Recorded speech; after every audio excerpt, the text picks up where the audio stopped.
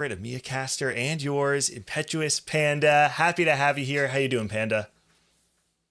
Doing great. It was an exciting week one that we just got to experience with a new patch, a completely different patch, almost a mid-set, I would say, for set 16. And honestly, I'm just waiting to see how it gets refined even further for week two and how the true best of the best find even more interesting lines and just flexible ways to play TFT. In this episode, we're going to walk through a little bit of what happened in week one of regionals for the EMEA region. But first, let's quickly talk about week two coming up. You can see on the screen in front of you, there are three different regional finals happening on this schedule. CN has their own system that they kind of operate off of, but Americas and EMEA and APAC, all three of those regions will have week two of their regional finals kicking off this Friday. If you're watching this, you're actually probably watching it in the countdown where we are waiting for the games to start. But these are happening at 1 p.m. Pacific for America, 4 p.m. CET for EMEA, and 6 p.m. SGT for APAC. So if you can, go ahead and watch all three of those. I actually kind of love it. I wake up early in the morning, watch a little bit of APAC, wait for EMEA to start. And funny enough, I actually find the Americas one is the least convenient one for me to watch. I'm like, in heart, I'm full on EMEA because some weekends I feel like I watch that way more. Anyway, let's move on. You're an edge case. You're the most non-degen hour person of all time. Yeah, you may be right there. Let's quickly talk about what happened in week one of EMEA. Coming out of week one, we now have tier 1 locked for set 17. And one thing that stood out to me, of course, I watched a lot of the Americas as well, but compared to the Americas, we had a pretty reasonable, retention rate of the players from the TFT Pro Circuit who kept their spots, right? In the play-ins, we had Klamu and Lekoko. And then in that week one, round of 48, we had Horo X, Volta, Pipo Glad, Zyko, and Coined all keeping their slot. Anything really stand out to you about the players who either got promoted or relegated coming out of week one? I think the biggest relegation was Revan, a player who obviously is a TPC winner in Shirima Cup, the very start of the set, has already qualified at TAC Crown, the first Spanish player to ever do it off of that, but then didn't really have the best TPCs after, found himself in week one, was in a really good position after the first day of week one, but on day two, he didn't top four a single game. He just started slowly bleeding out more and more. I think the pressure started mounting in a way that's hard to escape as a competitor, even if your mental is very good, and he ended up bombing out and getting relegated. That is not the worst news ever in his position because there's a chance that if he makes top 8 final day at TAC Crown, he can salvage his spot in TPC and the 32nd best player will get eliminated in EMEA, which would be a crazy turn of events. Yeah, it is wild because for pretty much everyone else in the tournament, you're kind of sitting pretty, right? Like or for every other region, I should say, you're sitting pretty where if you made top 32, you're in the final weekend, you're like, all right, great. I'm locked into TPC. Nothing can hurt me now. And now there actually are stakes for who's going to be going dead last at the second week of regional finals. I also did want to give a shout out. You're talking about Revan, and while we're on the topic of the Spanish players, there were two other Spanish players who promoted up. Safo 20, and I don't know too much about the other player. Is it Julosco? Is that how you say that? Giosco. It's a Giosco. Okay, Giosco. Yeah.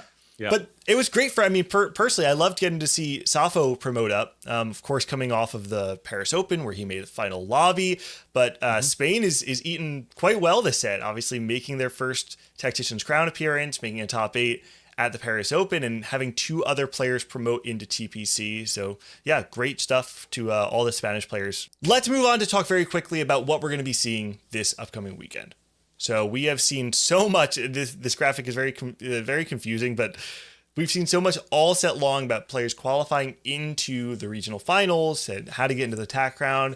The best way to kind of narrow your eyes right now is to take out pretty much like anything that is not that centerpiece and to the right. Everything else you can basically ignore because we're now at the regional finals with 32 players remaining.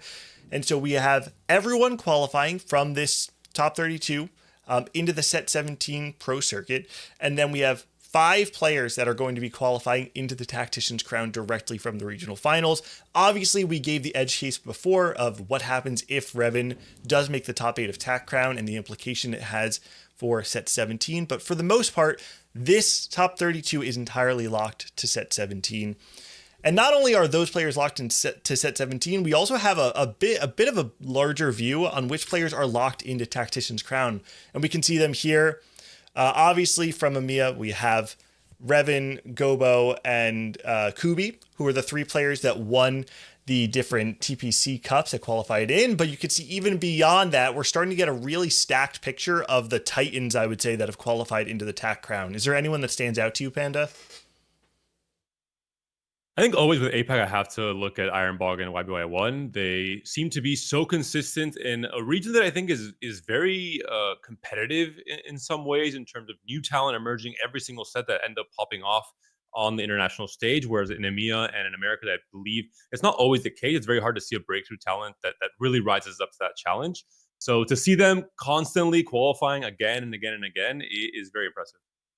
The player on this list that stands out the most to me is from CN, which is Li Suchuan.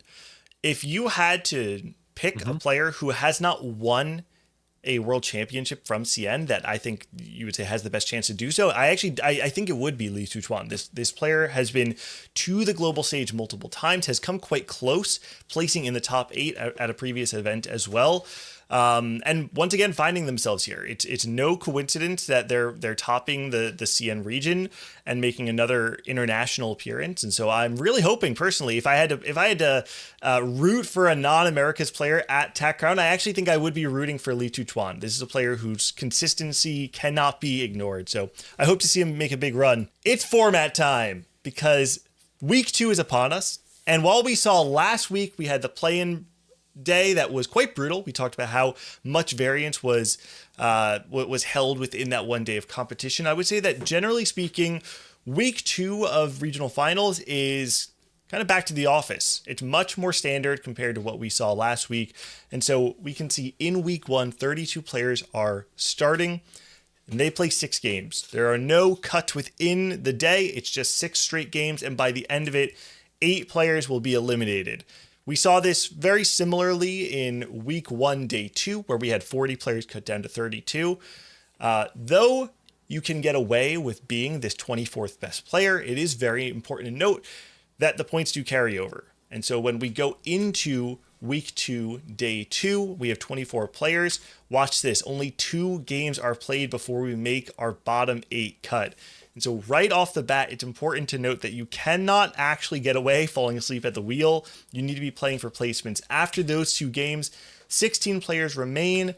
After 2 more games, 4 will advance into the top 8, into the finals, and 4 will be eliminated.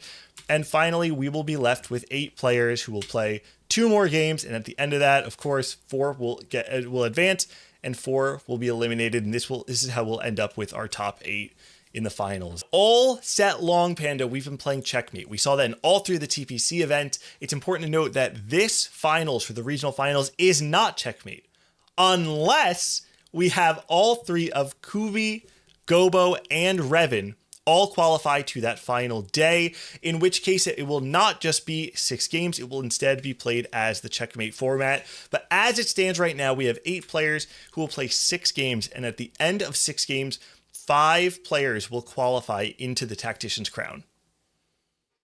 And this exception actually happened last set, so there is a reason to maybe prepare for it as a competitor. Although for this, it'll be much more difficult in the case that Darthnub stole one of our spots. So there's one less EMEA player that can go into that top 8 and make that scenario happen.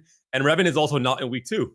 He didn't make it through the cut from week 1. So it'll be, I think, much harder, maybe even impossible for it to actually happen in EMEA. And for Americas as well, Weijin took 3 of the cup spots basically for TAC Crown already. So there will be more spots coming in directly from week 2. Actually, yeah, you're right. With Revan not qualifying into week 2, it might literally be impossible for this situation to occur.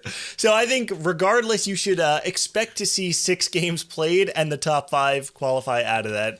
Now let's get into the meat and potatoes of this podcast, because we've talked all about the format and what to expect from this upcoming event. But what we really want to give you is a digestible way to see the players in the field, and that is through our player bucket. So Panda, I know you sat down this weekend as soon as everything finished up, and you started to look at the players at large to see how you would sort them if we had to put them in different buckets. So let's go ahead and just start with our favorites. If you didn't watch last week's episode, the favorites are what we consider to be the players that we expect to see in the top 8. Not the ones that we think have a good shot, the ones that we would be surprised if they didn't have a very deep run all weekend long. And you decided to put only 3 players in this category: Double, Gobo, and Kubi. Can you talk about that? Yeah, I think Double, you can never really count him out. He's never missed a regional finals in EMEA. He's the perennial, Tech Crown player, regionals player, GOAT player in EMEA. Especially when it comes to the end of set, this is where his motivation and his will to become the very best player that's ever existed really scales up. And I think he is always a player to be scared of coming to regional finals. It would be surprising if he doesn't make top 8. That's where he has that mark, basically. Gobo, I think he has been the best player in EMEA this set in terms of just creativity and flexibility, and really from the very start of the sets, I anticipated he would have a great set because he is someone who just plays off of intuition in a big way. This patch and the big changes really suit him as well. He's cooked up, in my opinion, the craziest boards and the craziest lines in EMEA, maybe even globally when it comes to TPC games and some ladder games as well. Just doing some crazy T-Hex, Jin 3, 4 Gunslinger backline, just shenanigans, basically. But he pulls it off. He doesn't ever falter, it seems like, in this cooking. And then Kubi, he's been the most consistent player in EMEA. I just really strong performances from him in every TPC. He was a pro point leader as well. I think it's his time to return to TAC ground in a big way, not just qualifying through the pro points, but through having a good showing in EMEA finals as well. I want to also note some of the changes that we've even seen set over set, right? There are some players that last time that we did this podcast for set 15, we had certain players in the favorites that are no longer there. And likewise, we have some players that are here now that weren't. But as we move into our next category, we'll actually get to see that, which is the elite. These are the players that we're putting directly below the favorites, players that are either historically considered some of the greatest players in the region, or have shown such strong results that you cannot ignore them. You have to give them some level of recognition to say that they are going to be a deep contender for the field. The player, though, that I'm really referencing when I'm saying all this is that Lekoko is not considered a favorite this set, despite most domestic results since, certainly since the merging of the regions, but probably dating much further back than that, would indicate that Lekoko is a favorite in the EMEA field. So why would you put him in the elite tier rather than favorite? He's shown some weakness this set. He went from finishing 37th in last set's TAC round, which is obviously a record low for him as a competitor, and then came into this set placing among the bottom 4 players in TBC, having to play through play-ins. He did have a great week 1. He did comfortably make it through play-ins and day 1 and 2 of that week 1. Does that propel him directly back into favorites? I think he has to work for a little bit more. I think he has to prove yet again that he has what it takes to show up at a regional level. I wouldn't be surprised if he makes top 8. I think I'd expect it even. But I think you have to showcase that he has shown some inconsistency in his play throughout this set, maybe through having other things on his plate or just lack of focus, whatever it is. But he has to reprove that he belongs there. And Jenny's sort of similar story, more of a long process because he dropped out of TPC and now has fought his way back through ladder snapshots and then through a great performance in week 1 of regionals. I think also a player that could be a favorite, but has had a bit of a drop off in the last set. I also want to note Raiko, who last set, I think we had him in the volatile tier, right? The more first or 8th style of play, not even only in style of play, but also like in terms of the breadth of his results, right? He's either winning tournaments or going dead last. And this set has not been that story at all, right? I think Raiko is 2nd or 3rd in pro points total. Second, yeah. And has been a great statement for his region to really have someone for the first time, an Italian player among the most elite of the region. So I'm rooting for Raiko and Tomino, the America's last hope, last set at the Tactician's crown. Everyone standing around watching him play. And also, I know a fantastic Rift Pound player. I saw that he made a crazy run at some regional qualifier. So you got some heavy hitters here in the elite category. Let's move on to the next one down, which is what we are calling the contenders. And similar to last week, this is going to be the largest category, right? That most players in the field will fit into this. And you could maybe call this average, but I think average has a certain implication that they don't have an edge. I think what we're trying to say with this contenders field is that the average spread of their placements will err on the more positive side. They will probably, on average, have a strong run, but they don't have the historical edge to put them over the players that we have in the elite or the favorite category. Yeah, this is the bulk of tier one of what is, the elite competition in EMEA. I think these players all fit that mold. They're maybe not on their best set ever. They're maybe not on the best form they've ever showcased in TFT, like Raiko is, for example, in this set where he's been pushed up from contender to elite because of the great 2 sets he's had in a row and just his evolution as a player. This is the players that I think if they make top 8, it wouldn't be a surprise. It would be a highlight in their careers, I would say, for the majority of the players here. They would have a much closer chance of making TAC round, for example, maybe for the first time or coming back after not being there for a while or making it for the second time. It would still be a highlight in their careers. The one maybe exception is Volta, someone who's made 6 TAC rounds, but I think his level of play hasn't been extremely elite here, I would say, in regular season the last few sets, although he always turns it up in regionals. He always finds a way to, no matter what others think of him or where his level of play might be with the eye test, to still make it into that top 8 and still find his way when attack round again. If I were to highlight one player in particular from this group, I think it would be Dalisom, Spanish player who has had his best set ever. There's only 3 players, I believe, from TPC who have a sub 4 AVP this set, and that is Gobuster, Double, and Dalisom. He had a really, really great final TPC event in the Demacia Cup. He has a really great prep group. The entire Spanish squadron of players have really been rising up this set. I think it's his best chance ever to make tech round alongside Revan, for example. I think the thing that stands out to me the most about this grouping of players is just how decorated they are collectively, not only domestically, but also internationally, right? You're talking about players who, yes, some are, like you're saying, chasing their first appearance at attack ground, but there are a lot of players here. I mean, Tardaman, Volta, Dasik, Ging, like players that we have seen perform well on the international stage and even in events like the Open. So these are all players that, yes, maybe they comparatively are slightly more average. There's not a single player in this list that you can count out as a non-threat in the event. And I think that's something that you can say pretty blatantly about everyone that's qualified into week 2. It's something I love about this format. There's no one that has not earned their spot to be here. You cannot high roll one event and end up here right now. Every single one of these players has proven that they are able to consistently perform throughout the across the entirety of a set. Let's move on to our next category, which is going to be our dark horses. Now, there's a distinction here, right, between a dark horse and an underdog, one of the other categories that we're going to be talking about today. How would you differentiate those two categories? I would say dark horse are players who I think have showcased a lot of possibility in their, potential placement this weekend, for example. And their peak form, I think they can be very, very good, but they either haven't proven enough over enough tournaments because they're relatively new to this tier 1 space, or it's just, you have a feeling that there's something that if it all clicks, it all goes right. They can not just make top 8, they can maybe even win the tournament. I'm looking at someone like Motif, for example, who it's his debut in TPC this set, but he's had a really good showing. He passes the eye test. He looks very clean and composed. He does not look like a newcomer at all, for example. But it's hard to put him in contender because he's only played in tier 1 for 3 tournaments. Maybe just had 3 really good tournaments, 3 really good patches, and that all crumbles when there's much more pressure and a higher level of play in a week 2 like this one. Yeah, in general, I would say a lot of the dark horses are players that have had they've shown the peaks that would put them in a potential contenders category. But like you're saying, they either don't have like the long breadth of placements that prove that they're able to do it outside of a flash in the pan. But there's a couple players. I mean, Clamu, I believe we've seen on the international stage before. Daikob, it's Daikob? That's how you say it? I think so, yeah. Daikob. Yep. Daikob.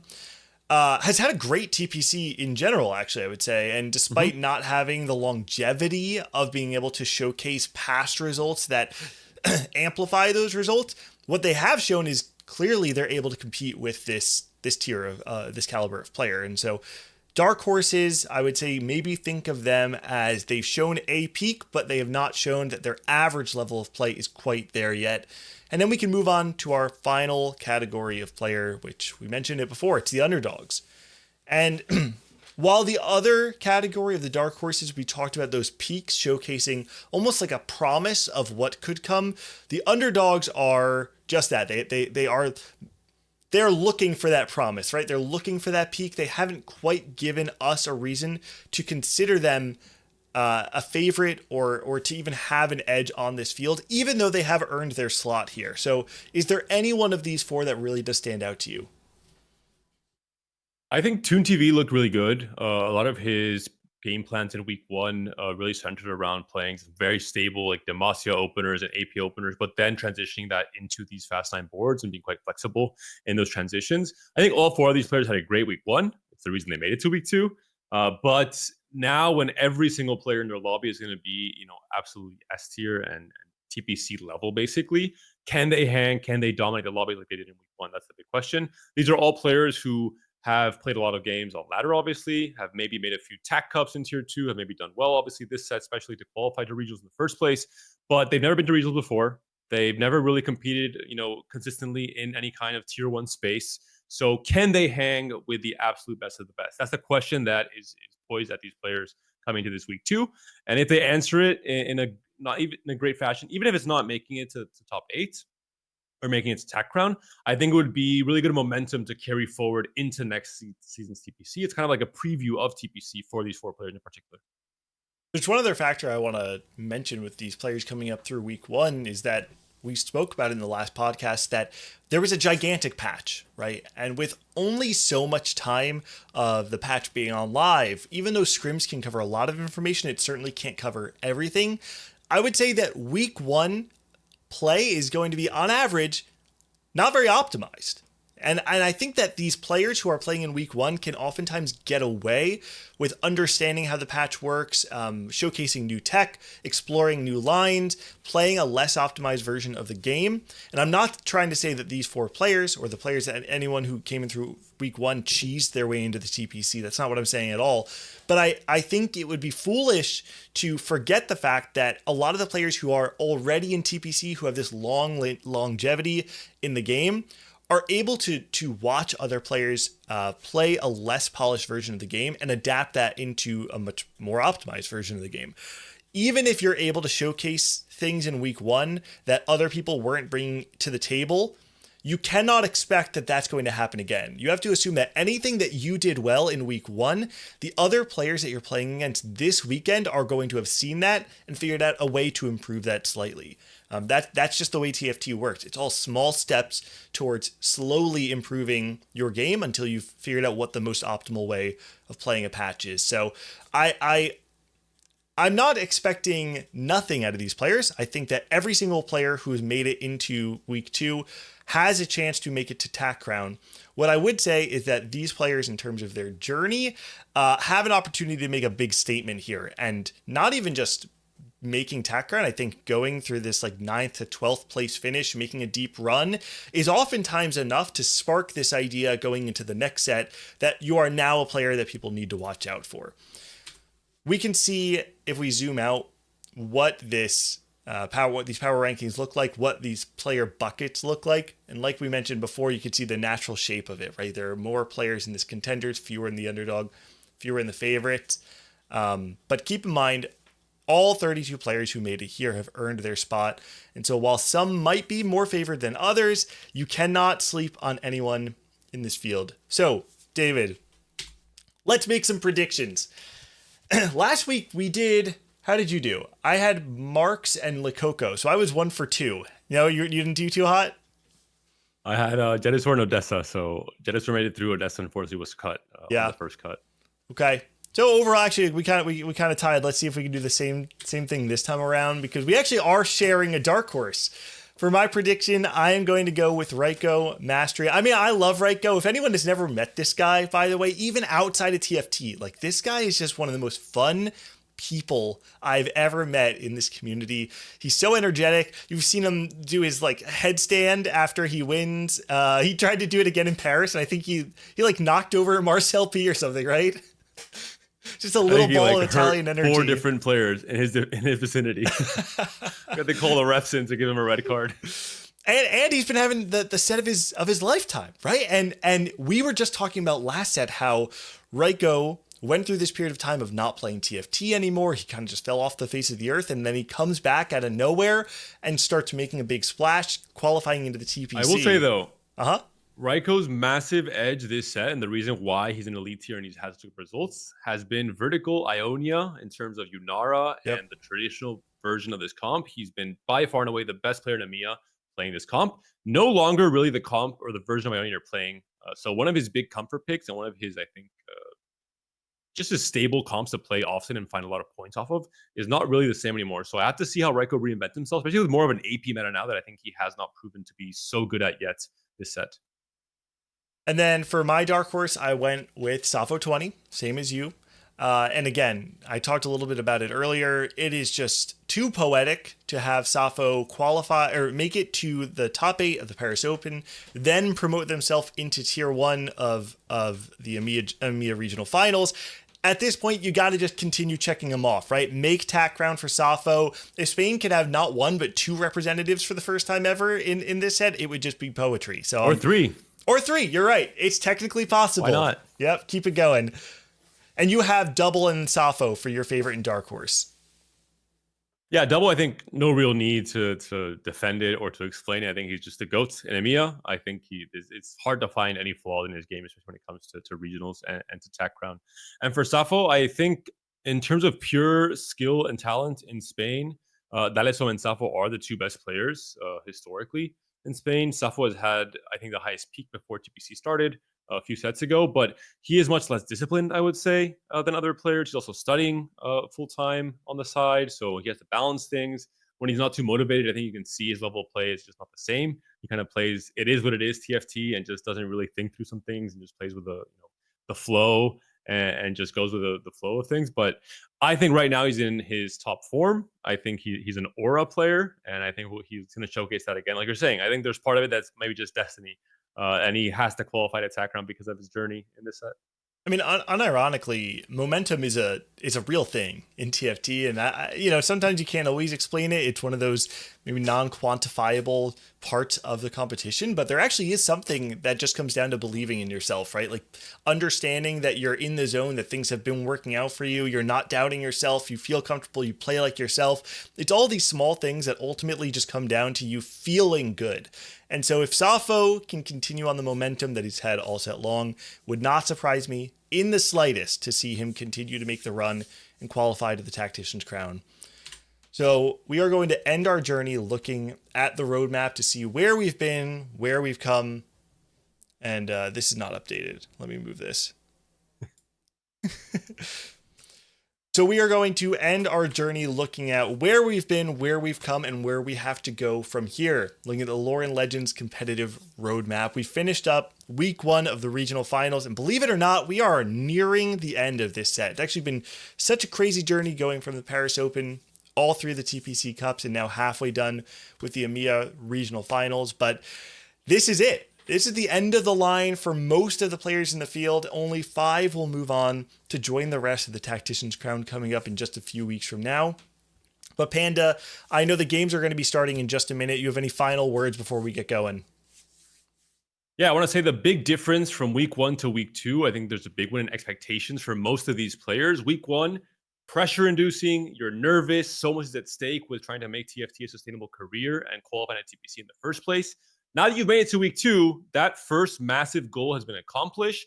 Yes, you would love to make tack round. Is it likely for most of the players? Maybe not. There's a really stacked field of competitors in week 2. So I think it's just going to be a much more fun and a much more interesting and a much more refined meta for us viewers and casters, but also for players to have a lot more fun and find the joy in what is one of the best patches of TFT in the history of the game, in my opinion. So I am really looking forward to all the games, to all the action, to all the stories and narratives that unfold across these next few days. All right, well, I could not have said it better myself, so I will not try. Let's leave it there and get into the action. So everybody, hope you're excited. Let's get started with the EMEA Regional Finals Week 2.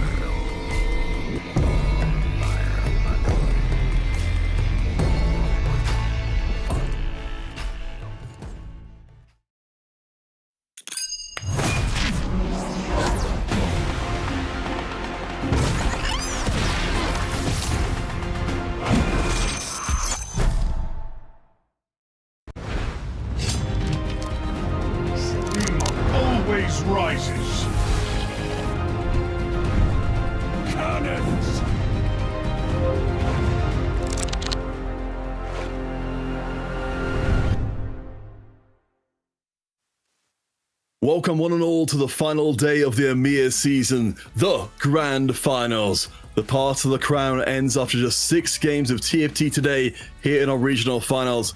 Gobister, Kubikson, Revan, know these names, for these players have already booked their tickets to the Tactician's crown. Today, 8 players enter the final arena, and when it's all finished, we will have our final 5 join those aforementioned 3, and we will have one regional champion. So once more, welcome to the final day of the season. Welcome to our regional grand finals. My name is Canopy, joined by Makes and Kenobi. Trouble and Impetuous Panel will be joining us later on. But guys, how are you feeling? It's almost all at an end here in EMEA. It's incredibly exciting. I'm so happy about the games we've seen in the past couple of days, and I'm quite excited what our top 8 can bring to the table. It's been nothing but a treat to see every game being more surprising than the last and throwing curveballs at us. That made it so intense, and I think one of the best final regionals that we've had so far. Absolutely, the quality of player we've got for you today is amazing. But Megs, before we get too deep into the weeds here, for anyone who may be just tuning in for our final day, would you mind catching them up on how we got to this grand finals? Absolutely, because the competitive roadmap started off with basically the Paris Open. Right after that, all the competitive history has gone down. And if you look at this roadmap, just know that it will look very similar for the next one. Just one more cup, since usually the winter one is a little bit shorter, but we're nearly at the end. We have nearly made it all the way to the Global Championship. And Kenobi, let's narrow in a little bit on what's specifically been happening over this event. Of course, Ronu, who again is here for the first time, it's been a 2-weekend long event. We've had the play-ins, we've had week 1, but of course we're both focused on the week 2, which has led to this grand finals. Exactly, and we're now finally on the final day, day number 6, especially for some of the players that have been playing Farm the Plains. Today, the format is extremely simple. There's nothing fancy about it. We've got the final 8 players. They're going to be playing 6 games, and the 5 first will qualify for the Tactician's crown, and obviously the first will be our regional champion for this set. Well, before we dive any deeper into things, let's of course bring you some of the biggest moments coming out of yesterday as our players were winnowed down to that final 8. Let's see what they showed us. We're gonna go straight into our game. It's this time round, but we'll see. Again, remember, Domino, the best performing player at the Crown last season. He did incredibly well coming through. I think this will be his crowning moment from gamer number 1. Honestly, however this goes, Zyko needed the first place in this lobby. He seems to be set up for it. We'll see, the Jinx is managing to stay alive a very long time. The Annie, one more shot that will get cut down. You can see Elia is feeling this fight. He's locked in. I don't know how close he's getting to the screen right now, but I can understand it. He's alone on the floor, and that is going to be the factor here. If a first wouldn't guarantee him tomorrow, a second one might be a little bit too grim. The loss is guaranteed after he sold off most of his board. Unfortunately, it was a heroic attempt, a great game plan. I guess there's a question whether or not it will be enough of a wipeout to take out White Mad Pro at this point. Travis, of course, will be fighting off screen. I think maybe the Slayers will... I'm not sure anymore what happens right now. Has now gotten his scythe, and it's pretty bad news for anyone on the lower end of the standings like Temple Guy. Travis Cat Meow Meow gets the most ridiculous board of his entire life here in the top 8 against the players who are just hoping this is the best he'll ever get. That was certainly a hell of a way to end yesterday, but we have fully established that yes, getting closer to your camera does increase your TFT power, so keep an eye out for our players to take advantage of that today. But of course, with all the days that have come, the yet to come makes, we really want to kind of locate ourselves as fully as possible, as far as the journey for our players coming into this final 8 and what we ended up with at the end of day 2. That's right. We want to take a look at our standings, of course, because we had so many amazing players and some of them unfortunately just fell short. Players like Horo X, who had such an amazing day 1, day 2, not being able to make it in there, and a lot of big names that also fell short of the finish line. Your top 8 are determined from Raiko to Wayu Mapro. I am quite excited to see this roster of our top 8 because I feel like for the first time in a long time, it's a wide spread of EMEA regions represented. Definitely, and having Raiko being at the very top after such a consistent performance does put a smile on my face. But let's take a look at where each of the final 8 players have come from, because they had not had the same journey. You can see that it's honestly would be a little bit surprising seeing 2 players coming straight from the play-ins after, well, so far 5 grueling days of competition. Wayu Pro and Lekoko have gone the longest way around, with Elia being the sole survivor of the week 1 round of 40, and 5 players from the tier 1, which, well, does make sense, as you would expect the tier 2 players to fare just a little bit worse, with Double, Raiko, Vomendev, Daisik, and Travis Cat making their way to the final lobby as well. Yeah, it's been a long road to say. Particularly, I think Wayu Pro standing out there for being a player that people weren't necessarily expecting in the same way to expect to see Coco rise up. But let's jump into a little bit of the talk, the broad strokes with the meta for today coming in. Of course, we had the big upheaval of the whole set being thrown over a little bit earlier on, which week 1 had to deal with. Now week 2 is a little bit more settled. The unlocks we've got in place. We know there's a late game focus, but there's also a place for reroll in the meta as well. Guys, what do you kind of feel like we need to be keeping front of mind heading into the final day? There's going to be a number of players attempting to reach level 9 as fast as they can, but they have to be very careful of the pitfall of this approach. Isn't that right, mate? That's right. I mean, we've seen players have so many different creative approaches, and I really loved it. Some have worked out, some have not. It's really important they figure out those niche conditions that really make comps shine. And between Americas and EMEA, it feels like we haven't figured out the reroll lines, especially on the Noxus, just as well as them yet. Yeah, definitely a huge gap in between our results on this composition and our brethren in Americas. Their average is much better, but also some compositions have had really low success rate, like the Kalista and the Wardens. The Shadow Isles have just not been as successful, despite Thresh being rather easy to unlock now. Yeah, that's right. I still don't want to see too many players on those Shadow Isle lines. I'm still weary of the aura farming. Yes, you can get Annie, but you can also get 8th. So that is something players will need to keep at the front of their mind. I'm quite happy to see more variety in portals. We've been seeing how important they are all throughout this tournament. So maybe if we can get some nice low impact ones and some nice high impact ones throughout this tournament day, that'd be pretty nice. You know what? Yeah, I'd like. Oh, sorry. There's just one composition that's not on this card that I've really been excited to see, and it's Aphelios. And we've seen several different versions of him, so I'm excited to see anyone manage to find success again in the finals.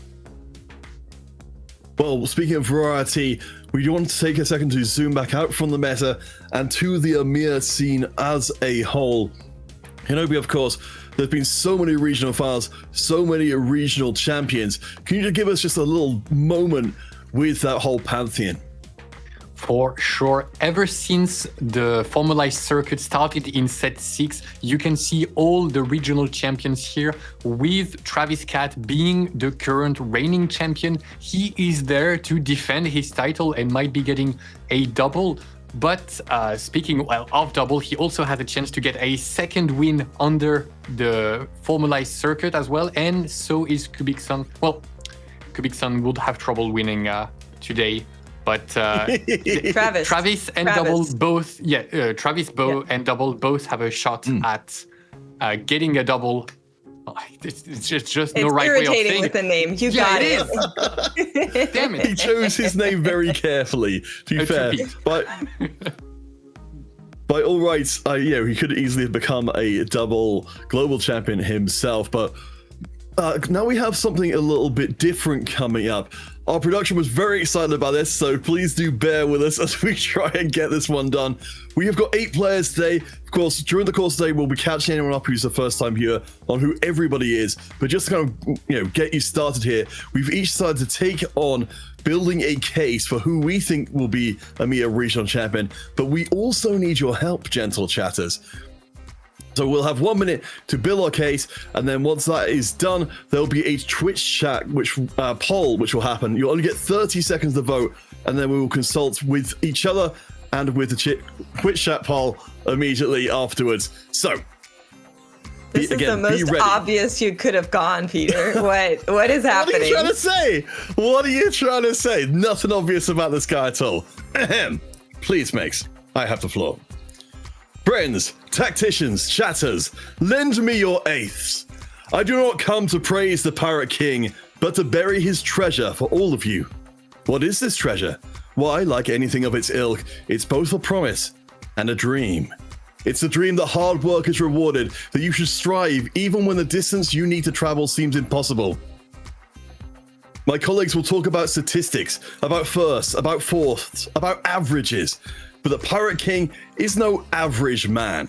The numbers that matter, 8 regionals, 4 years of trying, and only so far 1 moment at the top.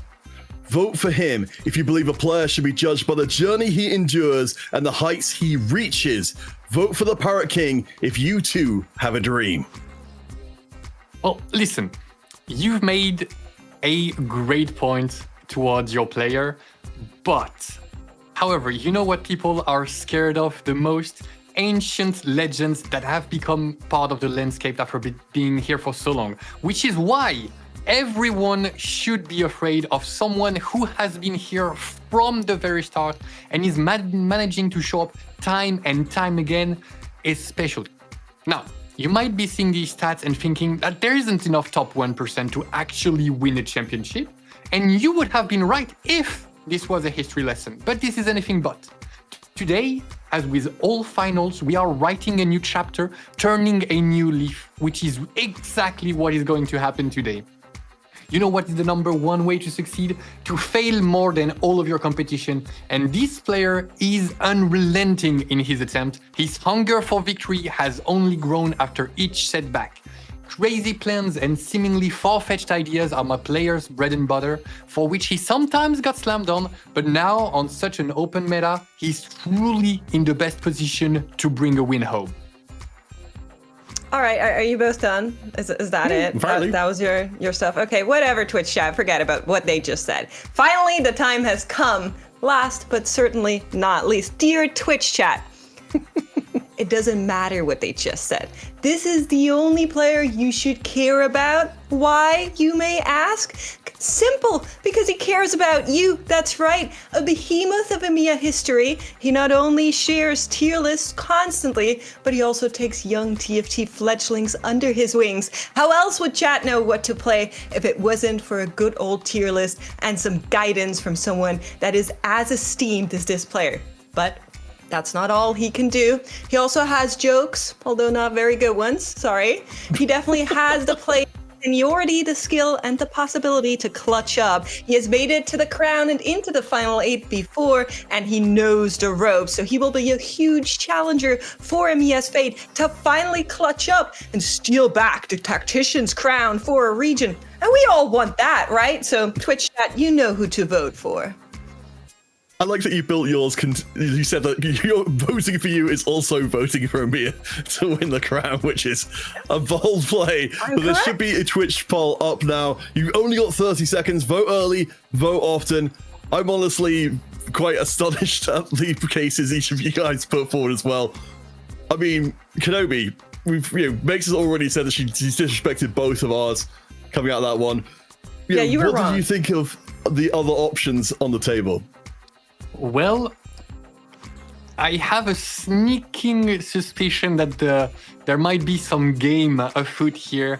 I think the Pirate King being an option definitely is appealing. I've loved playing Bilgewater, so of course I'd be down to be convinced, but my resolve is steadfast and I will not be leaving my player behind. Okay, listen, I know all cards are off, so here's You're a cat. weaponizing your cat?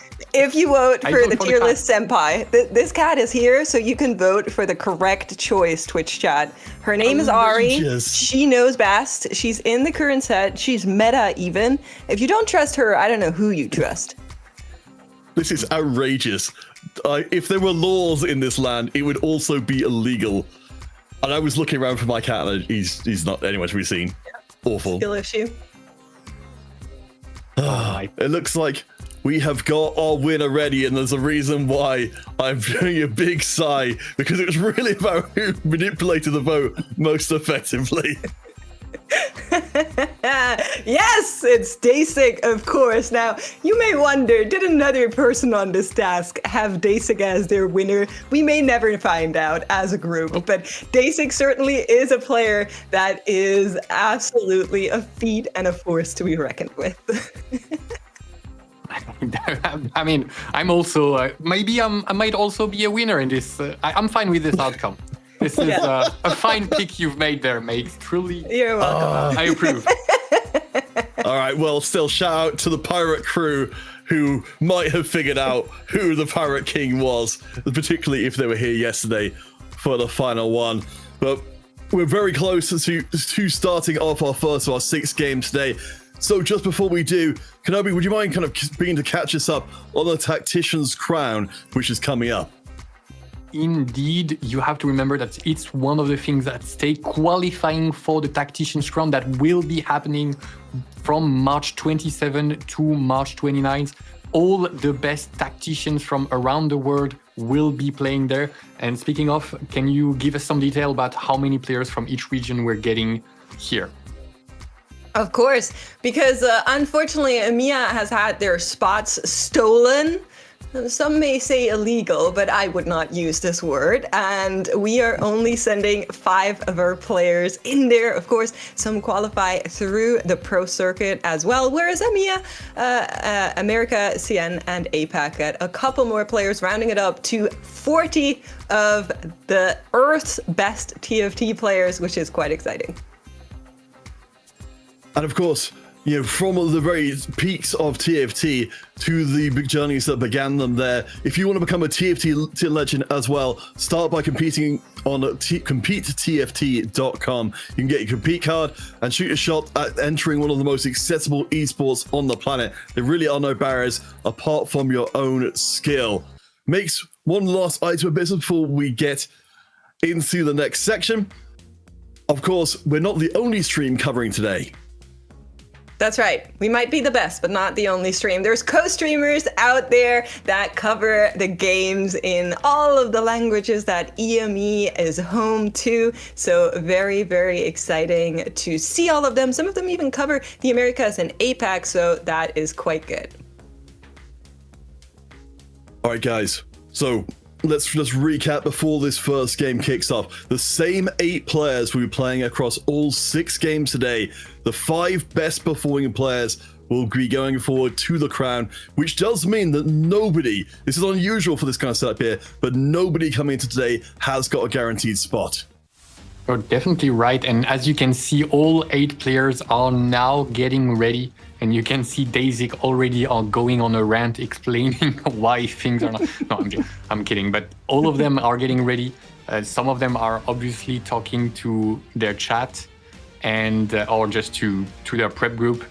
You can see the different approaches, the different mindsets. Ilya trying to relax a little bit here. Is he relaxing or is he flexing? I never know with this guy, I mean, but I you do can look at want to the say guns. Ilya and Dasik are in the same prep group. They've been prepping together, and clearly they have understood something about the current meta and about this set that has worked out, as both of them have made it into those top 8. So that is very exciting to see. But of course, they stand next to players like Double, so that is someone you can never count out. It's worth noting, of course, Double Raiko Mastery, but ended out the previous day on the top points, but it's a full reset coming into today. So even if you've done extremely well up until this point, you know, Why Mad Pro, who was the last player on points to get in tied with a Coco, still has exactly the same chance of getting to crown. Indeed, everything has been reset. Everything has to be remade to really, really prove who's the best. That is right. Last stretches getting in. I hope our players are hydrated, and I hope our game scripts have been written, because we are getting closer and closer to game one. There's a total of 6 today that these players will stay in the same lobby off. And often when that happens, we see the lobby adapt to the first 1-2 games. So this is quite a determining factor in how it could all go down. And remember, of course, and we'll keep reminding you because it's worth mentioning, Travis, see what, is our reigning EMEA champion from KO Coliseum, making it back to the top 8 is a pretty rare thing for a champion to manage, because that speaks to incredible consistency. Double 61, of course, has a chance to become a double champion along with Travis at the end of this top 8. But we'll hand you to Troubling and Impetuous Panda to get today's competition truly started. Thank you so much, guys. Panda, thank you so much for joining me. Regional finals, game one for lore and legends. And do you have a lot of lore behind all of those players that we will share with everyone, since we have just started our last day on this set?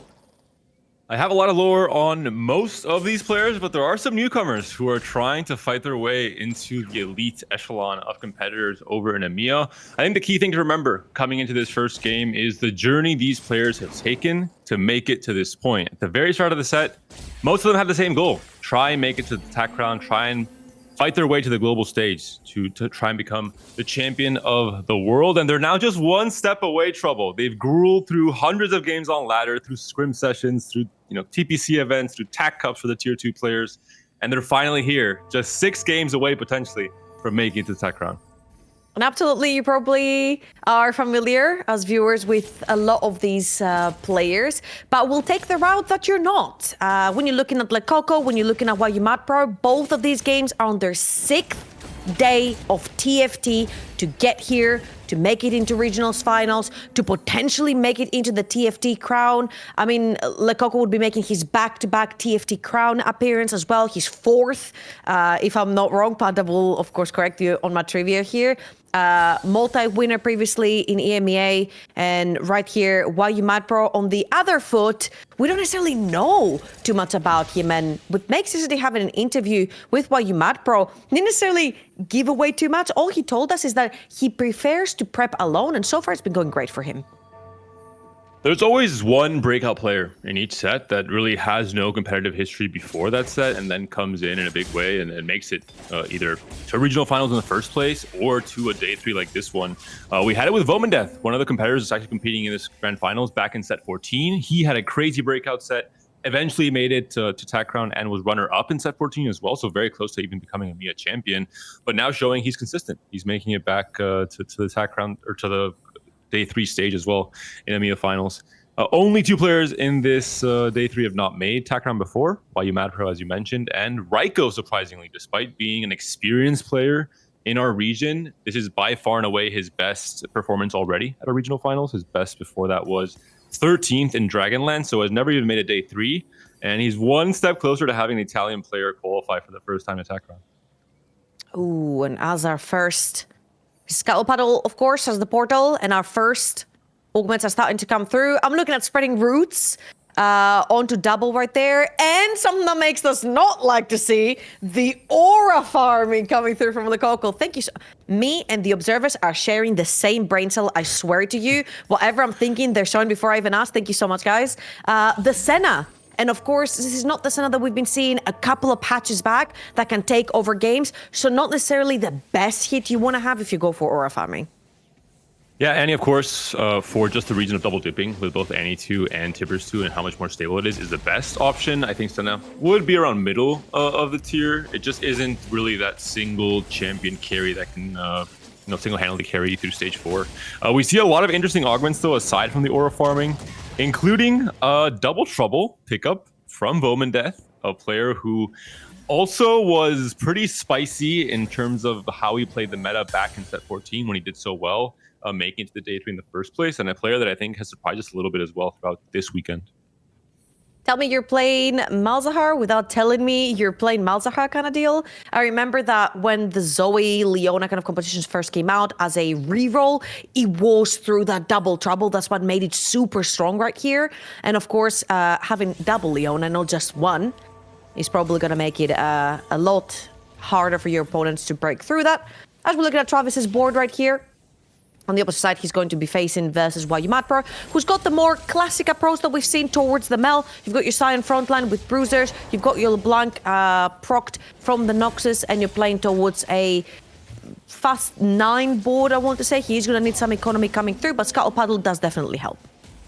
It can still be anything. I think most of the Noxus lines, they will usually feed into Melflex, especially if you find an early Mbessa, somewhere in late stage 3, early stage 4.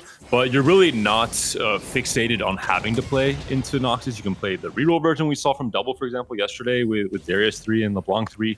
If you have the spot to reroll these units, you can even just completely forgo the Noxus altogether and play into any AP line you want, coming to stage 4, including Frelly or Bruisers, with the combination of the Scion unlocking the Volibear, or even Demacia, if somehow you find a lot of early Demacia units as well somewhere in stage 3. Adaptive super adapting item, no pun intended. Can be frontline, backline, can be AP, can be stuck onto AD units as well, right? We have seen a lot of the Darius lines, as you mentioned, a lot with the adaptive, helps him cast a lot. So it could be an angle right there for yet another reroll, especially since we did see the double trouble come through from a block from Vomandeth. Already has the Zoe, has already procced the Bard. Potentially all of these 3 costs coming out the pool, Darius, LeBlanc become a little bit more accessible. That would help with thinning out the 3-cost pool and just having all of these players hit a little bit easier if you see multiple players going down that same line, especially if you're losing HP early and you want to stabilize in stage 3. That's the big idea. Out of all the evolutions we've seen in the meta, I think Aniflex has definitely come out as the biggest winner on this patch, and I think it's the line players will be looking to play the most if playing for a first. Although we have to remind our viewers, this is not checkmate anymore on day 3, and this is going to be a very normal game or day of TFT with just 6 games played. So the way you play the game is a little bit different. You're not really incentivized to play a certain way, to reach check earlier, etc. It's more about being the most consistent you can, exactly. It is points based, and highest point earner ends up winning the title of regional champion. But of course, the desk also put that out there that crown is on the line. There's already 3 TPC winners that are already qualified that are not with us on this final lobby. So 5 out of those 8 players will be the final ones that will be making it to the TFT crown and join the TPC winners from before, representing EMEA. So consistency is key, but if you end up in the top 5 out of 8, you make it to the TFT crown. I'm gonna say the odds look good for this final lobby. And the odds look Just good for top 5. Vomaneth as well. Has already found 2 Zoes to enable his double trouble earlier in stage 2. Sometimes if you don't really have 2 copies of the unit you're going for, you can't really get value from the augment at all, and you just full lose streak until 3-5 when you go for your roll down. So at least you can find some of the backline damage here from 2 Zoes. And I'm looking at Lecoco's board on the other side, which is what Womandeth is fighting right now. And I'm like, oh, that would look like such a great T-Hex board. You've got the Bard, you've got the Vi 2 already. So many great, strong units. Double Caitlyn in the backline. Not quite going to be the case. T-Hex was nerfed to the ground by certain yappers that did not necessarily like the T-Hex. I'm gonna say, since we have taken a little bit of a pause here, not much is happening, right? Did you like the T-Hex, Panda? Not necessarily it taking over, but as a, I guess, not in the first patch that it was very strong, because the Caitlyn okay, forgo the first patch. Forgo the first patch. Was a bit too much. The later iterations, I think, were okay to some extent, but the first patch was a bit too much in terms of backline access, especially. All right, then. We're not going to see the T-Hex, of course. It has been hit a little bit too hard. However, we're going to see some built-over units that Double has unlocked the Orianna right here. He's playing towards the Invoker line. You've got the Freljord, you've got the Defender. Pretty strong front line in general that you want to play with Invokers in the back line. Sometimes you can sneak in flex units such as the Annie that you've said as well. Whatever you hit, you usually play. But right here, very, very strong units. Very good upgraded units as well. The 2-star Orianna, the 2-star Anivia. heavy hitter. That's a 5-win streak for our lobby leader, HP leader so far, and a 5-loss streak for Elia all the way at the bottom. Really nice shop here. Sejuani coming in as well for double. And this is an augment spreading roots that really showcases the difference that the emblems overall have had this set. Early on, most of the augments that led into emblem lines were a bit of bait because the emblems just weren't very strong. The system changes to how you wanted to play your traits, or verticals were not so strong. Didn't really make them very attractive to players, but halfway through the set, we had a lot of changes to the emblems themselves, to the stats they had, to the effects some of these emblems had. And now most of these emblem augments have been incredibly strong, not just in giving you direction and allowing you to play sometimes certain lines you couldn't, but just the item quality of having these two emblems are quite effective in terms of giving your board stats. Also, a lot of the overhaul on the unlocked champions, I feel like, sort of spread open the chances for having a lot more of those emblems and a lot of different lines. If you look at a lot of the capped units and a lot of the capped boards, it's usually a bunch of different trades sort of slotted in with a few legendaries that make a lot of the AP flex lines that we've seen at the level 9. So having those emblems, you pretty much frees up space on your board to sneak in a lot more of those legendaries when you do make it to more of a cap board. So the overhaul on the emblems, the overhaul on the unlocked units has made a huge difference. And we have seen multiple players sort of lean towards the emblems a lot more. Of course, doubles board still incredibly strong, as you mentioned, with the hit onto the Vi 2. It's going to take the win over Raiko. And we'll see our second set of augments hitting right now.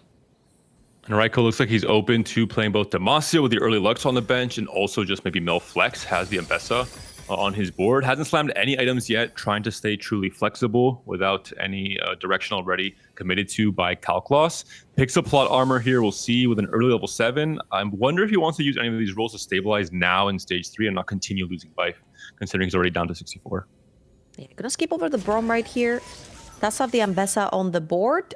Travis with the extra dummies and the AP backline onto the Como is going to slot in Ishtal for now. Reroll by 68 XP, and Nico surviving combat for 15 seconds is going to be probably that one that makes the most sense actually here. Can actually trap Nico as well. You do have the 2-star Cho'Gath in the front line. You've got the 2 dummies that will earn you enough time.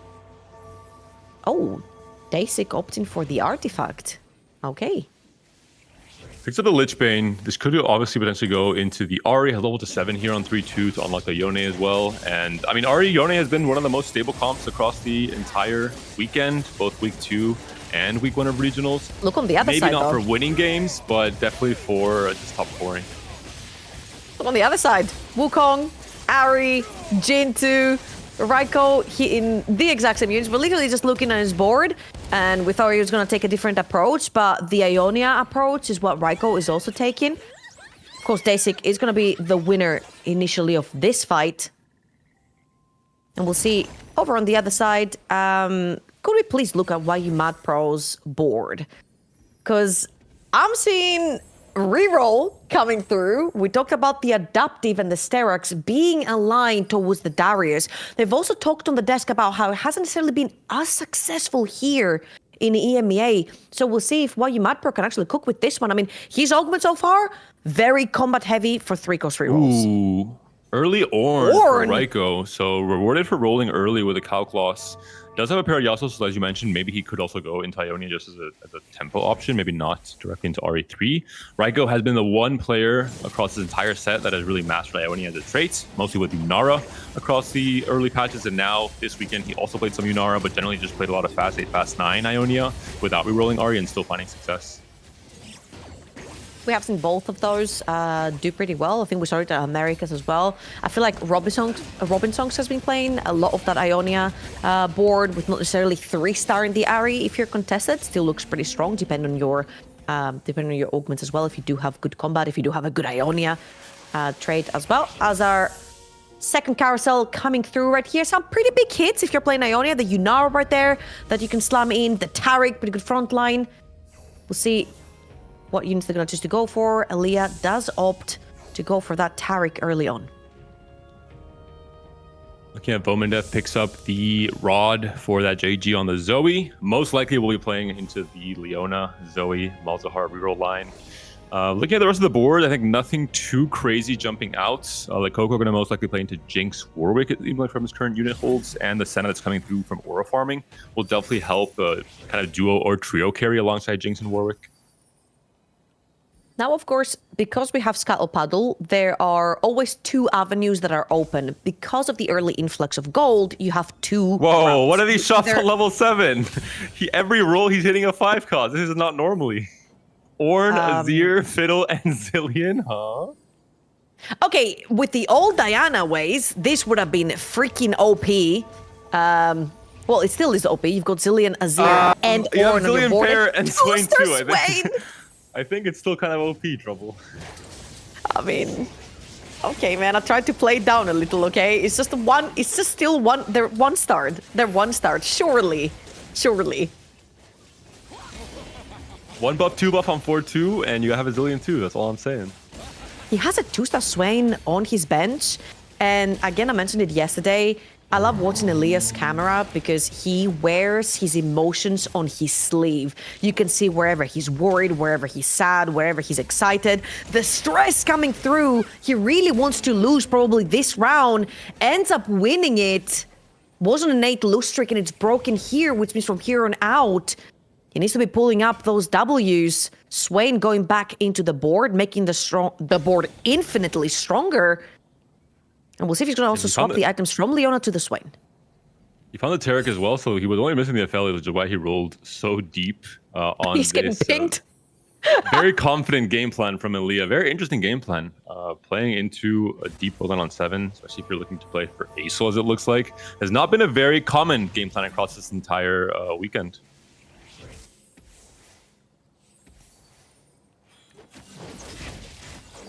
As we have forgotten, Double still win streaking, Panda, on his 9th win streak. And look at that Vomideath's board, not necessarily any big upgrades hit right here.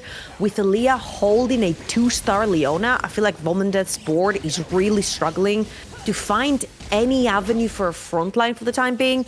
Yes, he does have pretty good HP to burn through, 64 HP on stage 3. Not necessarily the highest, but it's not in critical condition yet. And Double is going to get his 10 win streak with a super effective Freljord board right here with the 2-star Orianna slamming the items for any AP backliner. Going to upgrade. Yeah, he's looking to play around 7 Freljord, it looks like, which I think is a very interesting option after the nerfs to Lissandra Seraphine as kind of the comp you would default to from a spot like this one. I think the tempo advantage of playing 7 Freljord with the easier Volibear unlock as well is quite interesting for stage 4 in particular. And this is where Double really shines, in finding interesting ways to just get a lot more value than he should be getting to then make it to much higher cap boards on stage 5. The Darkin Bow coming through for Raiko right here. Does have the 7 Ionia vertical coming through, as we might also see the vertical Freljord coming through. Unlocks the set, already level 8, of course, with a lot of help from Calculated Loss and the Scuttle Paddle that influxes gold and economy in general. Gonna be rolling down right here for things like the Ari frontline. You're looking for the Yone as well. No pairings yet. We'll pick up a couple of those 4 costs to trim the pool just a little bit. Finds the Yunara right here. We'll skip over it for now. Unfortunately, not a lot of pairings coming through right here for Raiko. That's a pretty poor roll down. Really wanted to find the Yone too. That was the goal for this roll down, especially with the Darkin Bow pickup here off of the Ornn. Not quite able to do so. So we'll see if he can win these fights. I think for Raiko's gameplay in particular, he really had to be stable for the start of stage 4, and I don't think he's quite achieved that looking at the rest of the boards he'll be facing.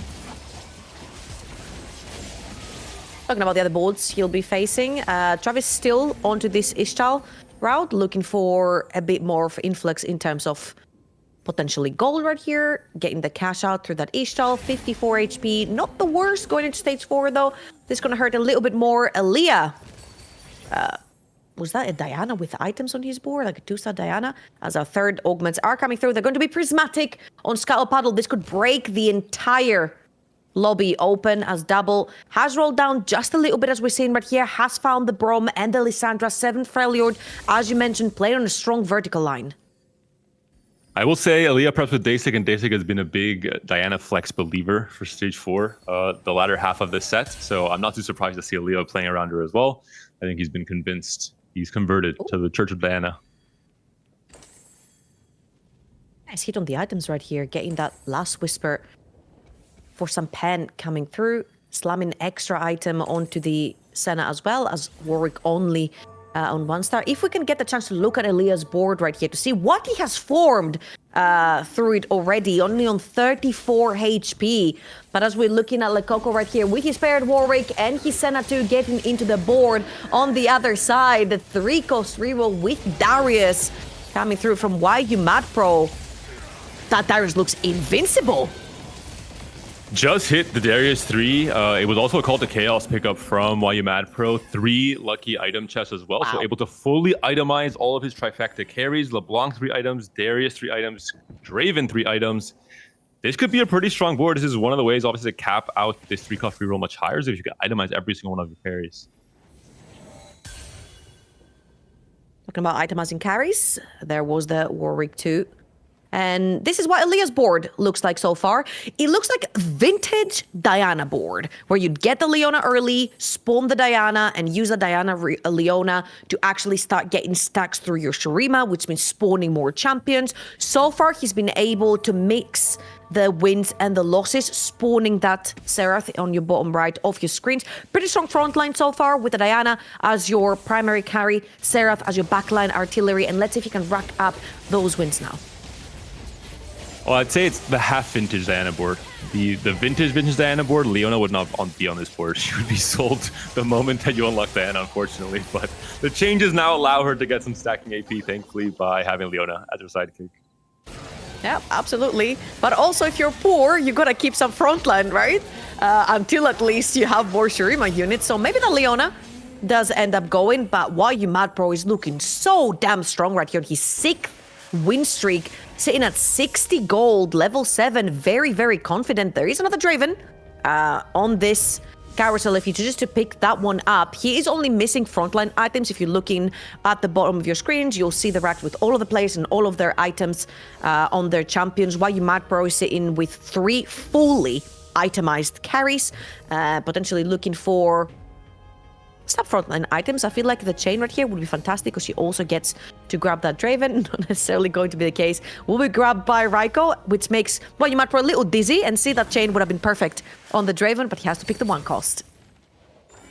Looking at the total for all the gold totals and just the econ stand point that all these players are on now for stage 4, we're seeing that no one's really pushing their way to 9. Most players are down to under 20 gold, under 10 gold, a lot of them still on level 7. So a really high tempo lobby overall where players are trying to really maximize their strength coming into the stage 4 compared to what we've been seeing this entire tournament with players just trying to skip level 8 and go direct to 9.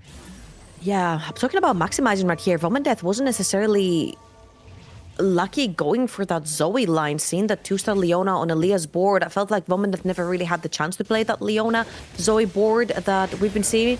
Talking about it, he is facing Elia right now, but he has been stuck on sort of like a makeshift frontline situation. Diana is going to be sniping the main Malzahar carry over in the background with the 3 items on there. So Vomandeth a little bit unlucky with his double trouble right here, and he's gonna fall down to 16 HP. Really critical condition for his board.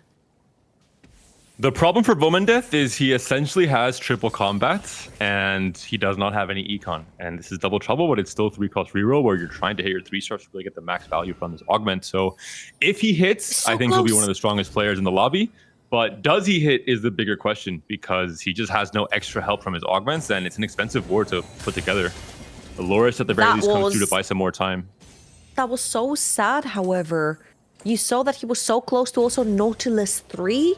So this could potentially be another frontline. Had to sell the Nautilus to roll for the Loris. Let's see if this is going to be strong enough to at least hold the frontline for him. Meanwhile, we're having a look at Lekoko with his Call to Chaos. He ended up getting the egg. Not necessarily what you want to see when you are on 19 HP and you need some instant influx of power on your gold. However, he's going to be dodging the Diana on his main carry, which is his Jinx for the time being, as Warwick is making his way through. I said that Diana did end up sniping the Jinx, and Lekoko on 6 HP and his last life might not be able to proc the egg.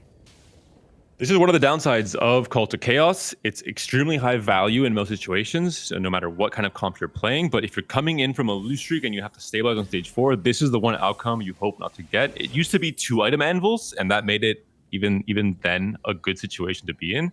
But now it's only one item anvil. It's not enough to compare to the rest of prismatics who are coming in, and it's just gonna, I think, be a 7th or an 8th place here for Lekoko because of it. People are contesting him for that 7th or 8th place. Dasik most likely been one of them. Stuck on Yone pair for a very long time. Doesn't have the Wukong 2. Playing that vertical Ionia line. Has some pretty nice combat augments with the extra artifact, of course, and the extra crit coming through. We'll grab a couple more items for frontline, but also the blue buff on Ari. Super strong at this point. Level 8, he's gonna take over to that level 9. Unlocks the Silas. Can't play through that. However, not enough econ to possibly even look to hit the set and the Yone. This might actually hurt right here. Does at least have that extra item onto the Ari, but this board looks kinda weak. And this is where Lekoko is also rolling. On that level 8, has the pair on the Kindred, but that's about it. Yeah, there seems to be a pretty big disparity between the bottom 4 and the top 4 in the board strength right now, especially with, I think, players like Mad Pro, Aaliyah, and Double running pretty far ahead of the rest of the lobby in terms of strength. Oh, this is a battle for 8th right here. Both of these players on their last life. You do not want to start regional finals with an 8th. The mental reset might not be the easiest. And right now, it's looking like Lekoko is pulling through. Dasik on the first game of regional finals with an 8th place on vertical Ionia.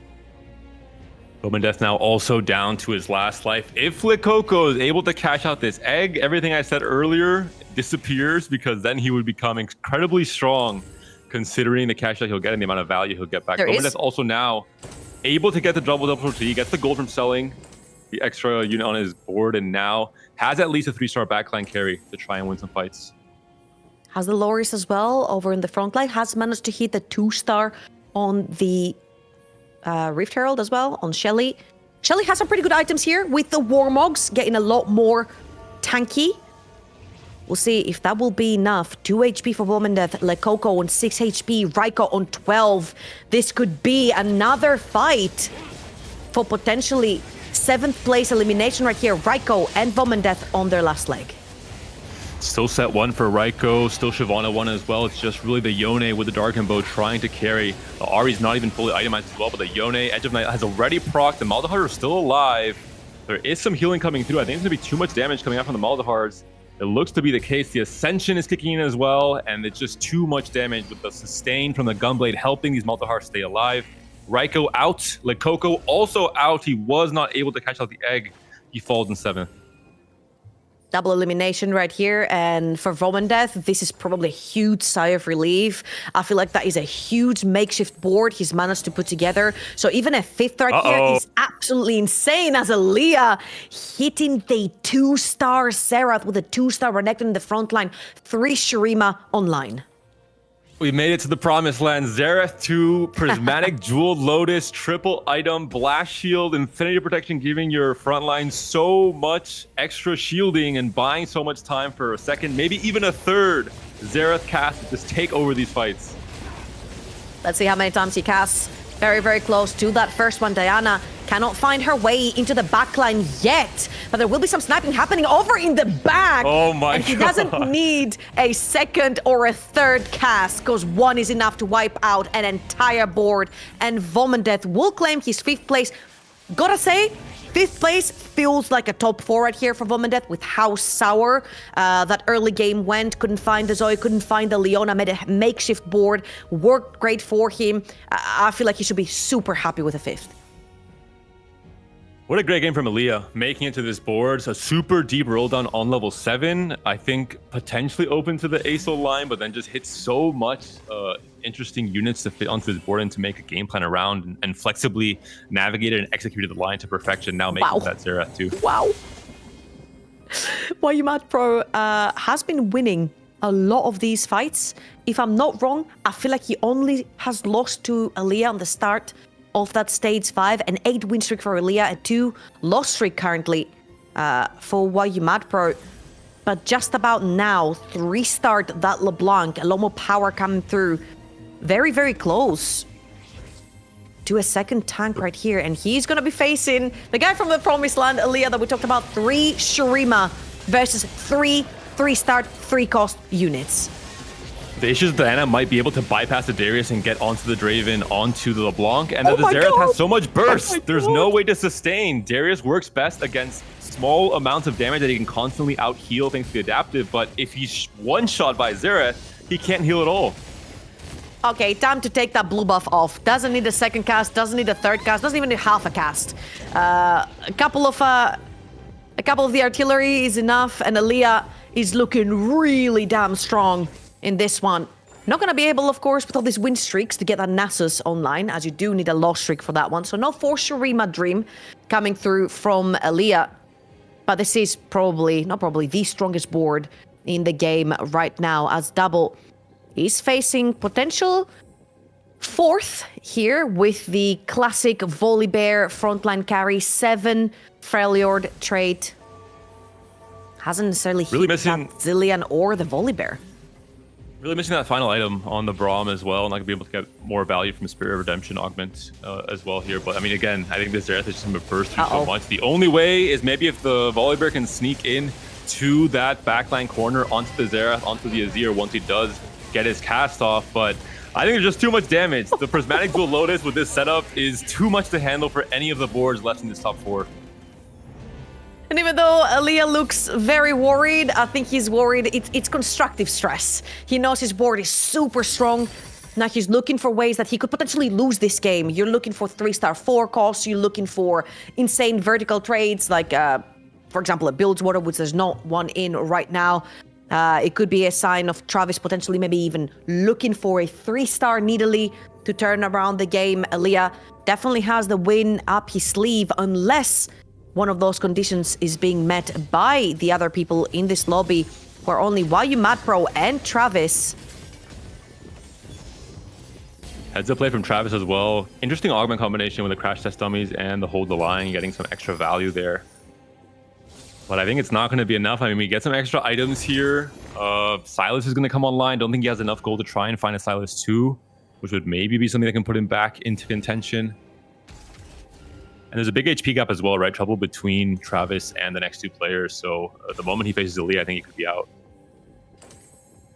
YU MadPro also in his pool, so this is going to tell a lot about whether Travis can hopefully somehow pull a top 2 or not. He's going to pop up the Anvil. So he's going to be facing YU MadPro right here. This is a 3-star Kobuko as well with infinite HP bar.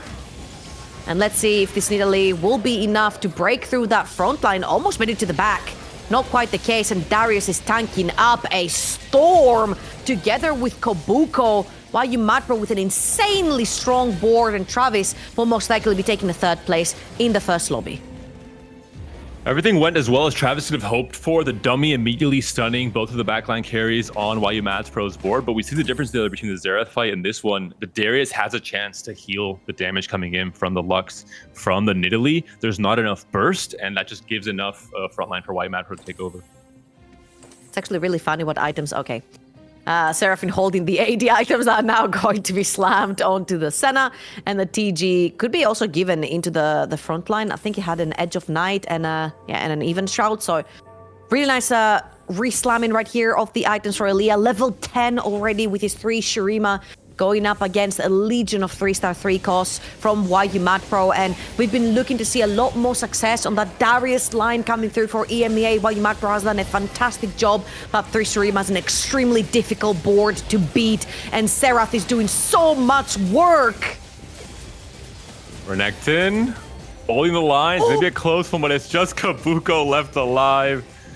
He'll try his best, but I think he's not quite going to be able to tank all the damage coming out from the Xerath here. But a German top 2 trouble to start things off. I think Makes must be very happy with this outcome. Those glasses will be coming back on, you know, with the German flag that you had yesterday. A little bit too early. Let's wait till game 6 concludes maybe for the glasses, but...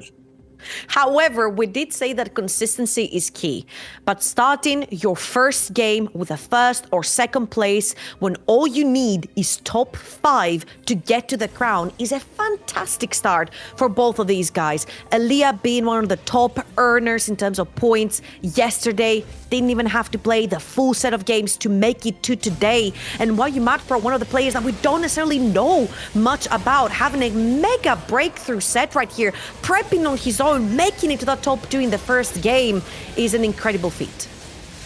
Diana almost takes down LeBlanc by herself. The Xerath missile comes through to finish up the job, and I think that's going to be it. Yet again, the fight does not even look close.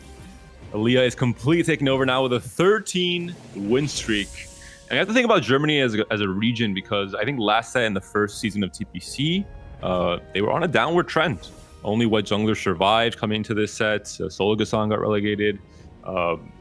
And we had to see a comeback from Germany as a whole coming into regionals week 1. There was a ton of German players. So it's really nice to see 2 of these players making it out to day 3 with a chance to fight for attack crown. Great day for German TFT. The Garen 2 being sold for the Sylas. EMEA looking for more optimization of the board, if you will. He's level 10. He's allowed to sneak in a bunch of those extra units. We'll be hitting that Senna 2 and the Vi 2. Huge spike right here with the Vi 2, of course. And a TG slammed onto Sylas. And this will most likely be our last fight for game 1 of regional grand finals. We do see a side switch. Both the Draven and LeBlanc now on the top right, but Diana gets to them on her second cast. LeBlanc is almost chunked, and now Xerath has an easier chance to target these backliners earlier because they are on the same side. Yeah, it's not even close. EMEA takes over this game.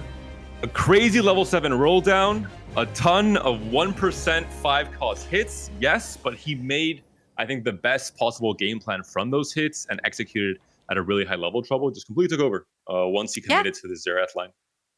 Also, huge congrats to YU Mad Pro. Again, the guy who's having a breakthrough set for himself, prepping on his own.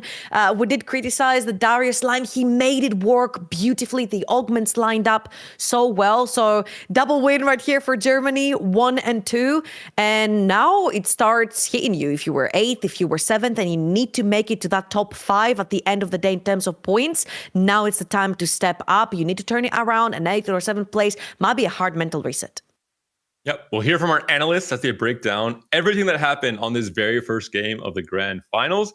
But don't go anywhere, because after that, there's still at least, exactly 5 more games to go.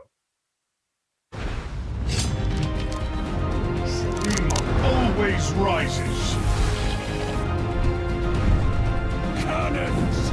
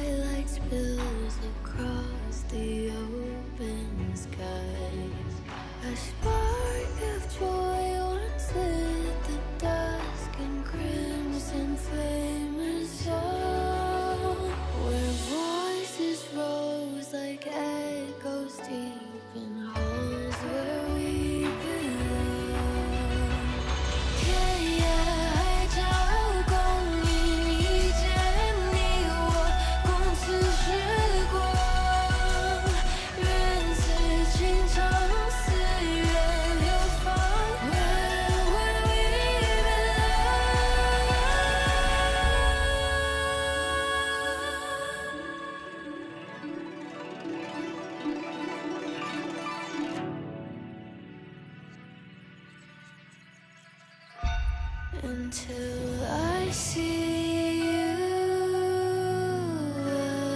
again, to the end we begin. Taste the shine, see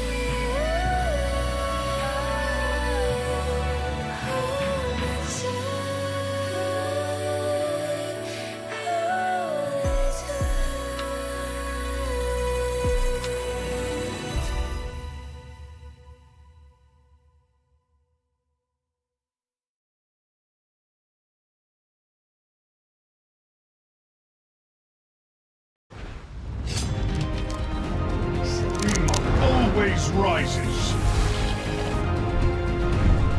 Cannons.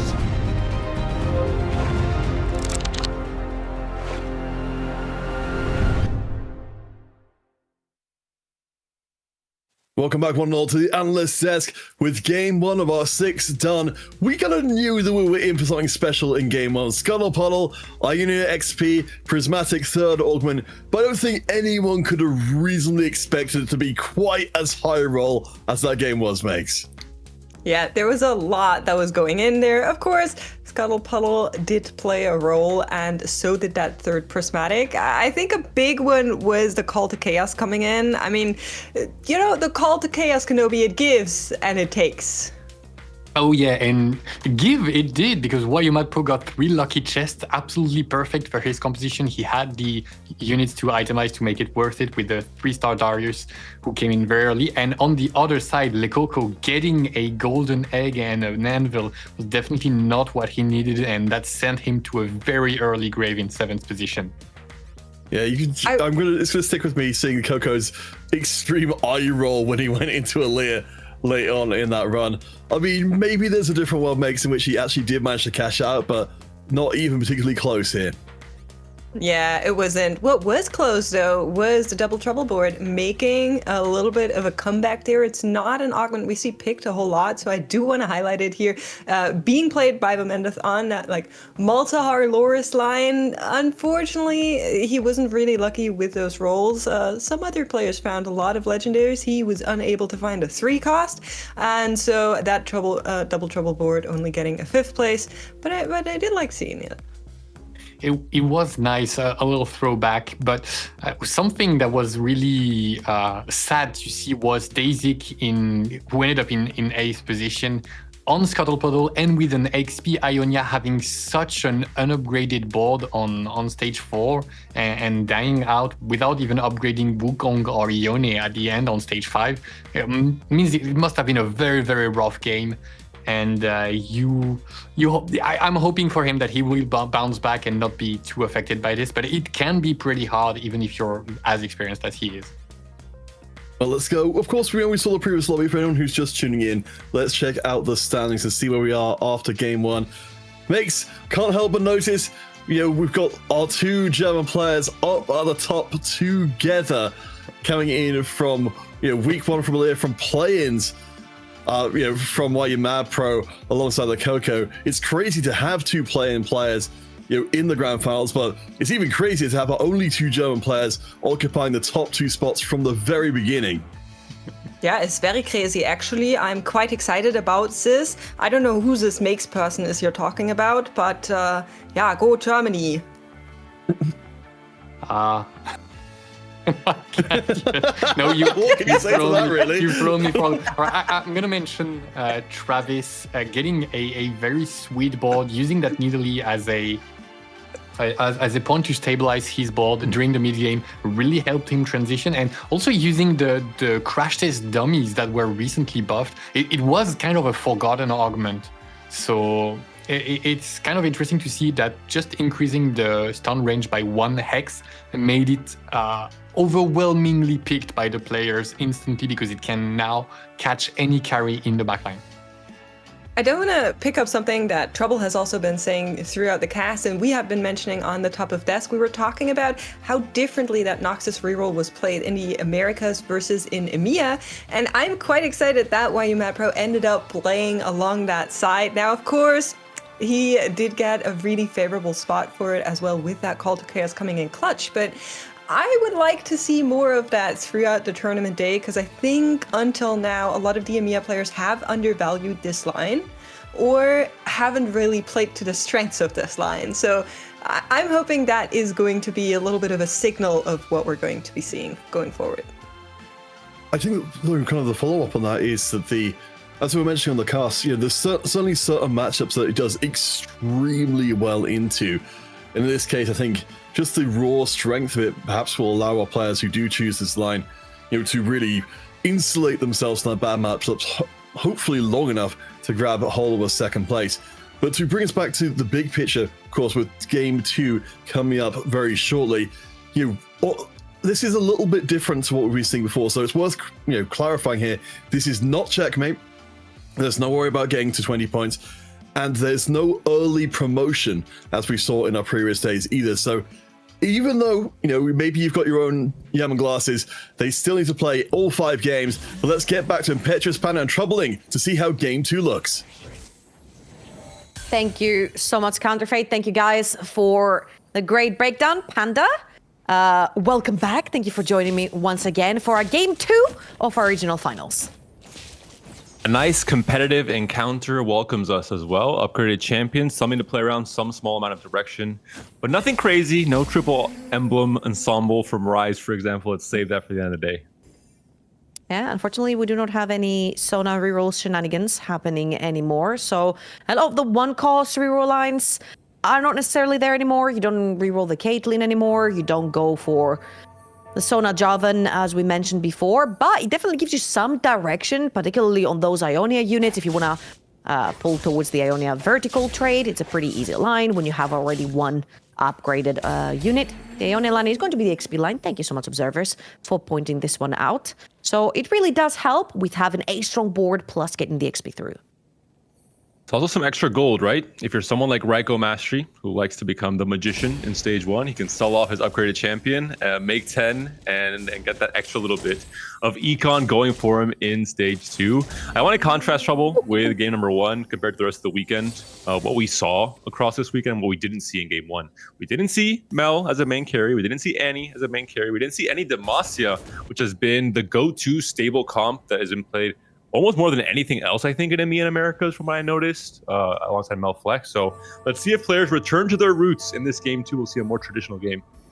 I have a feeling we only saw Demacia in terms of the old school reroll vein that is not rerollable anymore, yet you put items onto Kai'Sa and you kind of give the remainder of the AD backline items onto Vayne later on. But I feel like that's as much of Demacia as we kind of saw. None of those super Lux heavy boards. I mean, they were sprinkled here and there. Nothing crazy. It is going to be first augment prismatic right here.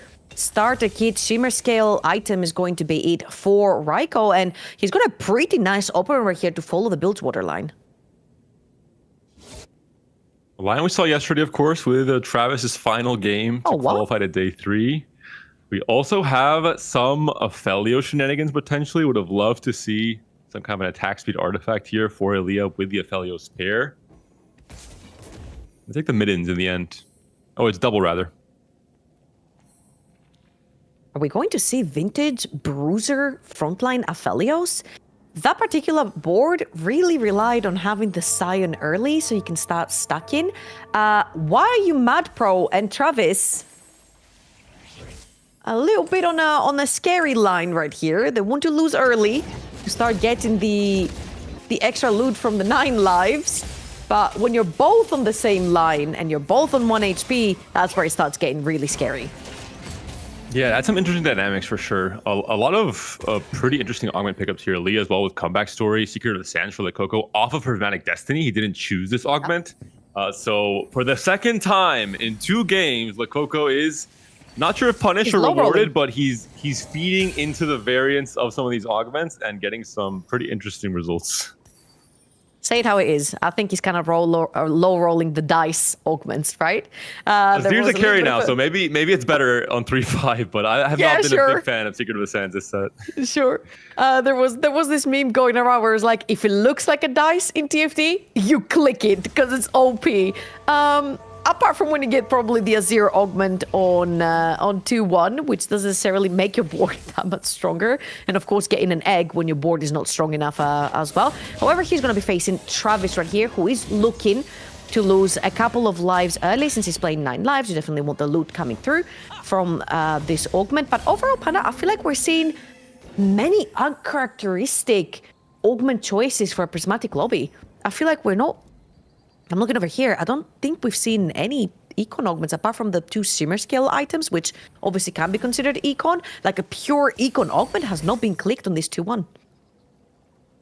And this might be a lot of players just thinking they have edge on pretty niche augments. This is why we're in a grand finals of this set. These are players who have found small ways to gain advantages over the field across this entire tournament, even maybe from week 1 onwards. Someone like Dasik, for example, a very uncharacteristic player generally, picking up something like World Runes, an augment that we don't see very often after the complete change to how it functions as well. So we're in for a good game, Trouble. Absolutely, hitting the zone Ishtal. Does have the Kiana on the bench, potentially looking for the 3 Ishtal, but currently, because Dasik is on a 2-win streak, lowering the chance of you winning by slamming in Ishtal, taking away that win streak would potentially hurt the Econ right here, since he is sitting on 0 gold, looking for his options. But zone being the other one, I feel like we have seen a couple of players play towards that vertical zone, playing for that 3-star Jinx. However, the Soljin makes it a little bit less likely for Dasik. The other line I can think of with Zon is something like the rigs that we saw become one of the strongest comps for a few days on 16.3. It's one of the with all the extra emblems you get, you can fit in a lot of different and unique stuff with Rise coming in and you know, Ionia, for example, as well. Double almost grabbed that chain. Was snatched by Mad Pro last second. All our players have gotten their first components right here. Again, the first carousel could be absolutely locking in a component that you need, a mandatory item. A lot of those times would be tier items or bow items, depending on what you play, primarily because the meta is very heavily towards AP flex. It's usually the rods or the tiers, but you also need very high cost units to try and stabilize your economy, especially when you have been put into a portal that doesn't necessarily influx econ early on. So Travis right here, NYU Mad Pro again, reminder, on 9 lives augment. Currently, they've lost 3.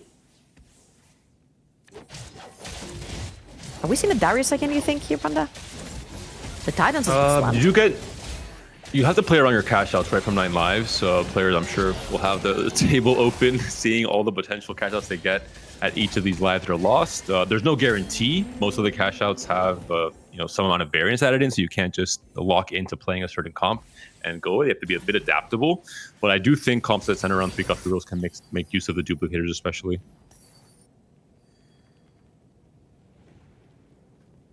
We'll see what they choose to go for.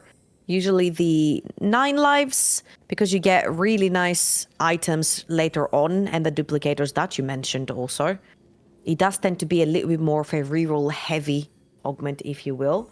Right here, Volman Death with a pretty strong early game. He's on the 95 HP. 2 win streakers so far, like Coco and Dasik. If they're going to be facing each other, it's not going to be the case. So we could potentially have 2 win streakers coming through. However, Volman Death's board, even though level 7, being upgraded looks pretty strong.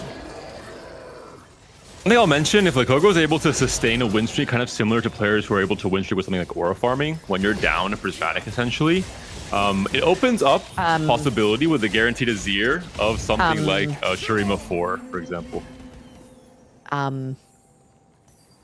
That was 6 units versus 4. But Volman being able to find those upgrades that we talked about with the Yasuo and the Blitzcrank cost Lococo his win streak, and you were saying it very nicely, especially when you're an augment down. Being able to win streak is a huge buffer on your HP and your econ, but it's only going to be Dasik holding that 100 mark. See Travis as well with an early Swain, going to have a chance to play into the Noxus line for now. 5 Noxus, very strong in stage 3 overall, what the trait gives you in terms of the summon coming in with the Opticon and the summon actually being quite impactful in most of these stage 3 fights. Overall, we've been seeing Ionia and Noxus be the 2 traits that you really want to lean on if you want to stabilize in stage 3. And that's something Travis might want to do in terms of preserving his lives. That could be worth so much more if he saves them for stage 4 and 5. It's also because they're summon traits, same kind of category as the Gala, getting an extra unit in your board early when units are super weak is definitely a huge plus for the board. You'll see 7 units will be what Travis spawns here when the Atakan also gets enabled. Level 7 for Dasik as well to try and defend his win streak. Has pretty much a soup of a lot of those traits, trying to mix in that zone with Ari primary carry for the time being. And I feel like facing Travis right here could be a little bit scary with that vertical Noxus. Dasik's getting econ from the World Runes. He wants to have enough slots on his board to play a strong board that also fits the 4 region traits to get the full value from World Runes as well. So Daisy is being given all the reasons that he needs to level extremely aggressively on 3-1, down to 0 gold, to level 7, to try and play and defend this win streak, as you're mentioning, Trouble. Slamming last minute items right here. That is a 2-star Draven with the extra BF sword being slammed on the last minute. Not going to be enough for Travis to break day 6 win streak, and that aggressive level, as you mentioned, the 0 gold in his inventory is what helped him hold on to that win streak. Silver augments will tone down roll. things a little bit, but Travis picks up a Ornn off of his 9 lives cash outs. I have to imagine probably the best unit he could get in this position. Yep. On 3-2, he could potentially print like 4 artifacts this game if he chooses to. Wow, we were talking about Elia's Ornn last game, but 3-2 Ornn is absolutely insane if Travis can stabilize and keep this on his board. Also, quick reminder, artifacts are super strong if you're looking to reroll right here. If you're playing for Draven, LeBlanc, plus Darius reroll, which is most likely what we see when it comes to those 9 lives augments. Ornn right here, printing a bunch of artifacts for 3-star 3-cost units is going to be so good for Travis, as Elia on the other side is going to be playing towards that vertical Ionia. But talking about the reroll augment, why you mad, Pro? Still on the 9 lives. Oh my god, it's really hard to say altogether. Also opting towards a reroll, which means that a lot of these 3 costs are gonna be trimmed out the pool, helping sort of each other, handshaking each other to trim out the pool to hit their units. I have to say, from this turn of events, I think Travis, he's no longer the Pirate King, he's just the 3-2 Augment King. Yesterday, picks up 2 Bilgewater emblems to lock in the 10 Bilgewater game plan. Now has an Ornn as well, so early on. I think everyone in this lobby scouting Travis's board knows to be scared of what he's trying to set up. And I feel like why you Mad Pro might have changed his mind. Was going more towards that Leona board with the Malzahar Zoe, instantly sells the Malzahar because he hits that Azir through the 9 lives. So spawning that Diana, he's sort of heading the direction that Elia did in the previous game. You get a potentially a gold duplicator from 9 lives cash out as well. I wonder if he considers keeping the door open to Aesol. We saw a little bit of it, I think, in the American region. We haven't seen any Aesol games on broadcast. Don't say the A word, Panda. Don't say the A word. It's a little bit too late for that one. But you'll need to still find the Taric and the Aphelios. Maybe this carousel could either lead the path or bait Why You Mad Pro into going down that line.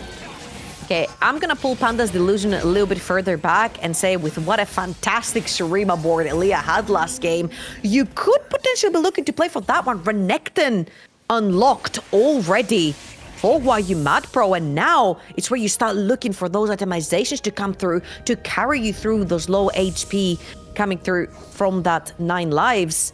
Why You Mad Pro grabbing that 4-cost bow for himself, especially itemizing for Renekton for that Azir. Really great stuff right here. I feel like for Travis and Why You Mad Pro, they're perfectly content with the 5 cost that they pulled out of 9 lives. Yeah, Travis goes for the belts, so most likely going for the final item for Darius with the Sterex, I have to imagine. 2 lives though left for Travis. At some point, he has to stabilize. All he needs is 1. All he needs is 1 with that augment. Gibson and Bessa buys the second one. Okay. Could potentially go for the Spirit Visage right here, if he wants to, or an extra item for Draven, as he slams that Gargoyle onto the Darius. For the front line for the time being, it is going to be the IE onto the Draven. I would assume, Panda, that this board now looks kind of stable. The 5 Noxus vertical with the Ornn plus Swain in, 2-star Darius with Draven backline carry. The problem is you kind of expect to win all this stage 3, but we have some unusual game plans from other players, like Lekoko adding in an Azir now on 3-5, Dasik going to 7 and 0 gold while facing Travis and being kind of a spoiler to his potential win streak. So things are not really going as planned for Travis in terms of the usual lobby tempo. A lot of players are getting much stronger than they should be on stage 3, and that has made him go down to all the way to 2 lives, which is a little bit scary with this game plan in particular with 9 lives. Yeah. He's level 720 as well, right? His economy is taking a big hit to try and stabilize the board right now. But if he does make it all the way to the PvE round, which is one more round, I feel like he could potentially sacrifice a lot of that economy to try and roll down to find the units that he needs. Pretty far from anything like a Darius 3 or a Draven 3 or even a LeBlanc 3 at this point. However, printing potentially the artifact next round could be something huge for Travis. Let's check out some other boards for this stage 3. Win streaking, Raiko Mastery. Not play Ionia, but yeah, does have a Wukong at the very least helping him out. Is going into the Bilgewater line, has the MF already on the board. Going to be hunting for 7 Bilgewater in stage 4 and an early Tom Kent potentially coming in to help him scale into that late game. We haven't seen too much traditional Bilgewater outside of yesterday's 10 Bilgewater from Travis. Yep. I wonder if this is a game for Raiko to come in and have that really scary Bilgewater game where you're able to reach that max cap. I'm not sure if you can call a 10 builds water board a traditional builds water board. No, exactly. I said the opposite. It's not traditional. It's traditionally untraditional, but Raiko does have the resources, right? Primarily, we haven't seen a lot of builds water because the early game really suffers. Your units are not strong enough, but right here with the double item coming through, both offensive and defensive, Raiko was able to rack up a few wins. Of course, lost to Travis right there, as we saw. And Aaliyah, with more of a traditional approach to the game, does have Yunara, does have the Yone, will potentially be looking for that level 8 to find that Yone 2 and stabilize on a vertical Ionia board. Good items on the Yasuo for now. Coming in 47 HP, not too bad. I do wonder, with no real AP items, where he goes from here. We talked about this decision point where you have to branch out when you're playing into the Ionia line, if you're not really committing to playing around an Ahri as well. Okay, back to Raiko Mastery right here, as he has found a couple of pretty key items. And I feel like, Panda, we kind of had the conversation of, is he going to stick to that builds water? It feels like with those Misfortune items, it's looking very likely. You've got the threat coming through from the TF as well, to slow attack speed of enemies down with the extra item from builds water coming through. So I feel like Raiko is playing more of a traditional, as we mentioned, game. Right here, Lekoko has no choice but to play the Azir. Has already spawned the Nasus, which IMO is one of the easiest ones to unlock earlier into the game because you lose less HP the earlier stages you lose that. So Nasus right here acts as his front line. And now, if he's able to win streak a couple of rounds, you can also get out with that Renekton and the 3 Shurima that we saw dominate last game. This upcoming roll down is going to be really, really important for Lekoko in terms of, like you mentioned, unlocking the Renekton, getting 3 Shurima online, and stabilizing the board, right, to eventually make it to 9 and play kind of a fast line board that we saw from Aaliyah last game, where it's not around Mel, it's more on the Shurima side of things. Curious to see what he goes for here. Maybe 3 3s is the option just to have enough gold to hit everything, but no. Opts to go for probably Ascension, I have to imagine, with this Azir build in particular, should synergize quite well with what he's trying to do with this board. Yeah, opting for combat right there. He knew that he wasn't strong enough to begin with, so I feel like 3 3s would give you just about enough gold to roll a couple more times. I feel like stabilization is what he needs here, and he finds that through the Swain 2-hit coming through for Lekoko. Very, very strong. Can put in a Skarner if he wants to as well for even more frontline, but so far so good. Main carry Azir, even though he does have pretty good items, doesn't seem as stable, but we'll see if he manages to hit that Seraphine. Probably be more damage coming through, and Daysik is just chilling. He took the 3 3s, as you mentioned, the previous board, to get a little bit more influx of gold for his board, and he could potentially be looking for a fast 9. Getting a lot of econ from World Runes as well. Has the Ornn on the board as well, so we're seeing a lot of players utilizing Ornn as a way to get their board to cap just a little bit higher when we move into the late game. This fight's not looking very close though. Travis is finally stabilizing on this 2 HP. Let's hope that he can continue doing so the rest of the stage 4. Yeah, both him and Wayumat Pro again on the 9 lives Prismatic Augment, both hanging on 2 lives. Of course, you can only lose 1 per round, and Daysik gonna get his print right here. It is a death stance, potentially for an AD frontliner unit, as Double actually is playing the more vintage way that we've seen Aphelios being played way earlier in the patches of this set, which was primarily through Sion, get him early, stack him up, get a lot of HP on the unit. However, right here, he has hit that 3-star Aphelios, playing more on the Bruiser frontline without the Sion, relying more on the Wukong to do the heavy tanking. Taking a page out of Daysik's book, which we saw earlier in the tournaments, playing around the Aphelios tree. Not with Garen this time, though, Trouble, but interesting setup from Double here. I'm curious to see if he's going to continue winning fights at all in stage 4. He's level 6. He hit the Apelio tree, but that's really it. It's going for this board. He's not really close to any other power spikes. He's relying on Ascension and a single backline carry to carry most of these fights. And the rest of the boards are getting online, right? Everyone's game plans are coming online with their 4-2 roll downs. Can this board hang, or will double bleed out to a 6 or 7? Yeah, and I feel like you said it so well yesterday, where you're like, when you're playing multi-reroll lines, you usually need multiple 3-stars to win the game, or at least get that top 4, be threatening in the game in general. Currently, he is relying primarily on a Wukong 1 to do the job, and he's still running on that level 6 to hit his Bard 3 in the backline. So the chances of actually hitting that Wukong 2 on level 6 while rolling for Bard are super low, and I don't think he was anywhere near 3-star in any of these other lower cost units to be that frontline. So Double's board is gonna bleed really, really quickly. We do have to get to Travis watching for the rest of this stage because he is on his last life. Ornn, I think, hasn't printed a second artifact just yet. He's trying to roll all his gold to find any upgrades, but he's on 7 Dravens, he's on 6 Dariuses, he's on 6 LeBlancs. He is nowhere close to a power spike. Oh my And I'm not sure if this board can actually do it. He had to give up on the LeBlanc as well. That is really sad. Didn't end up getting a lot of resources, didn't end up hitting. He's gonna face Elia's board that doesn't actually seem too strong. Vertical Ionia, that's a 1-star Yone, but is very close to the backline. He actually targets Draven plus LeBlanc, which is not going to be the case here. Luckily for Travis, on his last fight, Darius down on a 2-star tiered up Swain. This is going to be the frontline attack and doing all the heavy lifting, and Travis might just live to roll another round.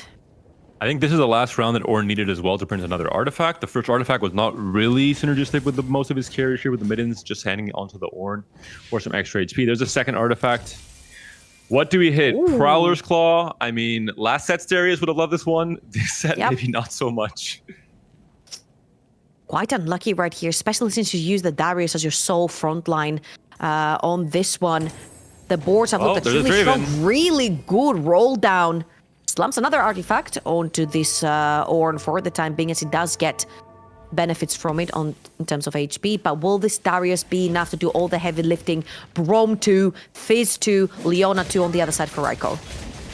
So much of Darius and this board relies on Darius 3 being able to constantly out-heal damage. I'm not sure if Darius 2 can hang. He's almost getting bursted down already. We're seeing from the Oh no, Fizz.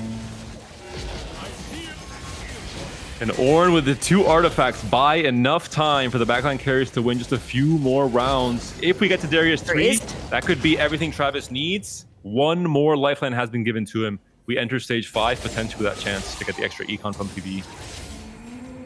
We'll see if that is enough indeed for him, as Lekoko takes another loss right here.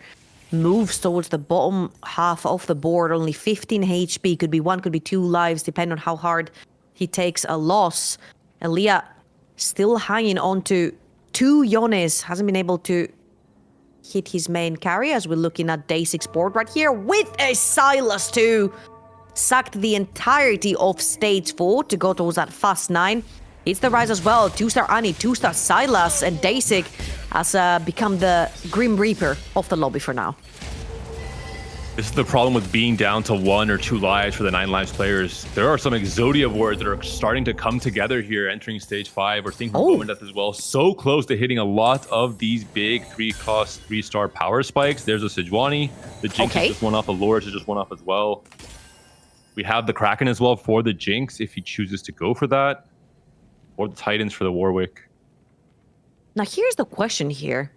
Do you sell that Loris to try and hit Jinx now and preserve HP? Because if you guys look on the right side of your screens, 2nd place to 8th place, very close to 1 to 2 lives. The 20 plus players on 2 lives, the 20 minus players could potentially be on 1 life as well. So do you want to sacrifice and drop onto 1 life on the other side of White Macro with Renekton 2, Diana 2? Could be a huge threat to Bowman Death. Really bad targeting from the Diana. She is now potentially getting bursted down here as well without any kind of edge of night. So that could maybe swing the fight in favor of Bowman Death. Diana was not on the right side to start things off, and the Sejuani is going to hang on for quite a long time with this Mogul's Mail. YU Mad Pro now also down to 1 life trouble. Wow. Lekoko eliminated. And 8th place for Lekoko is disaster. Reminder that in the first game, he got a 7th. So right here, an 8th puts him really, really low on points. Remember how we said, hey, all you have to do is just get a top 5. Lekoko's going to have to try so much harder in the next remainder of the games to make it through. And those items, I guess Double was hoping for a frontline item to come through. Wasn't quite lucky with that one. As we're switching back to Raiko, who is the top HP leader of the game too. Raiko's on his way to try and make it to 9, to try and fit in those 5 comes to try and get that Tahm Kench 2 as well. Double stands in his way, but I'm not sure if this board from Double can hang against this field water setup from Raiko Mastery. I think Double will be quite content with a 6th in this game number 2. I think he's done what he could with the way the game has panned out, especially entering stage 4. He was just very, very far behind in power. It looks like a 7th in the end, but Travis and YU Mad Pro still fighting for their lives. It gives us some highlights in this. Oh Let's see. God. 1 Diana versus 1 Teddy Bear. Who wins that? Tibbers looks invincible, and YU Mad Pro, 1 life, 1 chance. Goes out, double elimination. No pun intended, of course. With Double on 7th place, YU Mad Pro on 6th. And Travis, hanging on by a thread, has managed to find a really great item holder for those 2 artifacts that were on Ornn. Double LeBlanc shop there, teasing him. Of course, had to sacrifice the LeBlancs to try and hit the immediate power spikes earlier in stage 4. But he's alive. It's a 5th place at the very least. He was on just 2 lives very early on into stage 3. So I think he's quite happy with this result already. We'll see if he can turn the corner and actually fight for a top 4. And I just love how Daisy has been super creative right here. As we mentioned, Travis's board, he's going to be playing up against him. He doesn't give a damn about the 2 emblems that he got from his first prismatic, may I mention, augment. He just went straight for a fast 9. He had the angle. He's playing towards the Annie, and right now he's threatening Travis's board. But that Darius has scaled up. The 3-starred unit standing strong, and Dasik loses to the last remaining life of Travis, taking a 5th place. And Travis, what a great top 4. We were worried he wasn't hitting any of his units. And right there with the power spike, finding the Ambessa, slamming those 2 extra artifacts from Ornn, seems to have turned around his game massively. Finally getting the value from those Ornn prints, just getting the extra HP earlier, but now has an actual 4th carry, because I think Wait, you didn't like Mitten's Ornn? I like the concept of it. I think Ornn had to lean into it a bit more, you know? He wasn't quite as aggressive as I would have hoped. He wasn't cosplaying well enough, that's fair. You're right. Exactly.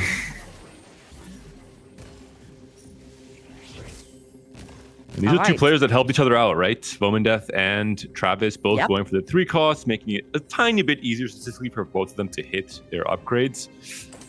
We'll see if maybe there's going to be a matchup between these players. 3/3s was the final augment pickup as well for Bomendeth, so I'm not sure if he actually got any of his desired 3 costs from that augment, or just a sheer gold that I think is pretty good as well.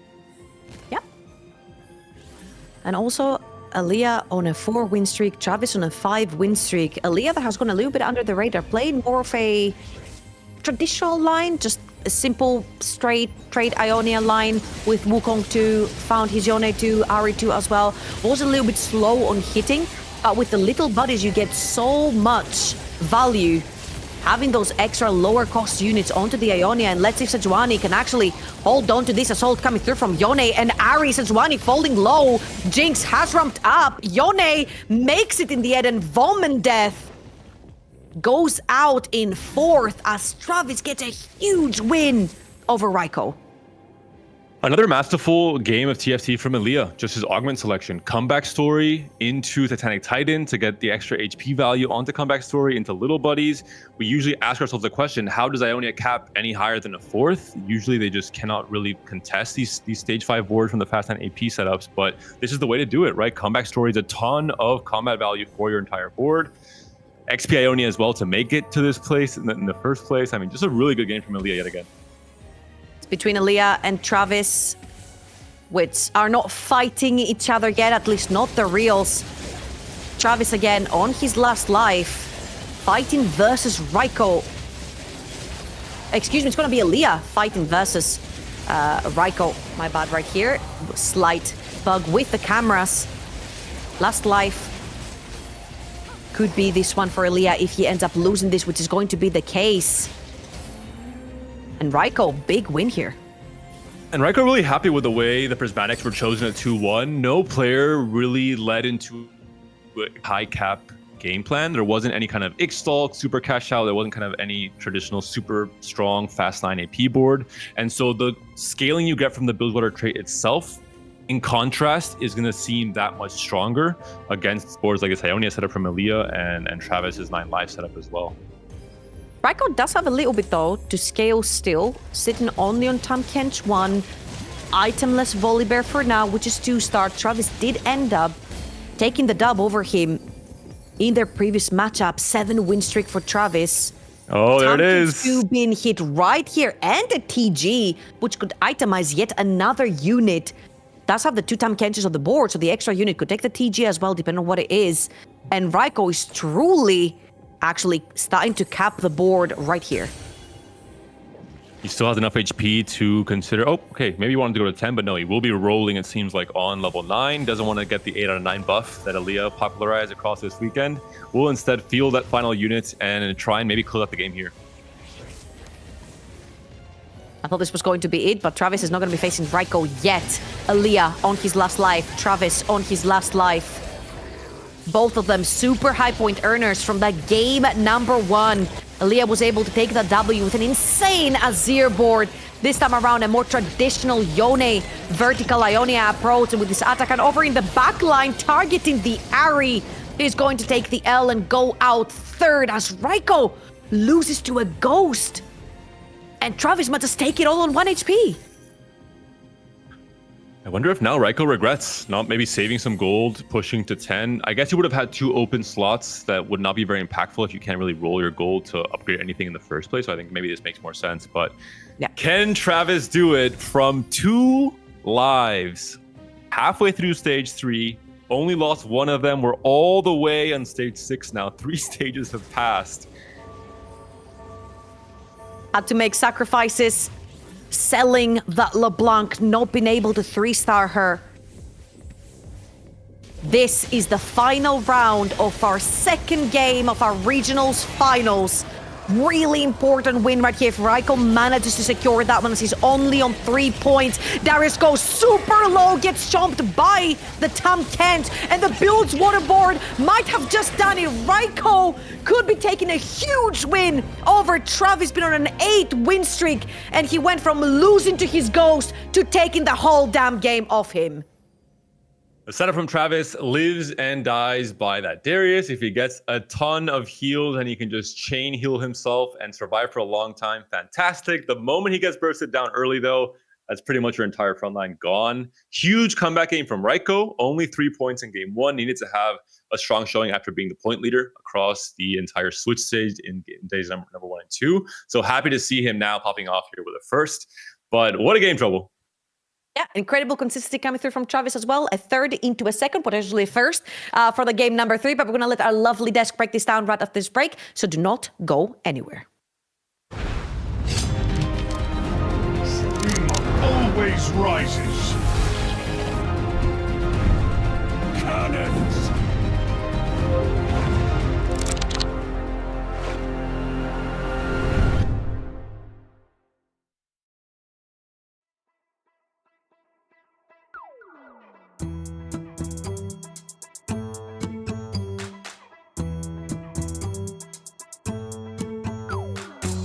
Ta voix est l'une, ma voix est mienne. Mon cœur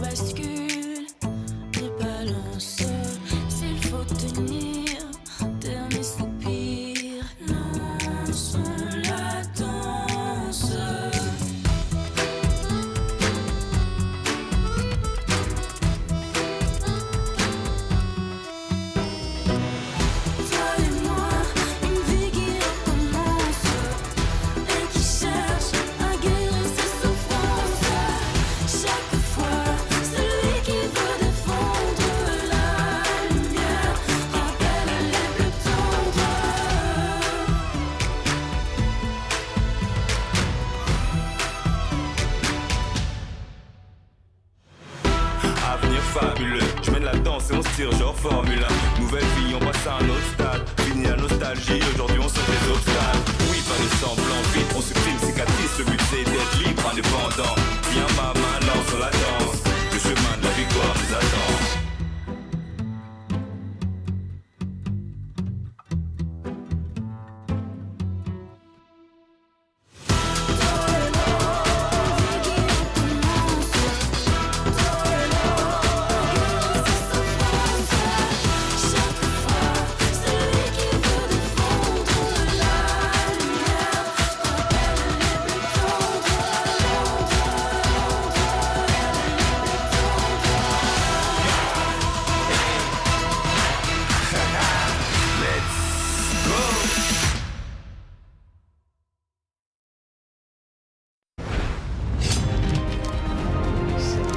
Always rises. Cannons.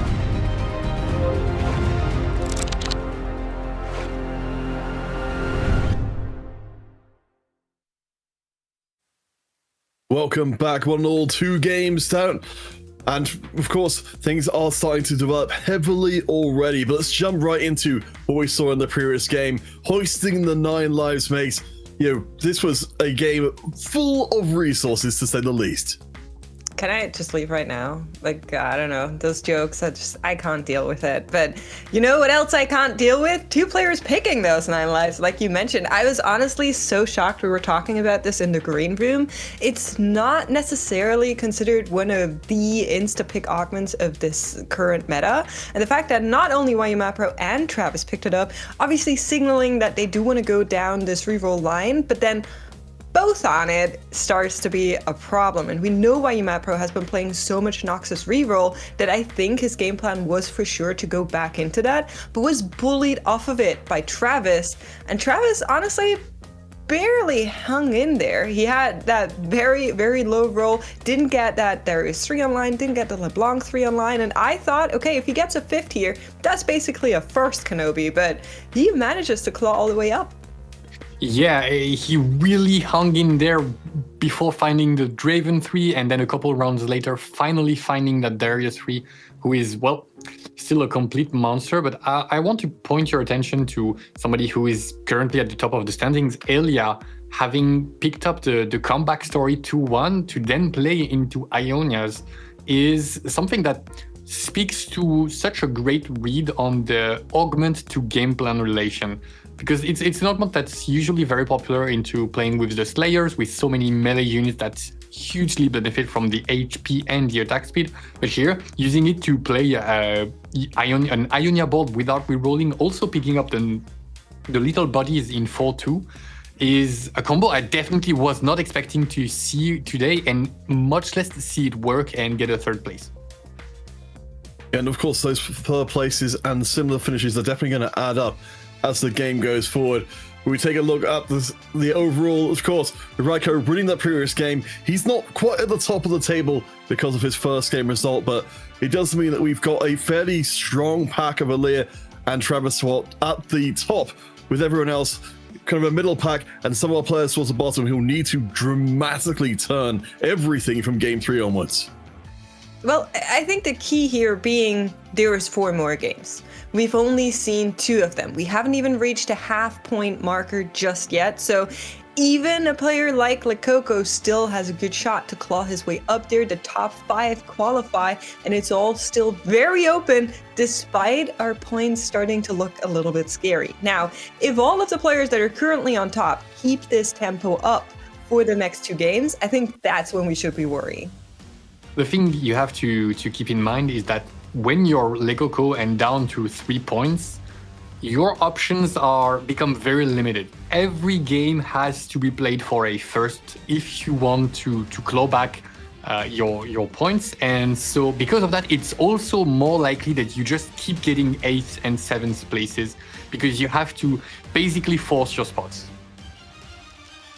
I'm not even, yes, if you want to play for title, for sure, right? But we have 2 things on the line. There's the EMEA champion title, which is its own thing, and prestige, and of course the prize money.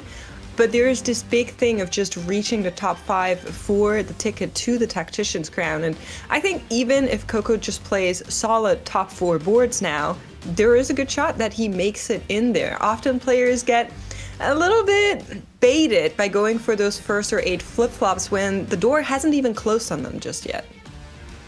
Based on his augment choice in game 2, it seems like he's ready to just send it every game, though. Picking the prismatic. Well, he played like that yesterday as well. That's just the Coco. Yeah, well, you're right. What are you trying to say, that taking a prismatic Destiny is not a measured choice at this, at this juncture? It has the potential. It has, like, if you hit something good, it becomes great. So obviously this is fantastic. And if you hit something that's not, bad, if you hit something that's bad, it becomes decent. So it's not that big of a risk if you have the ability to play any kind of augment that you're given, which is definitely something that he knows how to do. And I think I want to kind of expand on that, because I think further to what you were saying is, we see Coco certainly looking deep in thought coming into game 3. We get a real sort of inflection point from him here. Does he decide to continue to take these high variance augments to potentially course correct here and now? Or does he cool things off and say, as you said, there's 4 more games to go. He only needs to hit a top 5 to get out of this one. He just needs to avoid hitting those 8ths entirely. Yeah, exactly. But that's not always possible, right? Sometimes you just have a game where you're like, okay, I'm playing for top 6. That happens. Players will need to know their outs, and I'm curious on what we're going to be seeing, especially with what you mentioned, Kenobi, with how willing Lakoko seems to be to go for those risky lines, how often we've been seeing him go into the Ishtal and actually try to force those high placements. That to me is, I think, more worrying than his current point total, which sounds ridiculous, but it's true. It is worrying for his chances at getting to the Tactician's crown, but it is very commendable as a mindset of, just going to win it all, no matter your position. He's playing to win the tournament. He's not playing for a 5th place, which I have a lot of respect for, the ability to keep reaching super high. All right, let's get into game 3 then. We'll start off with some Twisted Fate gold tier augments to throw a little bit of water over these heating up heads coming in. So at least on the augment side of things and on the portal side, we've got much more of a reset game here in game 3, which, for our players on lower points will be very much welcome. Yeah, the big thing with triple golds is the strength that boards are on average reaching, right? If you have all of your augments already mapped out, you can estimate way better what kind of endgame boards are going to be in the game, what kind of strength boards are going to be hitting through the stages, which is essentially something that, Kenobi, you were talking about EMEA being so good at, even in lobbies where that isn't predetermined. So I'm wondering if this is a lobby where maybe the rest of them are catching up to him because he doesn't have that up on being able to read the lobby strength. Yeah, there definitely are possibilities that are made way easier by knowing the augment distribution ahead of time. Something like advanced loan rather is what I was thinking of. Being a very safe augment and very, very powerful augment to pick, because you're guaranteed to get a silver instead of a gold, which is a trade-off that has been deemed acceptable overall by the players of this set. I mean, certainly if you are one of our players on the lower points, like Double is here as well, and Dasik, if you're going to be guaranteeing yourself into the top 4, you probably aren't feeling too bad about it. Worth noting, with this lobby, it is going to be the Blades Ionis, so no XP coming from them as another way to cheat your way up economically. So that's another popular route taken away from our players, making this first augment choice all the more vital. That's right, and we're going to be going straight in. Of course, we know with those golden augments, there's often a lot of transformative ones in there. We've been seeing Legion of Threes being picked up quite popularly by our players. But of course, we have our fair share of generic, just good old econ and XP augments, which we're already seeing crop up. Honestly, gold augments in 2-1 have been the story of picking emblems, picking XP or gold, and that's been the common takeaway. And once again, Elia just being the lone player defying this dichotomy, with the Infinity Force augment being picked up, going to be very weak for the first 2 stages and then try and stage a huge comeback once he cashes out that Hold on. artifact. Do we all just see that emblem selection he got from the spreading roots? That was I was about to say, Freljord and Freljord's Zorn, well, that gone. sounds a little familiar to what we've seen in the previous game. So an incredible start for Vermundeth. Bilgewater and Ishtar for double. Of course, as we saw in the previous game, that was without any kind of emblem. Perhaps in this lower power lobby, the Bilgewater, shop, the Silver Serpent effects, the extra bonuses from there will be even more impactful. Yeah, a big factor with that emblem, and I know we talked about this in the previous day as well, is if you have the emblem, you can just get extra units from the Bilgewater duplicator onto those units. It works on them. So it's a lot easier to stabilize an early board on this Bilgewater than it would be normally. Raiko, doing the magician here, than it would be normally. And so I'm having higher hopes for the Bilgewater. I will say in the previous game, Raiko just showed a masterclass of how to navigate that Bilgewater. That was not an expected first place to me at all. Yeah, the line has been struggling off. If you, at the top of the show, you've checked the stats, and it had something like a 5.x average with a middling top 1 rate as well, because it's a line that either falls off completely and doesn't stabilize, or caps super hard, but even then, it has struggled to pick up first places, and Raiko is gonna shore up those statistics with this previous first. Okay, taking lots of hits. So we do get a little bit of an answer to our previous question about what Coco we would be seeing in Game 3. Goes for hard bargain, so at least let's have that guarantee of a little bit more HP to shore up his long-term strategy. Hard bargain indeed, but not playing an open fort type of board, not making 20 already. Playing around that Caitlyn too in that vein is very interesting. I'm curious to see where he will develop that board, because there are many options without committing any items so far. Yeah, I think committing is the big factor. I'm looking across the boards as we are getting closer to that first carousel. And there's a lot of just components being used, not a whole lot of full items being slammed. And if we're seeing items, we're seeing very generic ones that can, of course, go into all the ways you can play AP Flex right now, like the Archangels we saw on YU Map Pro.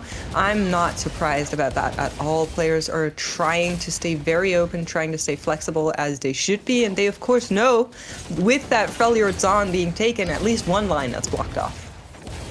Yeah, and one line we haven't mentioned yet before, or if we did, but I missed it, the Aaliyah with the Shadow Isles early unlocks there as well. Don't know if he's going to necessarily stick with that longer term, but we certainly saw it in the previous days.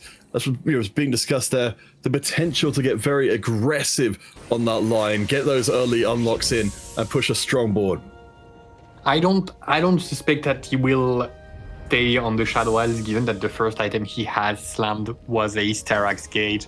To me, this looks more like a way into playing some kind of Warwick board, at the very least. With the Blitzcrank being held as well, it would make sense and go in that direction. So I don't think he's gonna dip his toes in the Shadow Isles water. So I kind of hate both options you just lined out, right? That's my issue here. Vermundeth is, like we mentioned, already on the line. You can see very clearly Zon item, Freljord item. Yes, he could play into like a Freljord Rise or whatever, but I think if you have the Zon emblem, you want to make your life as easiest and just try to go for it. And for Aaliyah, if it's between Shadow Isles or contested Jinx, I want him to find a third way. that is not good enough. To be honest, seeing Vermundeth's items, I am leaning towards the fact that he will play towards the Freljord emblem and maybe use the Zone emblem, as you said, with a Rise and play with maybe a Vi and then add a Ziggs into there to get a cheap Zone. Because it's quite a potent effect on the Rise, having that extra poison on the spell on top of the true damage from Freljord. And that's what I would guess. Yeah, he slammed an Archangel, so I don't think Jinx is going to be his target here. Yes, well, maybe making the same read as from this point of view as well. I mean, we know Leia has the Infinity Protection to go with that Starax, so we are expecting a very fulsome front line once it's all said and done. But Travis will get in the early hit. Vermundeth keeps up his own win streak, so We'll see how things lie at the end of stage 2, but it doesn't look like we're seeing anyone hyper dominant as of yet. Checking in with Dasic, he's of course a player that picked up Cluttered Mind, so he will be getting a lot of extra XP.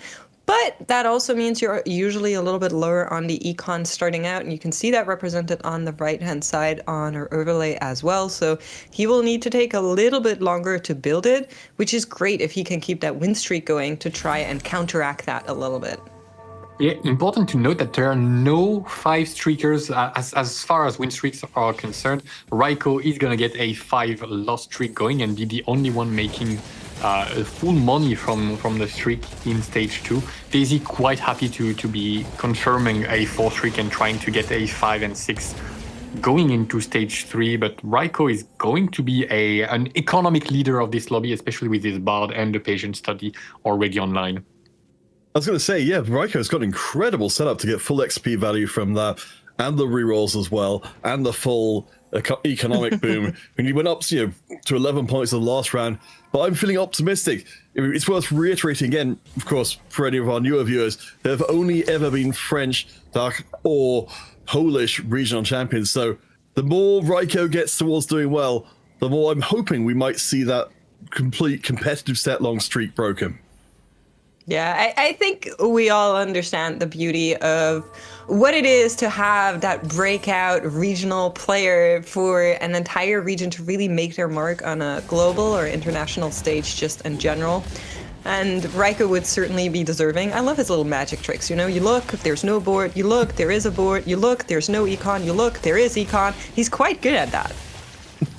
Quite good at bracketing Ionia units as well. Unfortunately, we are playing on the Path of Blades, so that Yunara is not even going to get a second look, I believe. It is commonly agreed to being by far the worst Ionia variation. You do not giving much at all. The attack speed only mostly benefiting Yunara and Yone, and not giving any defensive stats make it quite terrible. However, that Tariq is going to be fantastic, and I expect him to be quite heavily invested as well in terms of items. So just from what we've seen so far, Max, I'm just kind of running through and seeing what we have got, what we don't have.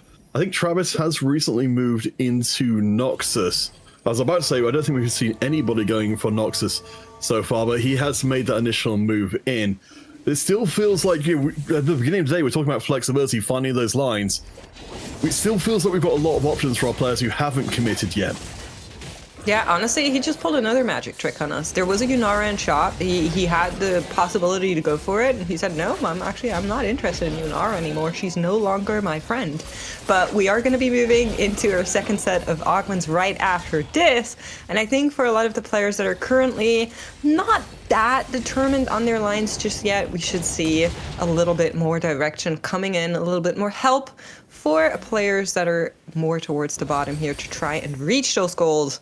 As of course, with the Golden Gala, we're going to get all golden augments throughout this game. Indeed, the second comes items. You got a choice between items or not getting any, and double taking a golden destiny. And heavy is the crown is a polarizing result, I'm gonna say. Not something you'd want to see in most cases, especially because the meta is quite heavy on backline reach with all these AoE casters in the legendary space, the Annie. So maybe he'll look into getting a Gunblade to protect his main carry, or something like an Edge of Night would be a possibility as well. I mean, I don't hate it in the context of, well, maybe if Double was a bit more aggressively in control with his Bilgewater, with just a way to double down on that level of aggression, but instead it's Dasic with a Cluttered Mind and Explosive Growth, two non-combat augments who's managing to maintain his win streak and also get into Ishtar while doing so. Yeah, I mean, for Dasic, this is great news. Unfortunately, the streak was snapped for him. I kind of want to go back to Double's augment here, because I love how very politely you phrased this, Kenobi. Heavy as the crown is certainly one of the augments you usually don't want to hit on the back of Destiny. I think we can say that very clearly. However, hold that thought. The basic streak is not getting interrupted at all. It is continuing quite well, and with the explosive growth and the cluttered mind and the streak and Ishtal, that's all the resources you could want. So Daisy in a commanding position to start clawing back his point. Oh, sorry. The That full Ishtal bench quest, and the come cluttered on. mind. Beautiful. I mean, hey, Max, we were talking about this before. You need to, at this point, in these circumstances, in a grand final, these are the times to get, those big wins in, to get those high rolls in. Produce check in, of course, with Double, keeping his crown off of the board until he can fully commit it.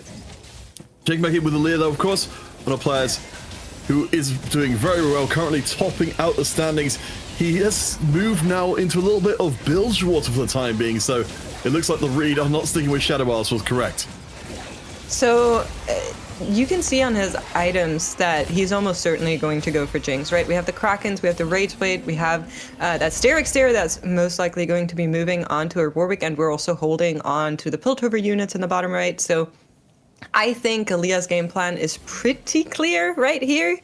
And looking across the lobby as we are going into Carousel, it also looks like nobody else should be on his tail there. I'm looking at Raiko with a Rage Blade, but that doesn't mean everything in the world. Like we said, Vomendeth with the item slams is just very clearly not Jinx. I'm also looking at Raiko with Lucian Senna once again finding a legendary unit before stage 3 Carousel. Yeah, truly one of the magicians. A first game Ornn, and then now the Lucian Senna. He's unrelenting. He's gonna hit the 1% every time, going to level 7 early and rolling his bard rolls as a way to stabilize has been one of the ways he's stood out amongst all the competition this set. I would love to see it, and hopefully we can see him swing around the sun here and go for something big. Has also picked up Spirit Link as well to take advantage of those early losses. Of course, the Void being brought in early on, and maybe it just was what we were seeing directly in front of us, that Void will be the long term here. We've got the XP boost in a low resource lobby, so Raiko, with that long loss streak, with the extra rerolls and extra XP, should be ahead of the curve. Yeah, I mean, Rift Herald, even Rift Herald 1 with 2 tank items, that is one beefy unit and can carry a lot of these mid stages, like stage 3, even the beginning of stage 4. You can get so much value out of playing around that, and Raiko doing just that. Now, because of what you mentioned, because we're in a triple gold lobby, I'd be very surprised if the end goal for this board is to go level 10 Baron. But right now, we're seeing a lot of Void units that are in play, and he is a magician. Maybe that's yet another magic trick of his. Really potential. Here's the thing that's very good for Raiko is that even if he tries to go for level 10 and has to stop on level 9, Ziggs is definitely a very good late game carry that has been brought to the forefront, I think 3 patches ago, and then brought back a little bit, but still has incredible potential and could be a very good way to supplement the Kaisa and have a solid secondary carry. So he can try and play for the potential level 10 and have a fallback plan on level 9, which is obviously a very comfortable position to be playing in. And of course, that patient study will still be trickling in XP as you go.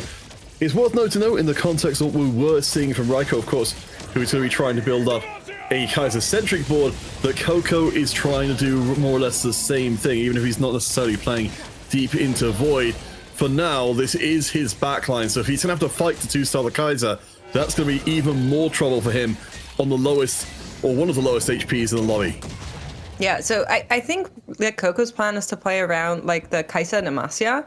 Now the issue is Raiko is on Void, and YuMapro is on Demacia. So both of those lines are also being contested by taking units out of the pool, which is making it a lot harder for Lakoko to get something going. Point in case, though, he has a lot of money. He has that loss streak. He's printing even more money. So if his roll down is any good, there's a chance. Yeah, there's like Travis with the win streak here. It's going to be interesting to see if he decides, because on 4-1 he has 2 options. Trying to protect this streak, because a 6-win streak is, well, making 4 gold per turn, so definitely worthwhile to invest a lot into it. But he could also take it back and play a little bit slower, It's going to be an interesting moment to see if he does decide to go into it. And one of the good arguments is that he's going to be off the XP curve because of slamming the entire stage. So he might as well level now, find an Ambessa and stop there. Beautiful. Yeah, checking in Coco with that is roll rolling. down. Already quite a bit of gold has been spent here. He was rolling from 70 onwards. And of course, as I mentioned, between those players, he needs to win the Demacia lottery, but we found one Garen.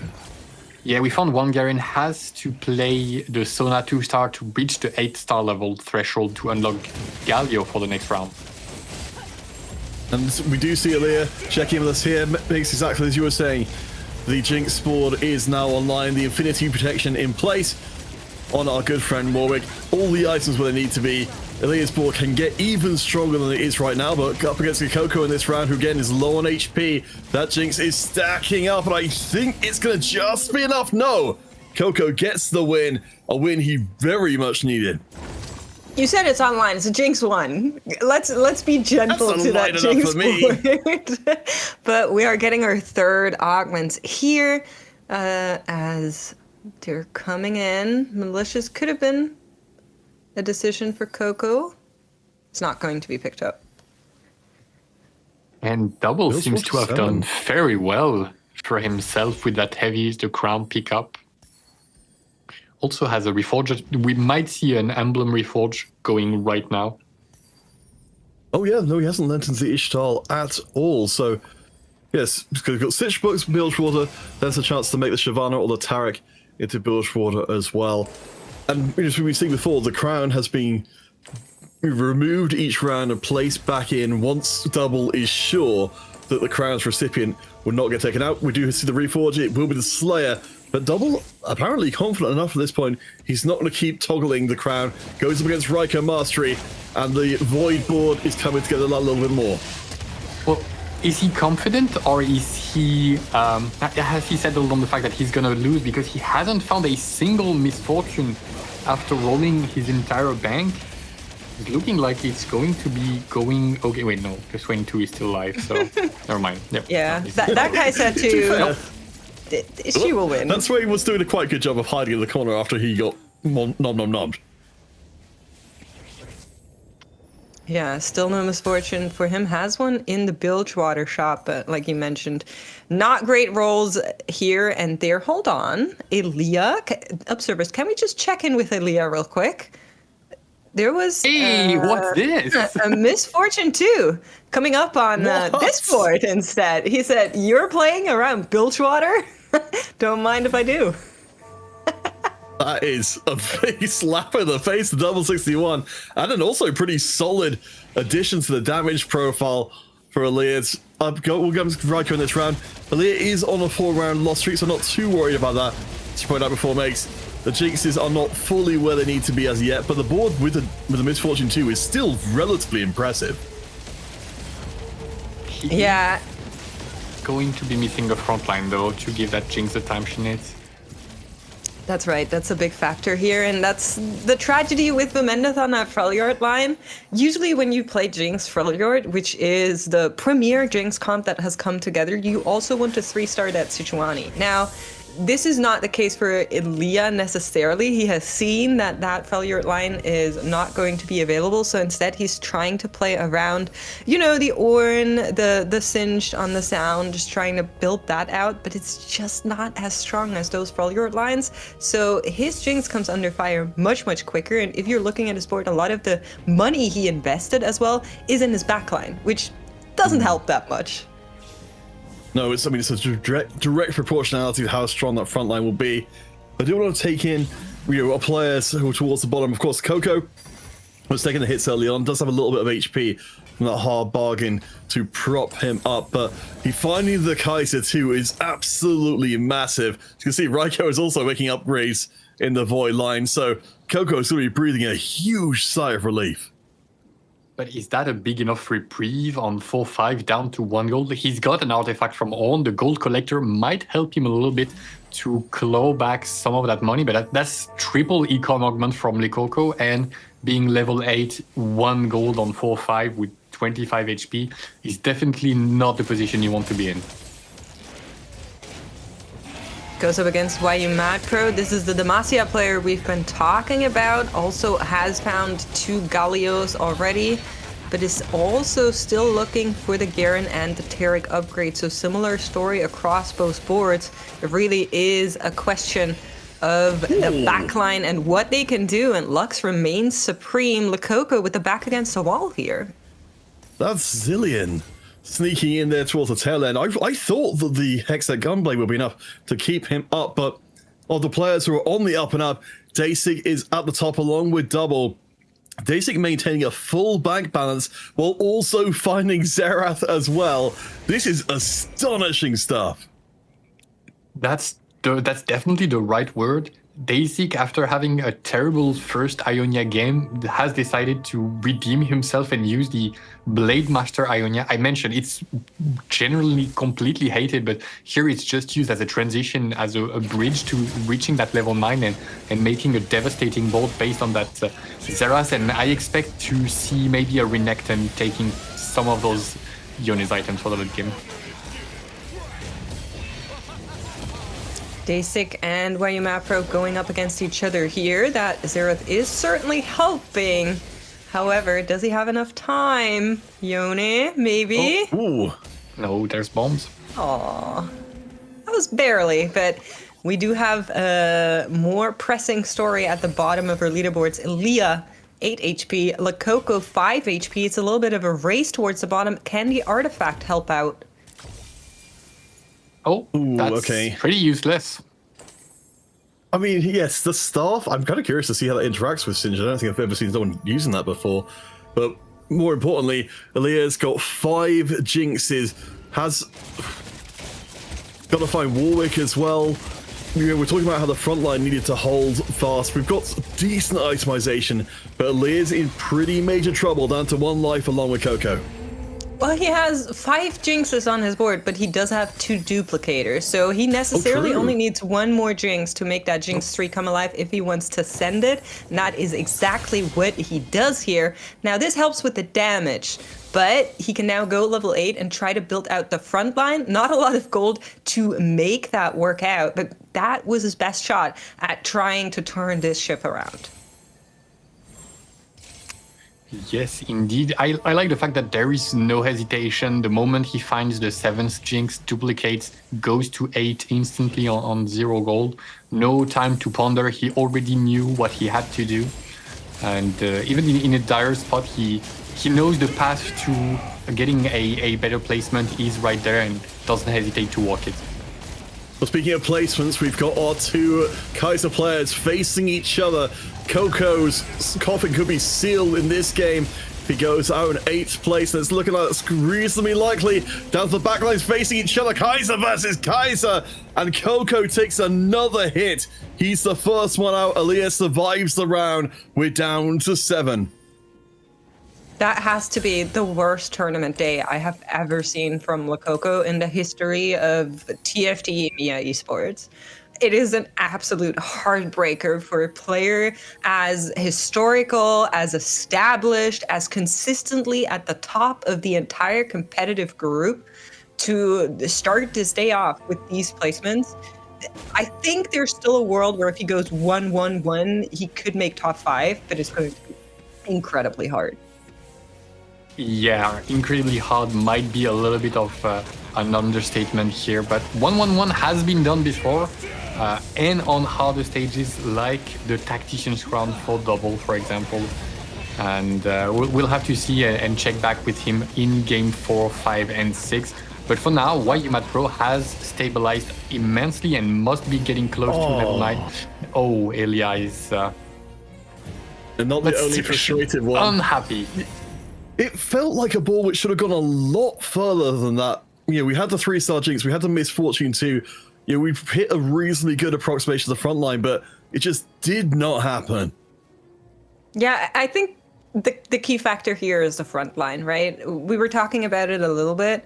It just wasn't good enough. He wasn't able to really build out the strength there.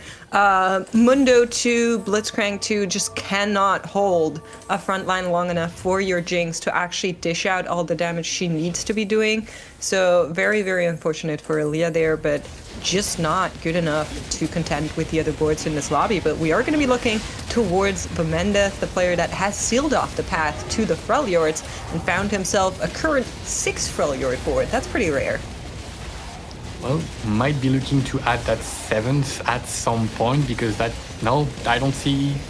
Well, I mean, no, it doesn't seem to be a real way to add that. But the stun is so potent on 7 Freljord that you'd want to try and fit it in, but it's not working out. And well, you know what we said? I said a polarizing possibility with the heavy is the crown, and it's looking like it's working wonderfully well for double so far. Yeah, but up at the top of the table, while Vamendeth and Travis are down on 12 and 11 HP respectively. So we're seeing some of our players with very high scores like Aaliyah, potentially Travis, if they do take low positions in this lobby, that starts to open up the table for the rest of the day. Trouble, in particular, is hoping that will happen. That's right. Let's take a look at this Bilgewater board. I'm so astonished. I don't know if you guys feel the same way, but the fact that Heavy is the crown is currently leading the pack is doing something to my brain chemistry on this augment, I feel like. Well, Kenobi, I wanted to come to praise you, because right now we've got the situation where Double's keeping the crown off the board. So I don't know if he's got a plan of, if he runs into a matchup where he's going to get assassinated, does he just not play the crown at all? Or does he just wait until he will put it on someone else? For example, if he faces off against Daisy and his 2-star Xerath, 2-star Ryze, he'll probably keep it off the board, because the odds that MF gets sniped way too early in the fight are huge. But here, against somebody who has very low backline access like this is the Demacia board, the Zillion's not going to be threatening the Misfortune anytime soon, and the Lux won't be either. So he keeps it there. It's not going to matter either way. Wayumat Pro is going to take him down, and Double stuck on level 8 is going to mean that he'll be eking out the top 4 at best.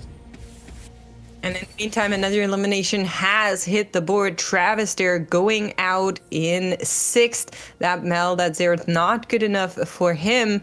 I suggest we take a look at Vamendeth, who also lost the 2 last rounds, with solo of the upgrade on the Volibear here. Also has only 1 Sejuani, 7 Freljord, like we mentioned, has come online. But every time you see reinforcement, you know those players are in a little bit of trouble as that augment gets picked, and that seems to be the writing on the wall for Vamendeth here. Let's see if the Freljord board can stand day 6 pressure.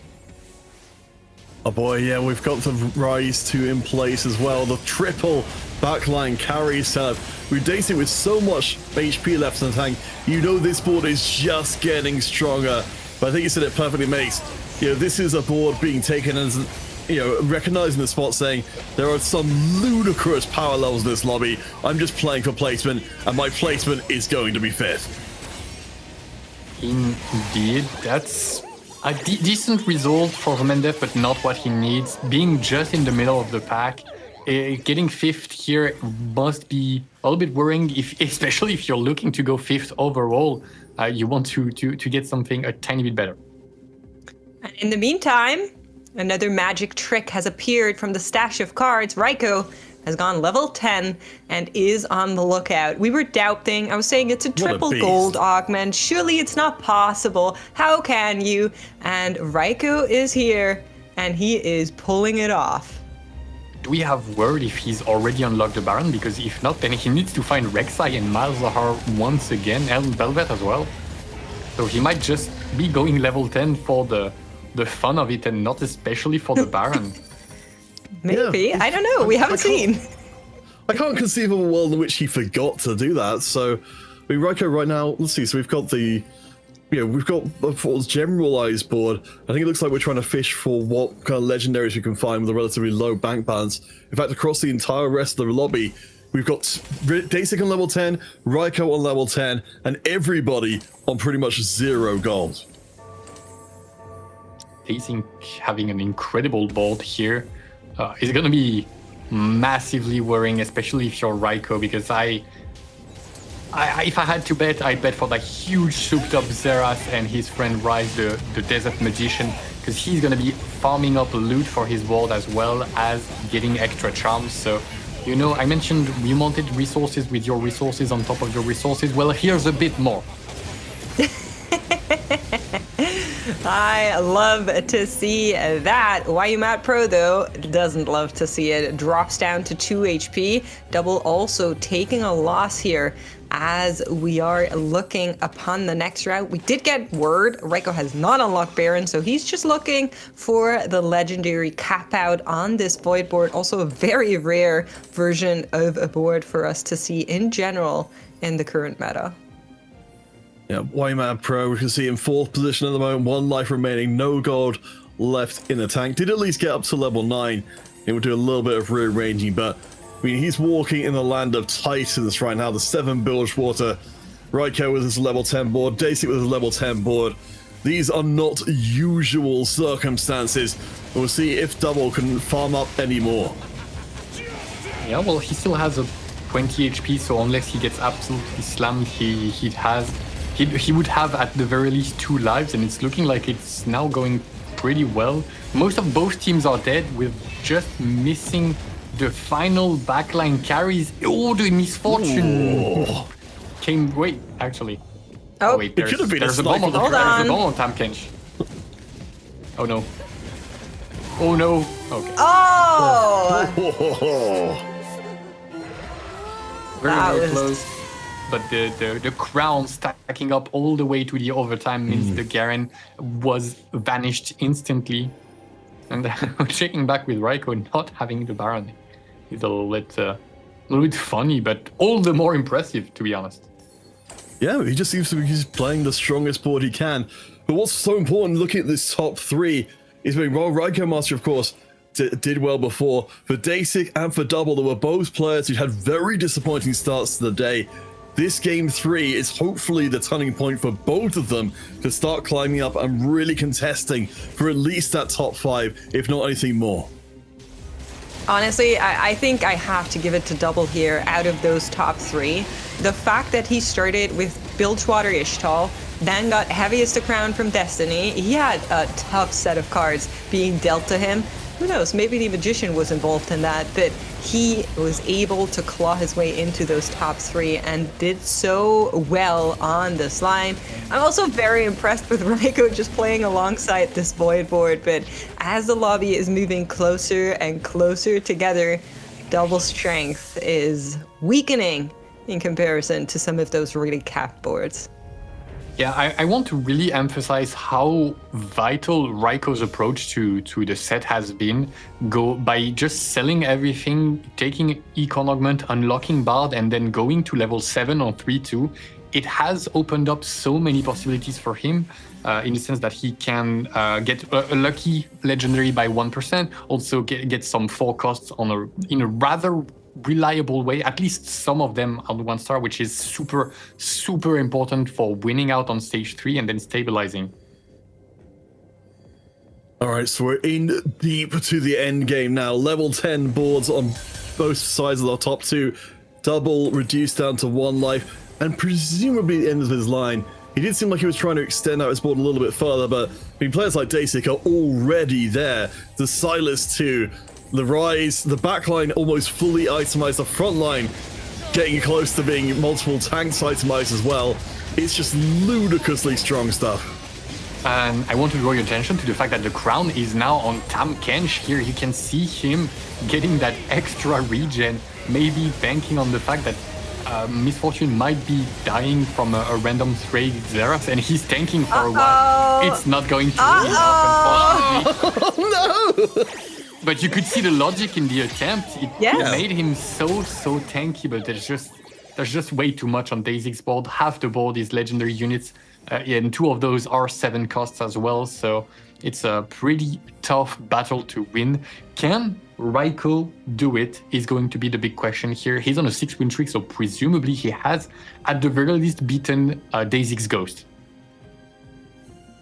Well, we've seen players beat Ghosts and lose to the real thing, and we've also seen the inversion of that in just the previous game.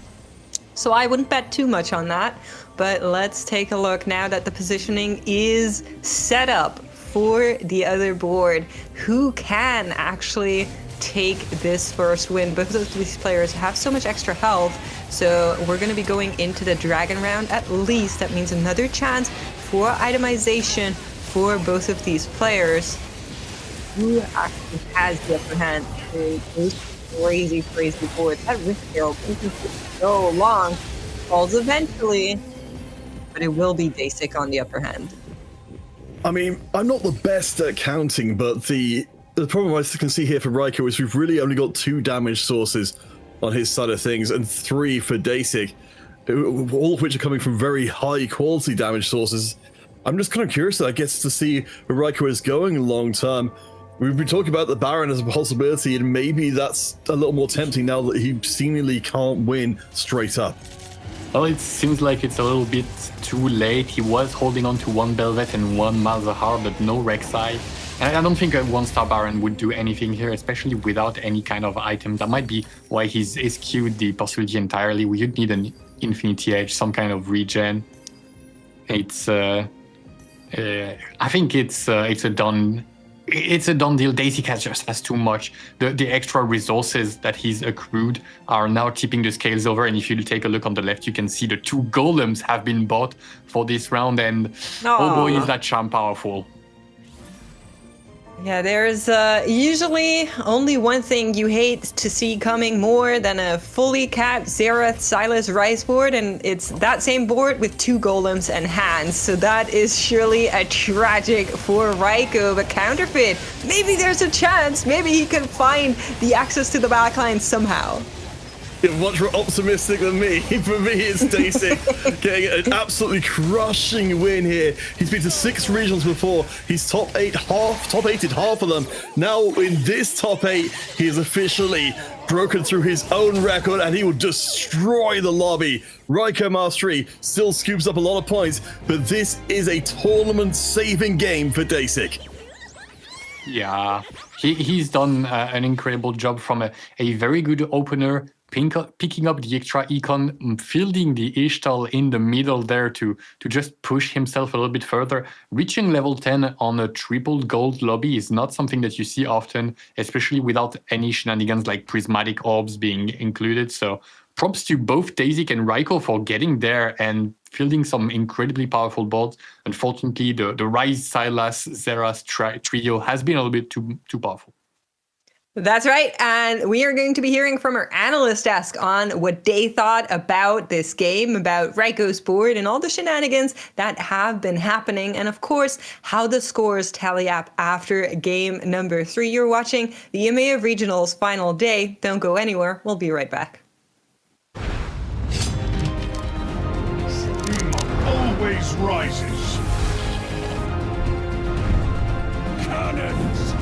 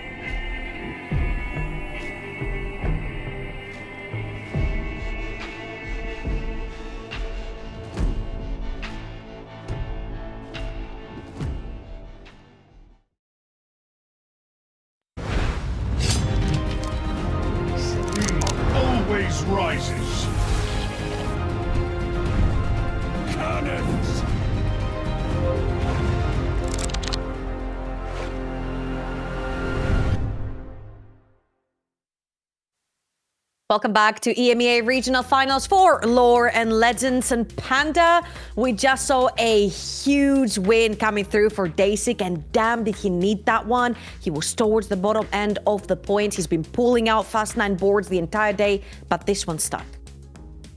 And Dasic's a player who we saw mostly doing kind of top 4 oriented games across the weekend. But now that he's in the finals, now that as you mentioned, he's on 5 points, he needs to turn things around.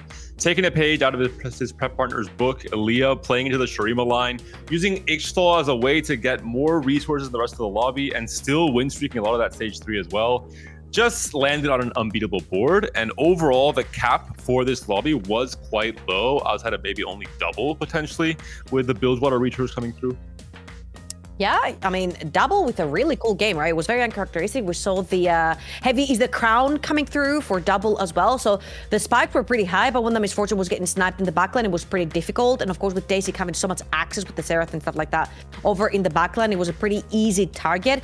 Let's stick over to another guy who really impressed us. Raiko was one of the primary reasons why Coco, for example, couldn't hit his Kaisa, since he did angle that void line with the Kaisa as primary carry and the Rift Herald Shelly in the front line as the main tank. However, we never ended up seeing that 10 void line.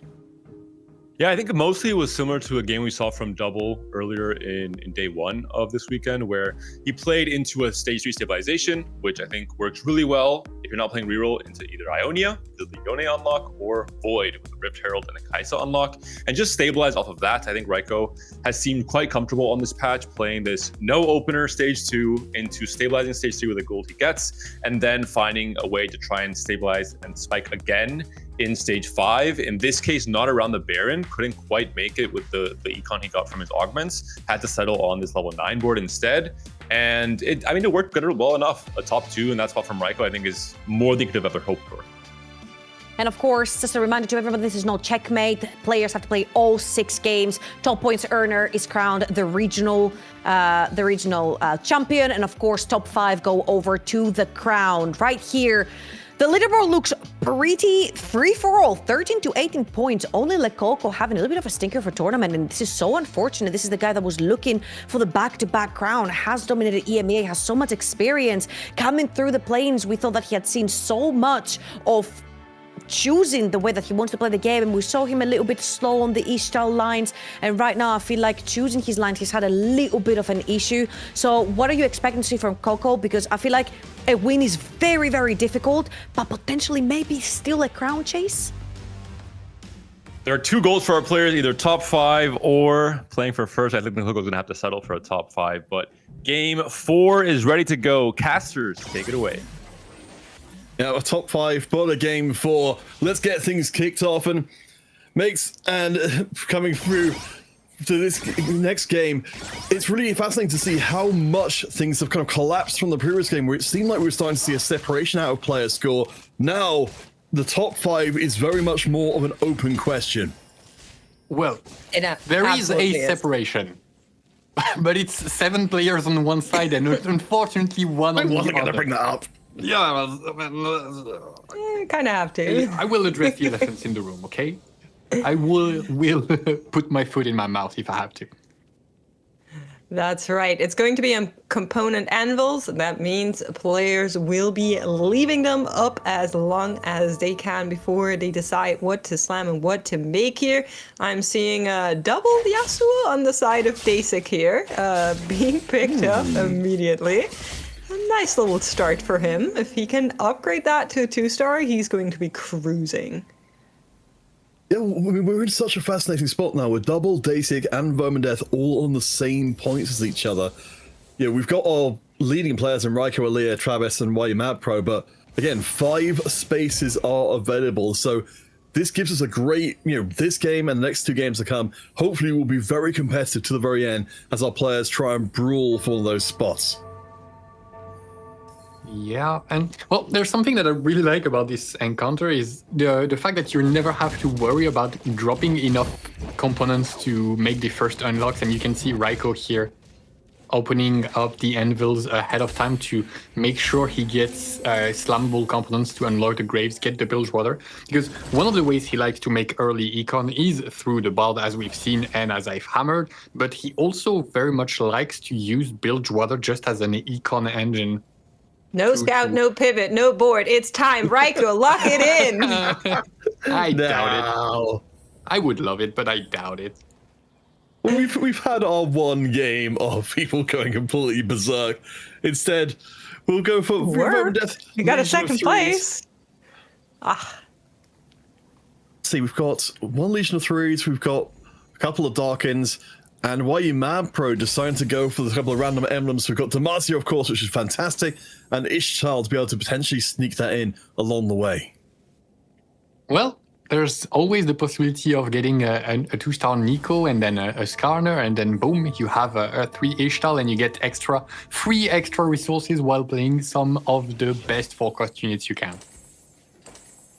That's right. That's certainly not a combo we're too mad about. And often you get a chance to maybe reforge that Ishtal towards the end of the game, which we saw in the previous game from Double as well. So I wouldn't be too mad at this item selection for YU Mapro. We need to check in with Mendeth. I believe he got a long shot emblem. Yep, correct. There we go. And So- that's a hugely, if we're talking about units so you can put that on flexibly, just having that as a generic damage enhancer is fantastic. Yeah, there are several ways to use it, but I think we're going to see once again the Demacia long shot board going to get into play, and it throws me back a little bit to, I believe, the final game of the second day of the competition, Elia getting a bunch of emblems and piloting a Demacia long shot game to a victory. So Vomendev will try and emulate some of that, but here we can see the potential for a thick Scion with the double hostile. That's the medical term. Absolutely. Travis is going to be able to stack up those hearts with a very, very solid front line while building towards the Noxus long term. Raiko, one of our Darkin artifact choosing players, has decided to go for the raw front line to back up the early Bilgewater.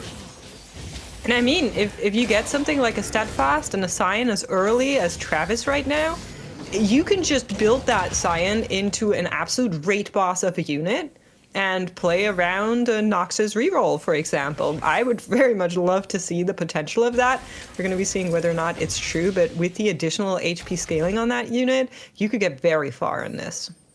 Yeah, you could reach some absurd numbers. The main issue is that Scion kind of struggles when it comes to stacking up to late game tanks that have some durability as well on their spell. The Scion's shield is noticeably small, but he is going to make a great holder for the early game to fuel those Steadfast Heart and bring about a mega tank like a Garen, like a Rift Herald, or something similar that's going to be benefiting from this a lot.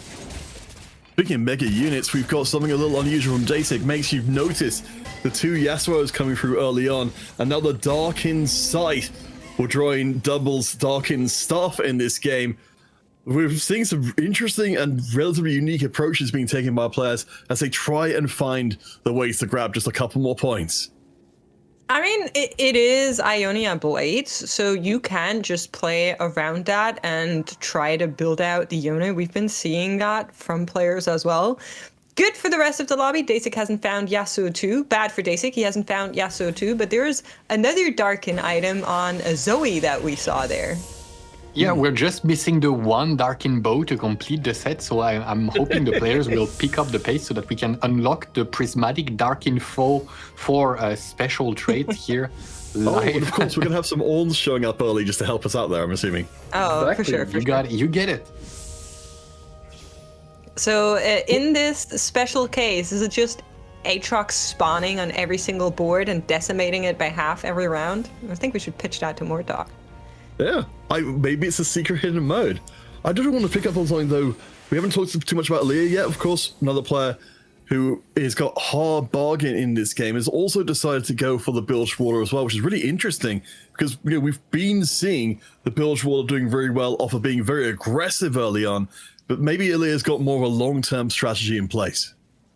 Although there's always the chance that it's simply extra econ that he'd rather be playing instead of not. Because if you're going to be losing your rounds, might as well get 1 gold in terms of Silver Serpents every round as well.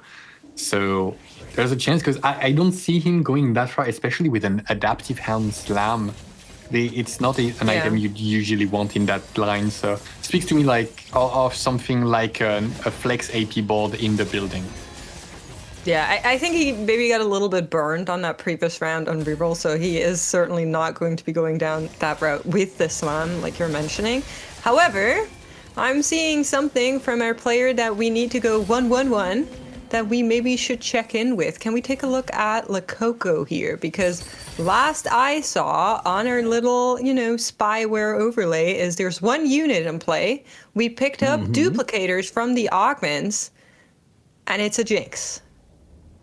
We have two bows. He's going to need 9 lives to get out of this corner, but I appreciate, we were talking before about him maybe not being able to find his line as much. At least in this case, he's really put a stamp on saying, I'm going to be running this. I know there will be some amount of reroll going on in this lobby, but I've at least got a firm line to lean on. And a quick update on Elia. We were mentioning he was playing the Bilge Water. He's sold them, I believe, or he's locking something in the corner, and he's just playing double Draven. So I think we might have some sort of Darius reroll coming in from here, which would explain the adaptive helm being slammed as the first item. Interesting, because of course we know Travis might be looking at that path as well, depending on what he gets in items. But other than that, we are going to be moving into Krugs, and I think for double, he's also not that decided just yet. Here's Elias' board you were mentioning. Do have the Bard and the double Dravens. Just trying to build out some econ. Yeah, it's going to be looking to Darius here.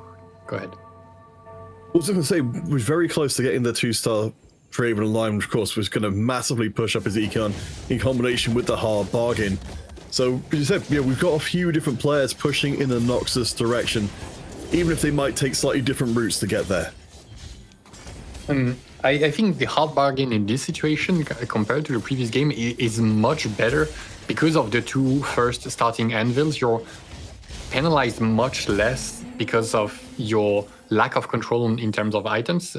He already has so much control thanks to these 2 anvils that he can afford to take random components off of the carousel. And you can even see that he's still holding one of those anvils, trying to see what he's going to get before he opens that up and basically makes that final item despite having 3 open components. So we're going to be seeing what Elia is actually deciding to do here. But Darius has entered the fray. No fear, children. He has arrived. And now we just need him to turn him golden. I do hope that he's going to wait with that anvil. I think he's going to wait for the second carousel to then decide on the optimized item combinations. And if so, it's such a cool-headed and nice play to be able to say, I'm going to be so much stronger and I'm going to regen HP anyway. I can afford to take some losses here because I don't slam to get my ideal scenario and with the extra econ. Love it. Love the game plan from Elia. Yeah, it's a great thing to be happening here in Game 4 of the 6-game day. You have to keep your head that coolly. We'll see Travis put his win streak up against Dasig in this round. Bear in mind, of course, we've got the Darkened Staff on the backline, so a little bit more damage you would expect. But all those Steadfast Hearts have been stacking for a while, and that's going to give enough frontline that means that Travis keeps his streak heading it onto the second augment. And it is going to be Prismatics that actually show up here as a second augment. That means there is bound to be some big changes for some of the players. Like Coco, insta-picking Prismatic ticket, says, I want to play Jinx. I know exactly where I'm headed. Some of the other players, though, taking their time. Ooh, Prismatic Destiny. Hold the line is fantastic for YUMAT Pro here. Yeah, of course, we're looking forward to this late game plays, and just be able to add on so much of this strong front line. You said we've got a very promising board developing long term, and now with the extra punch coming out of the back line, this is going to be a very scary board later. And we've got 3 indecisions. They're appearing as gold. It's just a quirk of the UI. They are obviously prismatic indecisions, but 3 people have deferred their augment choices, and we will have to check in on them on 3-6 once again. That's right. That means we're getting some updates later down the road. And I honestly like this for Elia as well. Didn't find what he needed. Knows he's going to be served with yet another random item unit combo from the carousel. So he is just saying, okay, let me take my pick after, so I know what can be the best choice for me here. I suppose if everyone's taking indecision, or at least nearly half the lobby is taking it, you're very much not being punished in a way you might otherwise be, with other people's boards becoming overwhelmingly strong. I mean, Elia's quite happy to run out the loss streak for the time being, has got a lot of rerolls banked off of that Bard, but Travis up at the top, he's got to keep hold of his momentum. So, he said he took the raw power of the rods into the field, now has a very scary backline to go with the enormous front line. 2 players, 100 HP, 7 win streak. Do they meet? What's behind the door? Could it be Nope. a double on the other side? And the answer is no. They both get a Nope. chance to keep this going. And the same is true for the bottom, most likely. So Elia and Lakoko both have a chance to drive that 7 loss streak just a smidge longer if they're not running into each other. Yeah, and it's going to be so much harder for everybody else in the middle, being sandwiched by these 4 win streaker and loss streakers. Means they're going to be playing with much less econ than them, doubled with the 7 win streak, the 80 gold, and the invested that is ticking as well. Keeps that win streak going, so it's not going to be a tiny economic lead. He's going to be way, way, way ahead, and he's going to be able to do some crazy stuff. Going I'm into making the carousel. assumption here. Oh wow, a 3 spatula carousel. I mean, if we are some of our players towards the middle, this could be something that could really upturn the already established game plan. Not only that, we're also seeing an Ambessa in here, which is usually quite popular with the Noxus players, could give you that access to the Mel. Travis is one of the players that has been playing, as you called out beautifully, that thick Cyan, and he so very much would have wanted that Ambessa, but didn't get it. Well, I can tell you that Cyan does not skip any day at the gym because he's been growing beefier by the minute. And in the meantime, Lekoko is going for his roll down here. Lucian Senna could be a great pickup, getting the Gunslinger and the additional effect. We're selling the board, getting everything that we need online for just a second. The Anivia is going to hold the place instead of the Brom. There he is. And we're just missing Vi. There it is. I have to think a lot of people are already rooting for Coco to turn this one and battle for a 5th place. At least he's in the lobby with everyone else he needs to take points away from.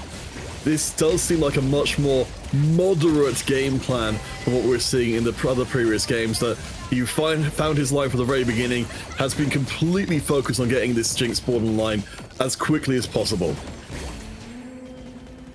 And that's it. Streak has been snapped for double. Now, pressure is on Travis. Can he keep his alive? Seems like he's going up against YU Map Pro. He's been playing that Demacia board, and the story answer is yes. And now the indecisions are going to come up. So here we go. Elia getting a chance at some lucky gloves seem very unlikely. The trifecta. It's fantastic. It's beautiful. Yeah. We're committed. We're thinking about it, but Yep. we're going to be selecting it. Just gotta make sure you make the It's a right Darius. choice. He also had an upgrade in the shop. Yeah, Darius 2 was available to him there as well. Huge for Elia. Ooh. I mean, we saw how powerful that can be as a combination from before. I mean, Leah is towards the lower HP standings, but of course, tournament-wise, he's doing extremely well. So just having a firm foundation to build the rest of the game on feels deeply important. Basic picking up the prismatic ticket after, I suppose, already having rolled before is not going to be too fantastic. I think he not hitting enough of his units has prompted him to go for the prismatic ticket anyway to try and salvage a bad situation. But this is not a promising spot for him. Being 650 gold on 3-6 in a lobby with prismatic augments is not where you want to be. At least he gets a perfect loss out of this, can build a tiny loss streak for himself. In the meantime, Travis's win streak has also been snapped, and we're getting some of those rolls coming in here. This is something we mention every time we see a couple of those rerolls. We're seeing the Darius, we're seeing the Jinx, we're seeing the Ahri. All of these players are benefiting from each other, picking up on those 3-cost rerolls, just taking units out of the pool. So generally, if you know there's another player in this lobby that is going to be playing on the reroll, players are much more inclined to also go down that route, and that is exactly the story of this game for me here. And given we've got so many of our augments directly, like the prismatic ticket we're seeing across multiple players, we've got that across 2 players, extra rerolls being brought in from other places as well, that effect of multiplying up these reroll boards is going to be even stronger. We see double, of course, at the top. It's hitting Zoe's, he's hitting Malzahar's. Everything's being accelerated tremendously. I have to think that these reroll players might end up sharing the lobby between themselves because of how quickly they're hitting. Well, yeah, between having all of them helping each other by thinning the pool, they also have access to a ton of gold between the prismatic tickets they invested and the win streak from double.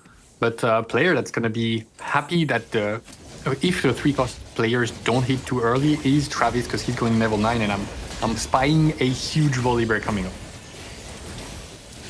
Yeah, that would be certainly very nice, but looks like Travis wasn't able to at least get that Ambessa in play. My little eye sees an Ambessa 2 on the board of EMEA. We know when Ambessa was picked up earlier, but I don't think she's being played by double based on what we're seeing here, so should be back into the pool, but it's certainly making it harder for him.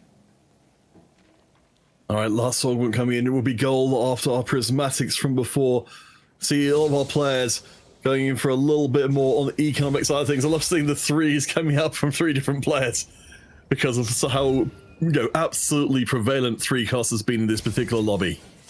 It's also just a fantastic econ augment overall. And here's the first 3-cost 3-star. We're close to the Darius as well. We'll be waiting a little bit. Elia still healthy enough and is going to get even more HP back to the hot bargain. Still needs that Darius 3 though. Yeah, your Draven 3 is not the hero of this board. As much as I would like that, as much as I would enjoy Take that back, mate. Draven 3 being a real unit, it is all about Darius. I'm sorry, it's true. Don't make me make Draven a 3 mustache out of cat hair. The Draven 3 is a great way to make enough money to hit Darius 3. Let's put it this way. That's true. Okay. That's true. That's our compromise. He had his suggestion. during the set, there was a meta for a while. You played a lot of Draven 3. Then they realized it might not be great to have a unit that gives you this much econ and is that strong. And so he has been put in his place, but for now it's good enough for Leon. Just look at the money that's being printed. Yeah. I call that the Gangplank treatment based off of what happened in the previous set of the unit being the best in the game as well as printing money not being too good for the health of the game. And when you combine that with where Alir is off the streak, as we got another... No, we actually have got the Darius 3 arriving off screen there with a Coco, the Sejuani 3 as well. We've got so many 3-cost 3-stars bleeding through the lobby. Again, this is going to be very scary to face against with some of these non-reroll boards. A big story for Lakoko there. He was able to find that Jinx 3 without needing to use the duplicator, so was able to get them onto the Sejuani, buying her time. Huge upgrade there for his board, whereas some of the other reroll boards are still needing to hit one of the other. Double still needs that Leona and Zoe come in. I think Elia on the Darius 3 should be good enough, although he would probably also enjoy that LeBlanc being upgraded. But you can see that pressure from those reroll players now starting to clutch in and weigh down on players like Raiko, who's now bleeding. Yeah, we're going to be taking a look at Raiko's position because we haven't checked in on him after this Darkin Aegis had been picked up. I was expecting something like an Ilaoi 3 to be carrying it because you have to remember it deals damage based on your max HP and heals based on your max HP when units die around. So usually it's used on very high HP units. And here it looks like either Raiko did not have the opportunity to find that Ilaoi 3 thanks to the Bilgewater shops or it would be coming a little bit too late to be effective. one thing that's drawing my mind, to Raiko most, of course, we saw from very early on going to Bilge was that we know that this board can cap out astonishingly high, and we've got enough Thieves Gloves to keep us warm for a while, but I am worried about the loss streak. I'm worried about the HP here for Raiko. He may just not have enough in the tank to realize the full potential of this board. Also still has Thieves Gloves on the bench there. Has fed the Tahm Kench, so he is growing, but it's only a Tahm Kench 1. Misfortune upgrade was in shop there, but looks like we can't afford it for now. Would have been a nice upgrade, but with 22 HP, you can at least live one more round and realize that. I'm just not sure if that's good enough to deal with the power spike that's now coming in. Yeah, definitely a bunch of them coming in, and not enough upgrades on this board to have a good outlook when it comes to the long term of this game. Sure, it's going to be enough for this round in 4-5, but unless that Tahm Kench gets working overtime at the component factory and just starts spitting out resources for him, it's going to be a little bit bleak. I mean, at least, as you said, we've got the Misfortune upgrade from Raiko, so he will be considerably more powerful. But for players like Dasik, they need to step forward. Apologies from before, I was saying he had the Darkened Scythe, of course. It's the staff in place for the Ari, who's not 3 stars of yet, but the 3-star cannon should buy her a lot of time to get as many procs of that staff as possible.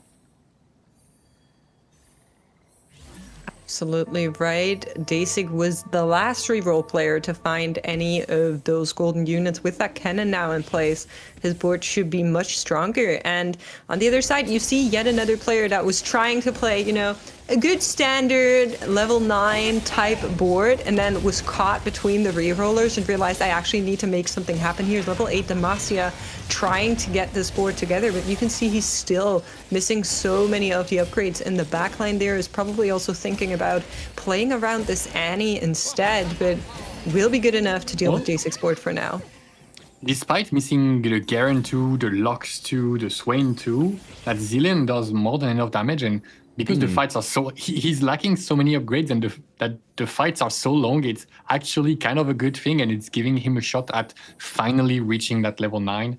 And because he's not contested on his units, he will eventually find that Lux. Well, Comandef is playing Garen, so kind of hard. Do you want to take a moment just to recognize where Coco is in the lobby right now? Getting 4 points over the lowest point in the top 8 by a really big margin. You can see everybody else 13 points, Vomdeath and Dasik and double above him. So he's got an enormous road to travel, but this game seems to be much more like the Coco we were expecting to see. 7-round win streak right now.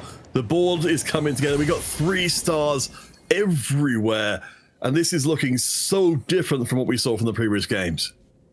I have a colleague that I work with regularly, and one of his favorite sentences is, as a camper, you don't need to outrun the bear. You just need to outrun the other campers. And that is like Coco's game plan here. If you're looking at players like Dasik, like Double, like Bomendeth, you need them to go dead last, and you need to keep farming those first places if you're like Coco. And suddenly the gap that has built out between them can close. There is a chance, although it's a slim margin. He only needs a top 5 to qualify to the Tactician's crown. Yeah, it's not like he can afford anything else other than a slim margin. But speaking of somebody who was on thin ice earlier on, Raiko looks like he's much more stable now with the emblems that he's picked up, and Misfortune is finally fully itemized. The Thieves Gloves as well, it makes it look like his board is kind of crazy right now. Yeah, I mean, it's fully itemized, I suppose, from a certain point of view. But we have got, of course, the reroll players who are pretty much all getting the things together now. Dasik has got the 3-star Ari. He is, of course, committing in every resource he has here at level 7 just to try and stay alive. Can he do it? Question is, who is on the other side? It is going to be Raiko, so one of these 2 players will get it handed to them. 5-2 damage could be high enough here to eliminate one of the 2. RE3, is she big enough of an upgrade to deal with this board? Tahm Kench 2 still not found by Raiko. is probably the huge determining factor here. Frontline is falling, but Ari is really low. Will be good enough, and Raiko will be able to hang in there just Oh barely. my gosh. Well, that's 1 HP in a dream. players. 4 players in elimination range. Any kind of loss will knock them out. So you can expect. Well, no, it could happen that they all beat out. They all face somebody with 30 plus HP and they all win out. So maybe nobody's getting eliminated next round, but that's very unlikely. And Travis being stuck on level 8 here, despite this very thick front line, is probably lacking a little bit in terms of sustained damage.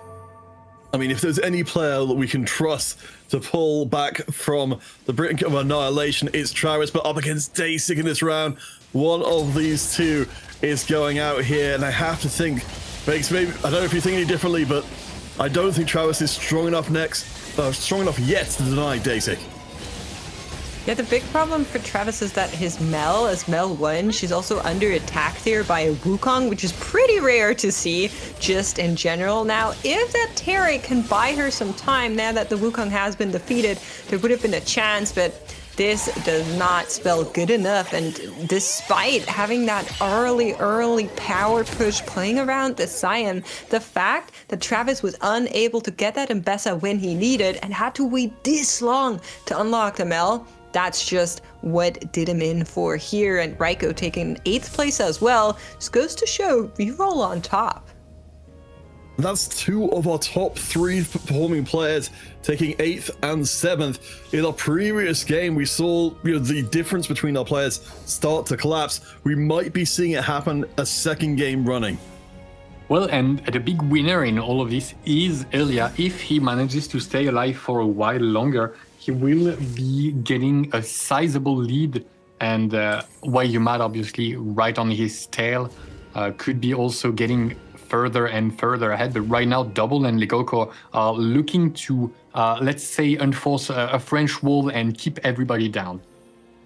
I just quickly want to mention, Raiko was the points leader. Travis was 2nd in overall points. Them taking an 8th and a 7th place here is so big for the rest of the lobby. That means game 5 and 6 are going to be so crazy as the lobby has moved closer together. But Counterfeit, Ken Bemendez hang in there on the back of the 7 Demacia for Longshot board. I mean, we've seen this, this board has been promising for a while, but what we're seeing on the other side from W, you see him just rubbing his hands together as his board moves forward, inexorably just ripping through. We live in the re-roll world, and everybody else better get out of the way. Yeah, Dasik being the one reroll player to be eliminated. I'm gonna say it, a 5th place when you're playing Path of Blade Ionia reroll is decent. Unfortunately for him, he was on the lower end of that group of players with 13 points, so a 5th is an inconvenience for him, but a decent result overall if you have to compare his position, but the other 3 rerolls are just way better setup than him. Comes back to Wayumat Pro, the only player in these top 4 that hasn't been re-rolling, that has been playing around this Demacia line, did find that emblem so early, was never able to actually reforge the Ishtal. Now up against Lekoko. Is he done for, or does he have a way to maybe snipe out the Lux in the Jinx in the backline with the Lux? It's looking tough, but not impossible. Oy. Okay, I take it back. It looks impossible. So for a brief moment, we had the 2 German, 2 French top 2, or top 4 rather. Elia, the last one left standing, but Coco, what a Coco comeback from him. 12-win streak has somehow been threading the needle so far, but I mean, if we're talking about players with resilience, to be at this point, to be at this tournament situation and pull off a game like this, that speaks to an incredible ability to reset your mental coming into game 4. I want to point out the fact that this Jinx has Ginzu's and the Quicksilver, so both ramping attack speed items. And I think the Ginzu's has been overlooked a little bit, but the ability for Jinx to not get bogged down by the Swains and the Silas of this world to prevent her from reaching that rocket state is super key, and you're seeing that the rounds are not close at all. Well, 12 wins is certainly a statement off and in itself. But has he fought EMEA recently? 2 wins for him. On this Darius reroll has also found the Mel is still not on Mel 2 though. Despite having that Mbessa as early as we saw him, he wasn't really able to slaughter in this early onward, and we are going to be seeing the matchup right now between the two of them. This is so fascinating because, again, we've got those heavy 3-cross rerolls against each other. Keep your eye out very close on whether or not that front line disappears. We mentioned before, the Jinx scaling directly off of how strong the front line is. In this case, the front line is very strong. Coco, we have no stun, which means the double sneaks out. I wasn't expecting the Kindred damage, and that means the streak is over, and our final 3 becomes a real competition. Let's go! Well, yeah, that's definitely a very capped board. Holy, the 2-star Azir bringing a whole host of units to host of units to support the Darius, cheer him on in the backline while he receives everybody on the tip of his blade. Oh boy, we're getting close. I mean, Double's still got a ton. While he doesn't have gold, he's certainly got enough HP to wait out and try and find the Silas too to build out this board. I think the big question for Remix is how he does against Coco right now, because Coco is one who feels like he could shorten Double's timeline. Well, the big factor is this Zoe Malzahar board has so much AoE damage that just crashes into the front line, and the enemy Jinx is just stuck on those tanks, so I think it's going to be a very clear-cut fight on the side of Double here. Lekoko taking down just a peg, down to 6 HP. On the other side, EMEA also losing 2 doubles go, so there could be a double elimination coming in there if Double fights both of them again. And Lekoko trying to find a way to win this game. Staying on level 8 was the smart call because of the prismatic ticket. You have to remember it's very, very high odds of it hitting 4-cost units here. The 8th row is here. There's a chance. One more. Come on, prismatic ticket. Go on. For the storyline. Please. He's rolling. It's not there. Oh, it doesn't exist. It's EMEA on the other side, so he knows he lost against Double. The story against EMEA might be different, though. Last time Kindred was able to clutch up, but it was not by any means a determined factor in how these two boards square up. So there is a good chance for Lekoko to maybe take this one.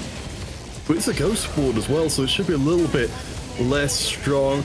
Let's see, Coco, yeah, this time gets elimination, has enough damage there, and should, just be able to finish it. So wins the ghost, but he's still going to deal with Aaliyah, who also won his previous round. Oh no, my apologies, he definitely didn't, because he's down to 1 HP, and everyone sits in the shadow of Double on 43. The Darkin staff pulling some heavy weight, some heavy lifting on the Zoe. She's sending those tendrils of dark energy and ripping through everybody. Can Lekoko find the way? Well, find the final Brom, honestly. Bunch more rolls coming in for the prismatic ticket. Come on, maybe sell board. I can't. Right. He can't really afford to sell board because it's not a 1v1 situation. He wouldn't want to Listen, get passed you by guys, EMEA. I found the rat. Double is the rat. He's holding one Braum, unable to get that last missing Braum to Lekoko. He tries his best, but is unable to do so. Who is he going to fight on the other side? And it will be Lekoko against EMEA one more time. A matchup that determines who takes the third place and will most likely the second place, and how it's been going between those three. But what a close matchup we've been seeing here. Can this Kindred protect her allies once more? She cannot. She's just standing in the background, leaving them open. Finally, that ult comes in, but it's not good enough. And EMEA will take a third place. I mean, now Lekoko has a good reason to be selling, as long as Double doesn't have both Broms. There's a chance that here we go. The Warwick's getting sold. We're selling a bunch of things. He knows he's getting crushed, so his final shot, nothing to lose anymore. Going for Oh boy. I mean, prismatic honestly, tickets. Coco, Not... yeah, you've got to give it another try. just for the sake of it, but honestly, at this point, Coco's done an incredible job to bring himself back from terrible game after terrible game into an absolutely Double second sold place. his forecasts to make it harder. Holy. That's Double's gonna incredible. go in one more But time. this is not something we need to discuss. This game is so done and so decided, but still with an important second place for Lakoko here. And Double says, I am the law, I am the legend, gets himself a first place. And we talked about how for Aaliyah, this would be a big prop up to his point score. For Double, that's going to be the same thing as well. So a big game where, again, we saw a lot changing around in terms of how things are looking coming towards the end of the day. Yeah, absolutely. I just think we're getting more and more treats with every single game as this tournament goes on. It's been so great. There's 2 more games to decide who actually moves on to the global championship and to decide who becomes EMEA champion. We're going to be going to a quick break. Our analyst desk will tell you more about the craziness of the power of reroll, and we'll be right back. Always rises. Cannons.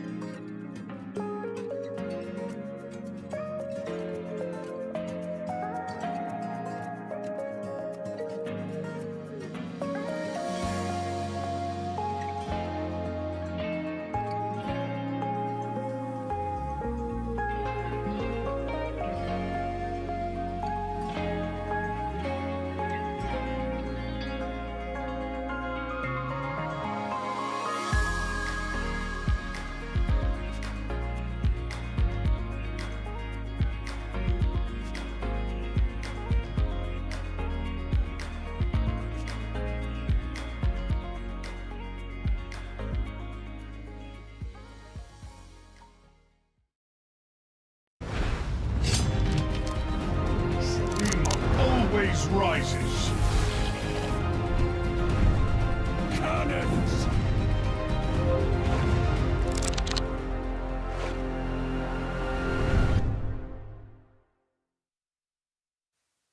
Welcome back to regional finals, final day for Lore and Legends. I'm Troubling and I'm joined by Impetuous Panda to break down whatever the heck happened in that previous game. Because to me, it just seemed like 3 people were handshaking each other for the reroll, trim the pools, find our units, top 3. 4 people, Dasik as well, ended up in 5th, missing that top 4, but also rerolling, just making it so much easier to hit. Big showdowns between Double and Lakoko, and for multiple reasons, Double had a bit of an edge, I think, especially with the Leona 3 countering a lot of the damage from the single auto attacks from the Jinx. The DR so effective in that 1v1 matchup, and also a little bit of rat tactics denying that final Braum from Lakoko, not allowing him to hit the 3-star upgrade that could swing the game in his favor. Absolutely, and it was also the fashion in which happened, right? Lekoko with the ticket and with the grab bag knew exactly what line he wanted to go for. I feel like we've been a little bit critical of the player throughout this weekend. His style transitions were not the cleanest. His line choice was not the cleanest so far. Right now, he locked in a singular jinx on stage 2, lost the entire stage, showed his line from the get-go to everyone else in case they wanted to contest, and just went from there. However, once he did hit his 3-star units, Prismatic Ticket can also get you that 3-star 4 cost that can actually win you the game.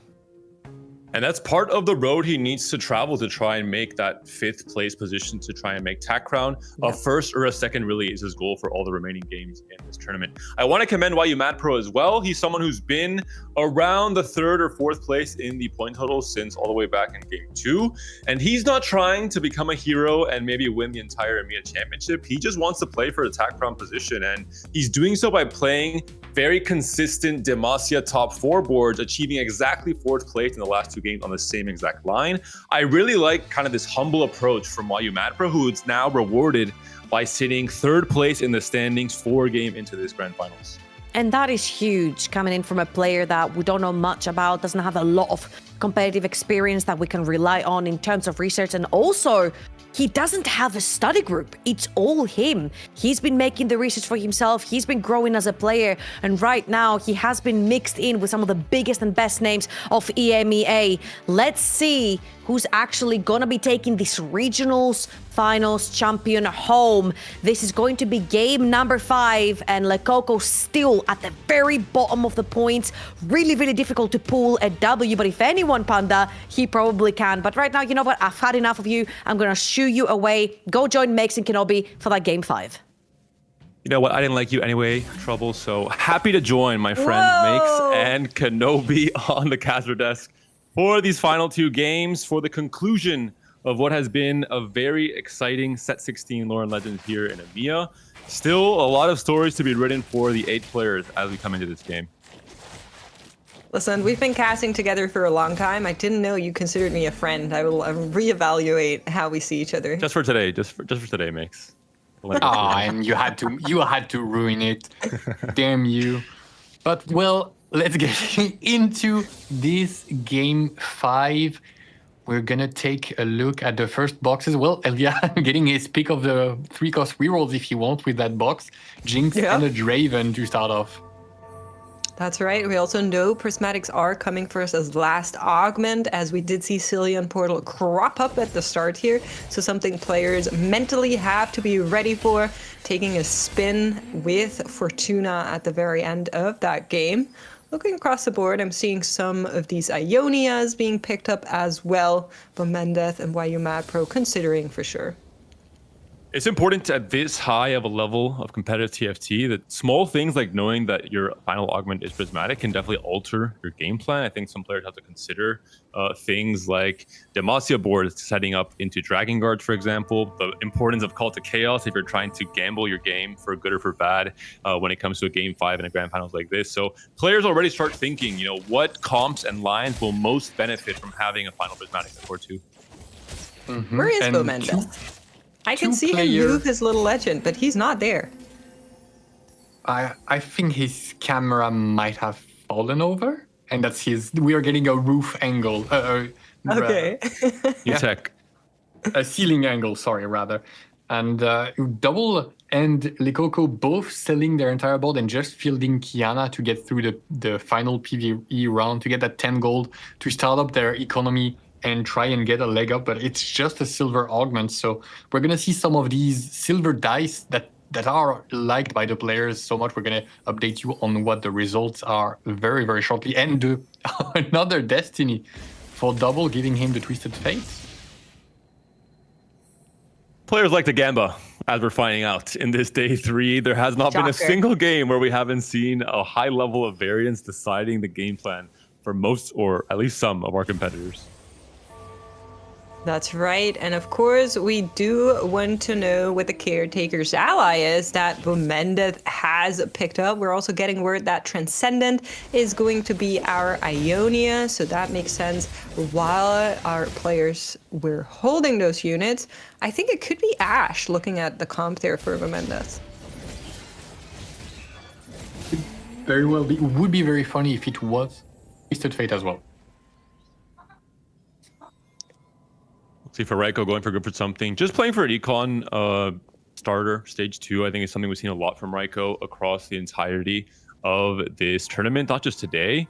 He really likes going for those stage 3 spikes. Ionia mostly has been his comfort combo across this entire set and this weekend, but we also saw Void earlier today. We'll see what he goes for. If he goes for maybe even a reroll, which he hasn't played much of. Yep, that's right. Checking in with a double who actually got a Caretakers on the back of this indecision. So looking across the board here, is it Twisted Fate? Yeah, it was TF. He got it right away. Not going to go for the build order line. Doesn't have the Alawi to support it, really. Doesn't have the Graves unlocked, of course. So just going to use it as econ. Double famously is one of the players who this tournament we also saw have a similar position where he picked up 2-trick, didn't like his given champion, sold it off, and cut his losses early. Just played for a little bit of econ and instead will play a more normal game of TFT and settle for, some value loss on this first augment.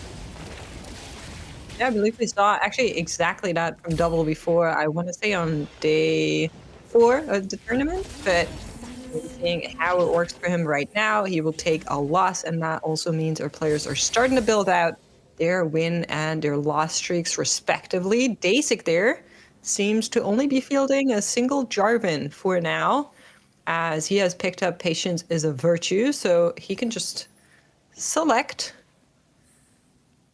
nothing from his shop and try to max his rolls.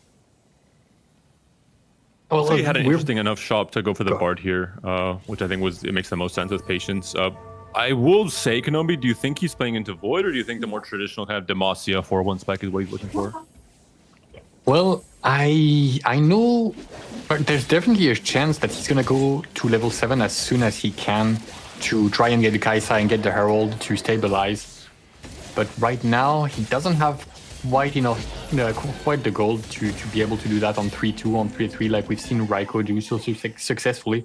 So it might be predicated on a gold augment, or an augment that gives gold on 3-2, rather. Seeing Elia's board here, understanding why he's win streaking, has that Noxus already in place, strong units in the front line there, might just be running it back based on what we're seeing here. Did get the completed item from his slightly magic roll as well as a Reforger, so could just be going back into the Darius line. Looking at some of the players' game plans, 4 bards have been unlocked in this stage 2. So players trying to get some extra econ value, some extra rolls for their big rollout on stage 4 onwards.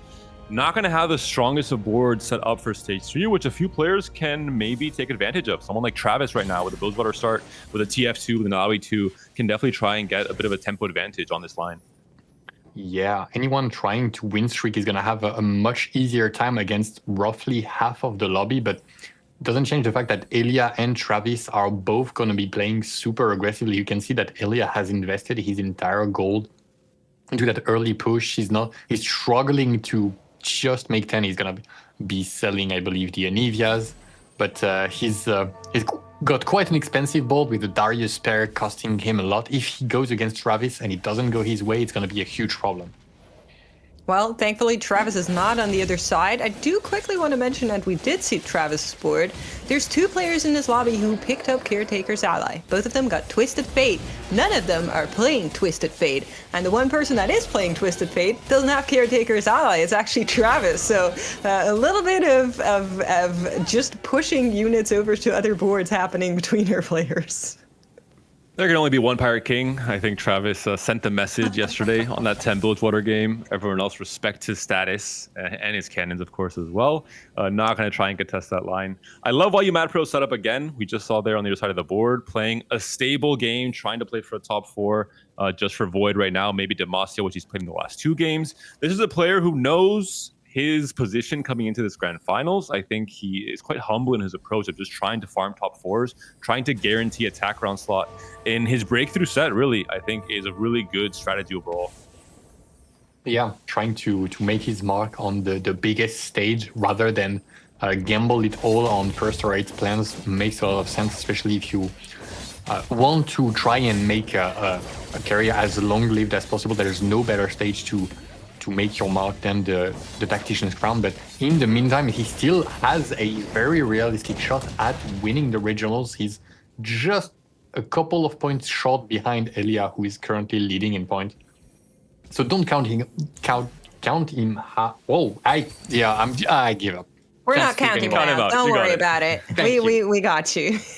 We did see Vamendeth there briefly is playing around the Ishtal for now, so that is something we'll need to keep some tabs on just across our lobby as it goes on. Has found the Nico too.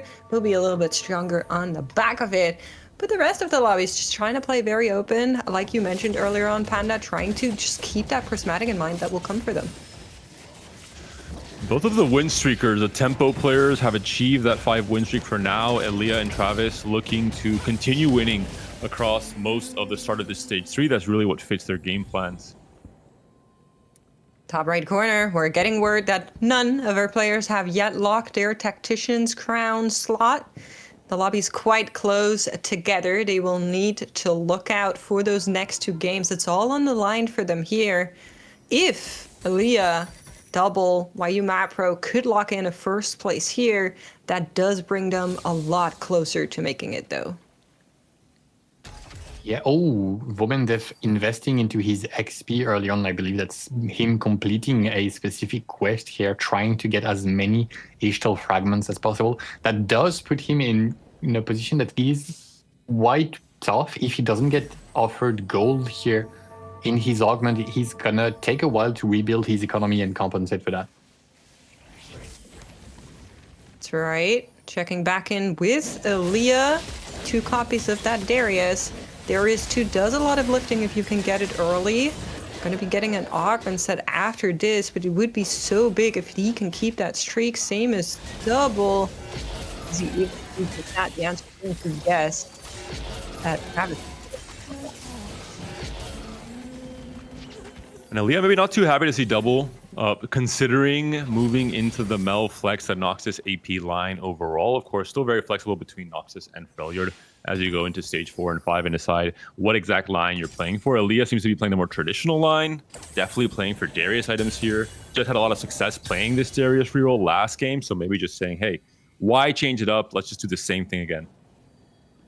Yeah, he's going to be making a lot of money with that win streak, and now Draven 2 is going to be printing those 3 golds over and over again. He's setting himself up to go fast 9, maybe fast 10, could be fast 11 if he so chooses. All right. In the meantime, Daisy going for an AD board. Hold on. Infinity Agent Kraken Slayer? Panda, where are we going? I would like to hope it's not Vayne. That's all I want to Talk say to me, here. Panda. It could be some kind of a Demacia, Void, Kaisa, Vayne setup, just playing for a top 4. But that's all I got for you right now.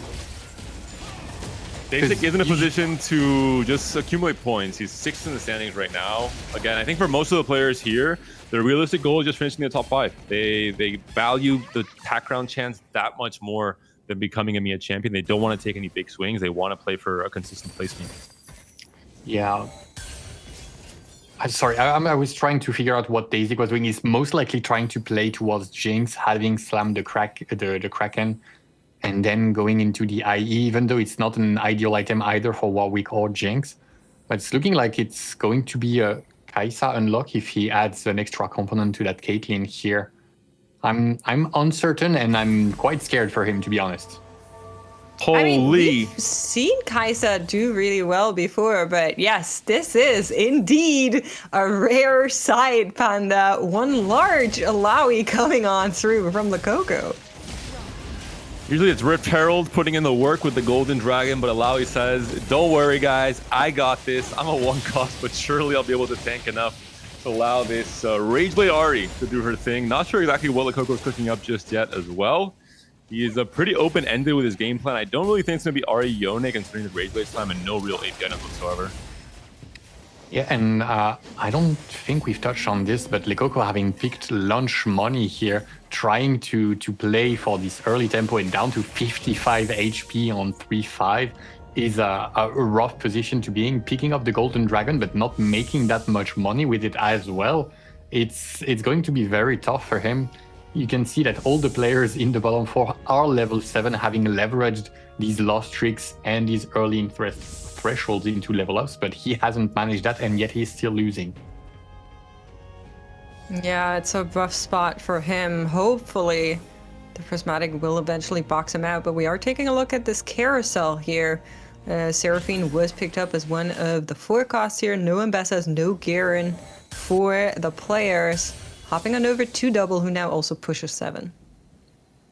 Aaliyah and Travis, the big winners up until now for this game. Both have dodged each other in the matchmaking at 100 HP. The rest of the lobby looks fairly weak in comparison to these two players. I think now, at this exact moment on 3-5, a lot of our players will be starting to spike a tiny bit, try and stabilize their game plans, try and stop the bleeding. Yeah, stopping the bleeding is right. We're seeing an Ambessa here, a few forecasts being showed in the rolls there. And Elia still so powerful. He's finally facing off against Travis Cat, and the QSS on the Draven, prevents the stun from the crash test dummies to affect him. That might do a lot. The Darius here jumping like it's Summoner's Rift, and he's getting all these stacks off. It's gonna be a huge win for him, cutting Travis Cat's win streak down. They don't call him Duncan Darius for nothing, and he does get that first win in the tank against Travis to knock down his win streak. But we are also getting pretty troublesome news. So you were mentioning the lunch money there. We were talking about Lococo's spot looking a little bit scary, is I think one way to put it. Our observer has let us know that as of last round, 2 gold have been earned from that augment. We're going to stay hungry for the stage 3, maybe in stage 4. He can start farming a little bit more gold. Raiko on the flip side, he's looking to take a page out of Dalesom's book and says, you know what? If the Yordles are what the fans want, I have to give it to them in Game 5 of the Grand Finals. Veigar online for Raiko Mastery. The big question is, does he try and commit to Yordles as a final game plan, or does he use Stepping Stone as a bridge towards a stronger AP comp like maybe Aniplex? Well, this is not looking like a bad setup to play around that Veigar, at least. He might have his options and like to preserve them. Against him, Vomendev is playing the 5 Ishtal, regenerating a little bit of HP here, trying to compensate for that unfortunate Caretaker's ally that he's got at the beginning of the game. Not too high yet in terms of Ishtal Sun Shards, but will be trying to probably cash out something like a 300, get something in the realm of a Radiant item or Tactician's Crown. So, question for you guys. I know we often meme on the Yordles as we are taking a look at the Ishtal choices here for Vomendev. Actually chooses a cash out. I want to talk about the Yordles a bit, because often we're memeing on it and we say like, oh, you shouldn't really play Yordles unless you have like a really, really good spot for it. Do you think the decision from Raiko was just defined by knowing there would be a Prismatic at the end that could help cap out this board? I think it's more around just the options he's given. A lot of players, especially in the AP tree that he maybe got components for, a lot of players seem to be angling Kaisa in some way. I think he maybe was thinking about Void, but just found natural Yordles to play into this Veigar line, which I think is a fine out. I'm trying to think if any Prismatic augments really enable in a big way. On 3-2 especially, we see things like Coronation and Cursed Crown in some cases. On 4-2, not that I can really think of. I think just the clear path towards a stable top 4. Yeah, nothing really stands out when it comes to Prismatic augments for the Yordles, but there are some Prismatic augments that could let him transition much quicker out of the Yordles into the level 9 Arcanist flex board with the Annie and the Silas. That is ultimately his goal, but it looks like he has rolled down quite a lot and found a lot of upgrades here, which is very important. With only 45 HP to play the game, it's going to need to be a very fantastic stage 4 for him to stay alive and get to that level 9 thanks to the Yordle grab bags. Well, we're also going to need some fantastic rolls on our augments that are now coming up, because we talked about it. Prismatics have arrived. We know this from the portal already. Let's see what our players find in their carts. A deep roll down for Lococo. I think he realized his game plan was looking a little bit detrimental. He couldn't really push to 8 in any capacity. Had to roll down on 7. Has 5 cannons, maybe thinking about using cannon as Golden Dragon, but that also is going to be a little bit more difficult if Raiko actually commits to Yordles. One overflow would have been insane on the last patches to guarantee the Veigar unlock, but now not really needed there for Raiko.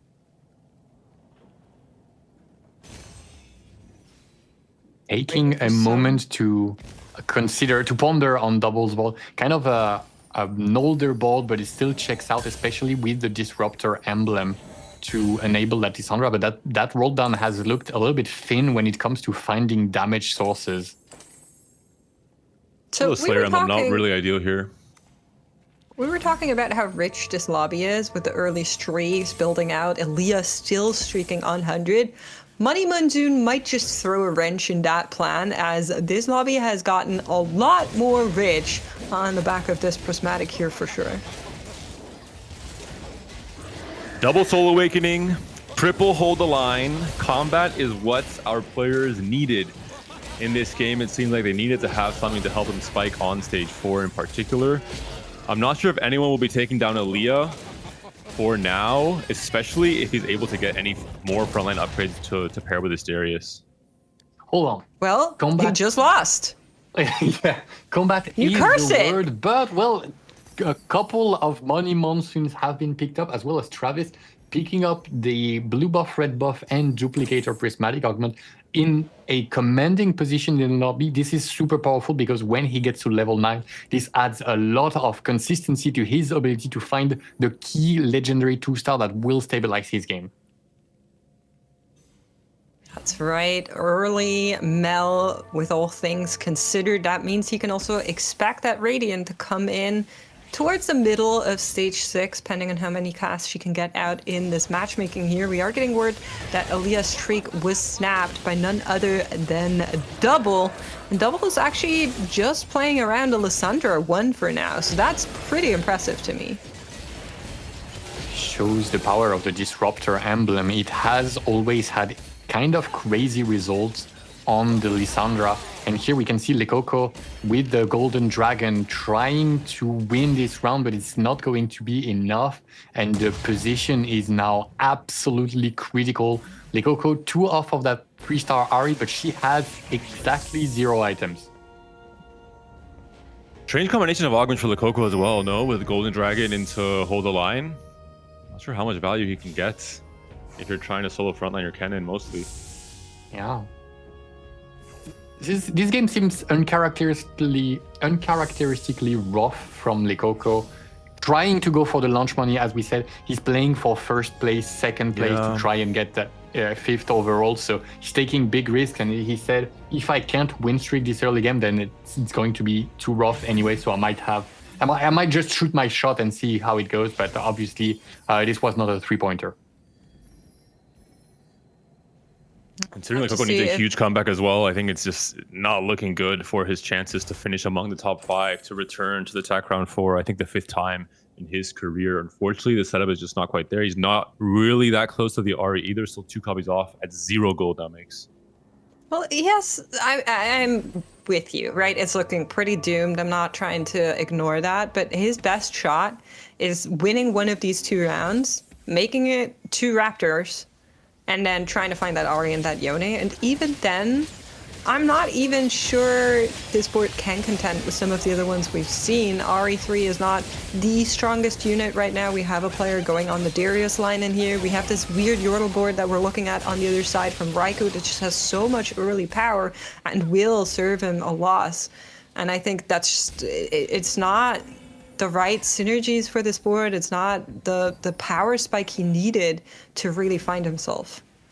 Yeah, there seems to be a kind of a disconnect between his augment choice and the game plan here that does him no good. But, well, this is the Transcendent Ionia, so if he wins this round and survives, hit both Kennen and Ari, there is a chance right? he can win out. This is the most powerful Ionia for this line. There's no comparison to the others. 3rd game in a row now for YU Pro, committing to that Demacia line. RE3 has been hit, but the rest of the board is MIA for Lekoko. I think the Golden Dragon is not going to put in enough work to make this work. No hold the line value either here, unfortunately. I think some frustration coming out here for the French player who has had a bad but also a very unlucky day of TFT, especially looking at the first 3 games.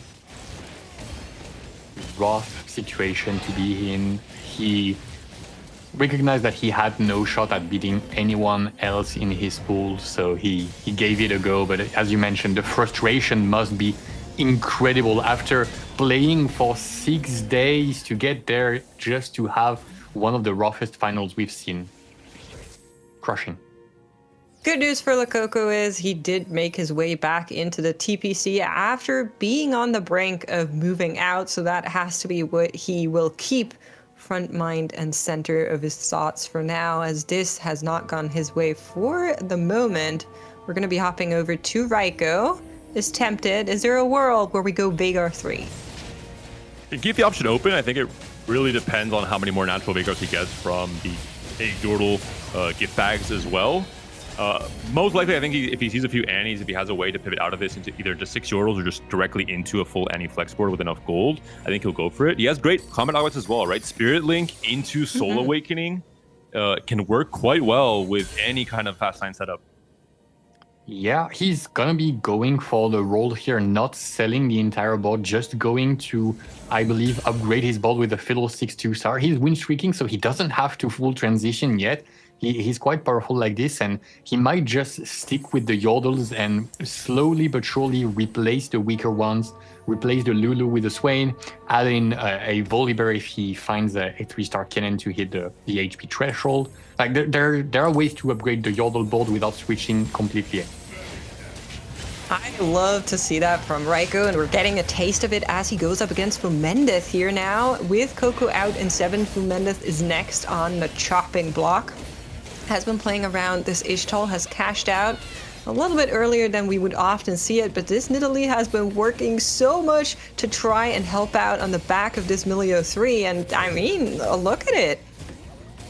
And Yeah, it's Timo. GG. Nico being hidden in the corner here made such a difference. The Nidalee found her way into the backline, pounced on the Veigar, and really won the round by herself. Well, you mad pro, his stable Demacia game plan backfired in this final, or in this game 3, third time playing it. No guarantee on his roll down. He's been bleeding a little bit of HP, does find a Zillion, but a little bit too late, unfortunately, for Vomendeth. With the Ishtal questing, not able to unlock Brock, not able to unlock 5 Ishtal, not able to heal. So there's a few players who were noticing their game plans didn't quite work out the way they expected. Question is, can they claw just one more placement, one more round? Wayumat Pro 6 HP is certainly not a lot to work with. On the overall leaderboard, he's sitting pretty at 20 points, is 3rd overall, but in 7th does not put you in a good spot here. So hopefully he's able to beat Dasic's board. Dasic has found some upgrades there. Kaisa too, certainly putting in the effort, and that will be the determining factor. 7th place for the German newcomer. And I didn't want to believe that Dasic was going to be playing Kaisa, but honestly, I gotta eat my words here. Like, he's showing that he's very powerful, playing off of once again a much older board that was very popular at the very beginning of the set, the Kaisa Vayne duo carry. I didn't believe, but apparently he has different information, and it's working out for now. Interesting to see if it holds up to the rest of stage 5, because that should be scaling down pretty hard. Is looking for a big power spike now off of this roll down. Needs to find a reason to use his duplicator. Still hasn't found it. Wants to go for the meld too. He's been saving it for more than a stage now, but he's still fairly healthy. Next, he has the time to maybe try and go for the highest possible cap in this game 5. That's right. We've seen the Annie 2 come online as well. This board is starting to look very scary, and we are hopping over to Aaliyah because we haven't talked about this board in a while. We were saying, oh, he's going to play, Darius reroll. Instead, Aaliyah has gone level 9. There is no further copies of that Darius on his board either. We are playing around a Kindred, and it has been somewhat working. I do want to say he's still in here. He just won, but he was on 6 losses before. Just barely stabilized, but well, 14 HP could be 2 lives if he loses by 3 units or less during stage 5. Decently comfortable, but you'd hate to get absolutely bulldozed by somebody.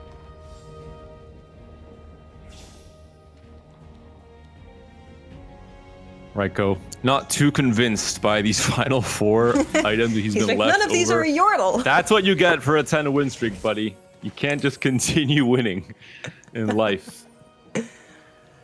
That's okay. We make do. Checking in with Mendeth. He also lost the previous game, is now on his last life. 5 HP still to go. If you look at the board to the eye test, it doesn't look that bad. You have the Nidalee, sure. 3rd item will be slammed here on the Ionias. You have Skarner tanking away, Shyvana, Swain, big chunky front line, and that Milio 3 in the back line. But he's just not been able to find as much success. I mean, he's triple econ, 3 items on Milio in stage 5, almost stage 6. I'd be a little bit concerned about Voneth's chances, Kenobi. Yeah, it's a little bit concerning. His board is going to be super slow, going one target after another and lacking in the items to make a real good use of that Shyvana. Something like the Thieves' Glove that you can see on Elia's board would make a huge difference, but don't count the Nidalee out. She's now reached the backline. He's going to be playing Troublemaker, but the Nico has finally fallen, so Elia is going to be winning that round and sending Vomendef in 6th position. Sorry. Elia's bed survives one more fight at the very least. But Elia's playing a comp we haven't seen much of this entire tournament. Fast 9, Kindred AD, not AP. And this is a line we saw Kubikson playing yesterday on his attempt to try and make day 3. Didn't work out for him. Elia's making it work at the very least to a top 5. And this is the kind of position most of the players are happy to have coming into game 6, just accumulating a decent amount of points and trying to still stay in range of winning the entire thing, but especially in that top 5 bracket for the Tacron spot. That's right, and Dasik will need to find a win against something as terrifying as an 8 Yordle board that somehow is still doing so well in 5-6 here. Looking at the back row, though, we have sold off the additional copies for that Veigar. The Volibear is already in place, so Raiko has found the potential to make this board go even stronger, and Dasik can't even contend with the current version of it. We'll find a loss here. Will Elia follow him? He will not. Hangs in there, makes top 4. Yeah, and Raiko once again finding a fast 10 in stage 5. Second game today that he's... And once again, it's not a conventional way. Yes, 8 Yordles were very powerful earlier in the set, but you wouldn't expect this board to have gone on such a long win streak here and to now be capping out so much higher than everybody. This is his game to win now, and he just needs to find the perfect way to bring it home. No need to really pivot out of it, Yordles. You're getting just extra resources until you start losing. Raiko has seemed to navigate this fine line quite well up until now. We see the Annie on the bench waiting to probably get subbed in, tagged in once she is to start on this potential roll down here. No Veigar's being held, no Fizz is being held, so no 3-star 4-cost win conditions, just playing for the highest possible or strongest possible board. That's right. You can even see how long he's been holding some of those legendaries on his board, just waiting for the full upgrade, knowing the strength of his current board. And if you're looking on the right-hand side, the lobby is pretty close together. 34, 28, 24, 14. Any pair is not an any 2. He shows constrained, knows he has HP to fall back on as he goes up against double. I think he has to be looking for Garen, as kind of everybody who's playing any AP comp does in the late game, to replace that Rumble and then bring forth the Silas. But his board is looking absolutely demonic at this stage of the game. 6-1 is not when you're facing level 10 with full upgrades on the legendaries, and the Veigar has an incredible amount of stacks. Above 70 right now is crazy. I don't think I've seen this much, especially not in a pro game. Big win for Elia. Both of the Noxus Fast 9 boards, AP versus AD. Elia coming out ahead there against Travis, who has still not used his duplicator. Travis, what are you waiting for? You're on your last life, buddy. Huh. Radiant we blue save buff. it for next game. Yeah, apparently gonna have to go with duplicating a Sway. He's probably has to be looking for the Renekton here to duplicate it, because you don't want to duplicate a 1-star no There's no way you're yeah. dying with this duplicator. He has been holding this for what, 3 stages now? There's just so much power potential being wasted away by Travis as he goes up against Raiko. to the backline, thanks to the dummy. Almost killed off the Veigar, then moves right off of it. The Senna is locking into the Renekton, does kill him off before he can do any more damage, but I'm not sure if the Veigar by himself can do it. The Annie is still alive as well. It's a close fight. It is a close fight. All the main carries are dead. And Silas. it's just the Silas with the Thieves Glove that's gonna get him the win here. Who between Elia and Double will win this round? It will be Double, but does that eliminate Elia just yet? It could be surviving on if it's a 1-unit loss. And he's dead. No. Yeah.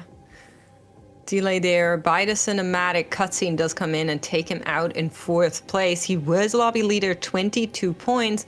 Double was right behind him, so will be overtaken now, but sitting in a great spot for qualification. A really impressive top 3 from Double. Not the first time he's done it today with a Freljord-ish setup. This time around, having to make use of a strange combination of artifacts and emblems with a Talisman, with a Slayer emblem. Still manages the top 3. I imagine he's not going to be beating out any of the remaining boards. Yeah, but at the very least, with this top 3, he's gonna be tying Elia for 1st place, which is exactly where you want to be, to go for Tac Crown, but also to have a shot at winning it all in the final game that's gonna be coming after. I think, yeah, that's going to be the final round here. There is no way in hell to overcome this Travis Cat board. It's way too powerful so far, and can Raiko do it now? He has the resources, but can he find a solution to this puzzle? That's the big question. Top 3 for Double, locking him in a good position as well, as it is between the Yordle Flex and a tried, true, and tested Annie Mel board. Last upgrades being found here. That JG can go straight onto the Mel. Big upgrade for Travis for sure. Travis' board, I think, is pretty set in stone. Not much more gold to work with. Raiko, we haven't seen his board in a while. We'll see exactly what he's landed on after using those Yordles as a bridge to this fast line flex. Finally, the Annie 2 does come online. Shyvana 2 upgrade also has been found. The IE picked off the carousel can itemize either the Senna or the Volibear potentially, if Raiko thinks the Volibear could be potentially more warping if he accesses backline, for example. This board is pretty stacked. We're just missing the Silas, but I'm afraid that as stacked as our board is, there's just way more damage on Travis Cat board, and the dummies into the Silas, into the Swain means that the Veigar starts the fight way too late, and he's already down to half HP after his first cast. The Mel is going to explode a part of the board, and it's getting a little bit close, but I think Travis has what it takes. Oh, it's a super close fight. Raiko takes it. The Annie able to burn the opponent's board to smithereens, and Raiko not playing Ionia, but he's back on top with a big win in Game 5. If you had told me that Yordles into Annie would win this game, I probably would have been like, sure. That was such a cool run from Raiko. Absolute fantastic boards. We got treated to yet another time, but that also means there's only one game that separates our top 8 players from a title and the Tactician's crown. We're going to be going to a quick break. Then our analyst desk will tell you how it's looking right now, and then we will get into that final game. So don't go anywhere. You're watching the EMEA Regional Finals. Always rises. Cannons.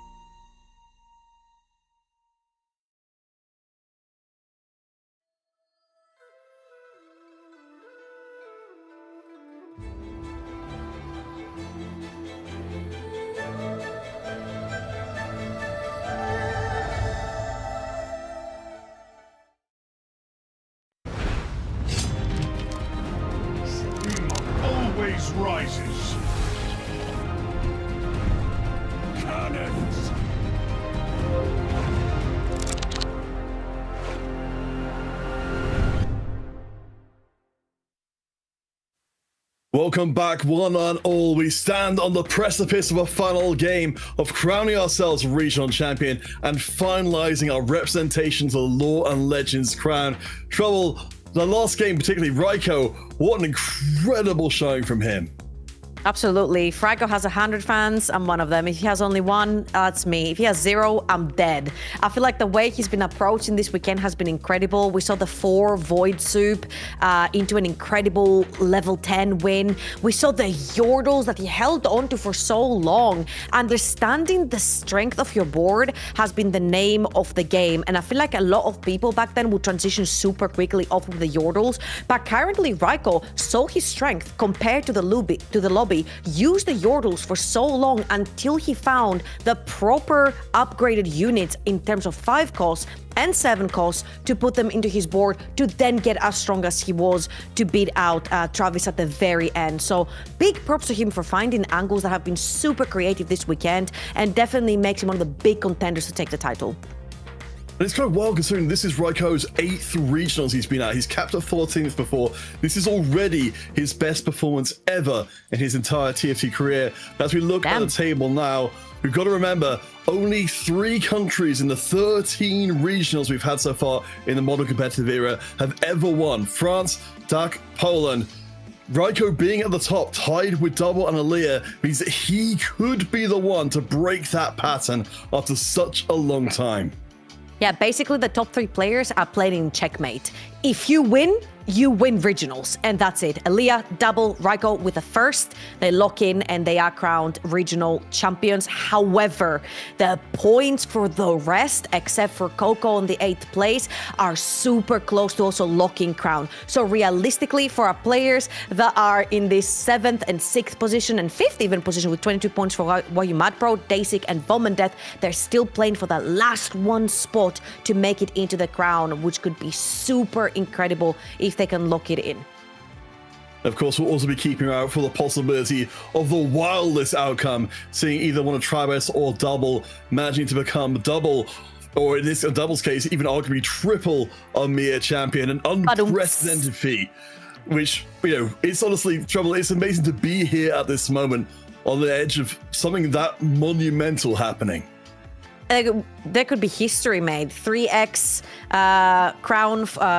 championship for Double, 2x for Travis, and then we could have Raiko bring in a whole nother region that would be winning the regional finals. So much on the line for them as well. Being able to go to the crown as the champion from EMEA definitely speaks to the strength of the players. And out of everyone right here, I feel like my eyes, that top 4, I can't even break it out. Travis, EMEA, Double, Raiko, they all come in with such different play styles. And I feel like we're going to have a banger of a last game.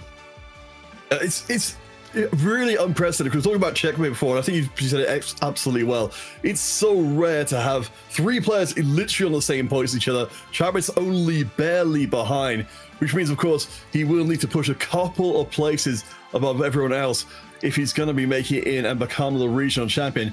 Because, you know, as much as, you know, for our top players, they're likely locked in for the crown already, being regional champion is something that you may only get to be once in your entire life, let alone potentially twice.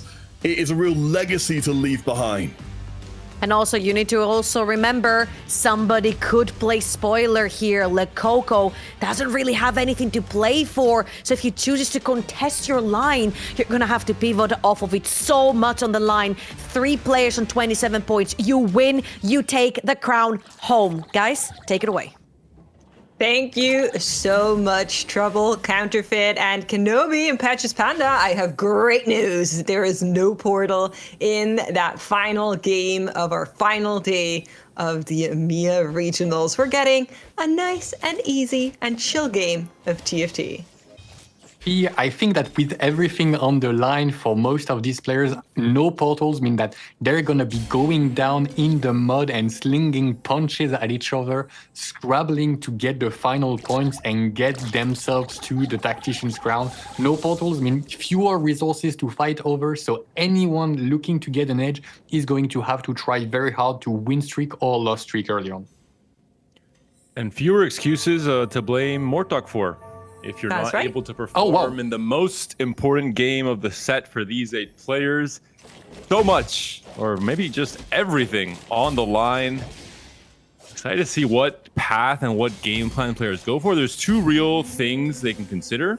I'm playing for the win, I'm playing for a high-risk game plan, or I'm playing to top 4, I'm playing to guarantee my Tactician spot. And a lot of that does come back to what that first augment is going to be serving up for them. For Travis, he doesn't even need an augment. He just gets a Cyan 2 like that. I heard your reaction there, Kenobi. Strong start for the former EMEA champion, or current EMEA champion, actually reigning still until today's tournament is over. Has the chance to go back-to-back here.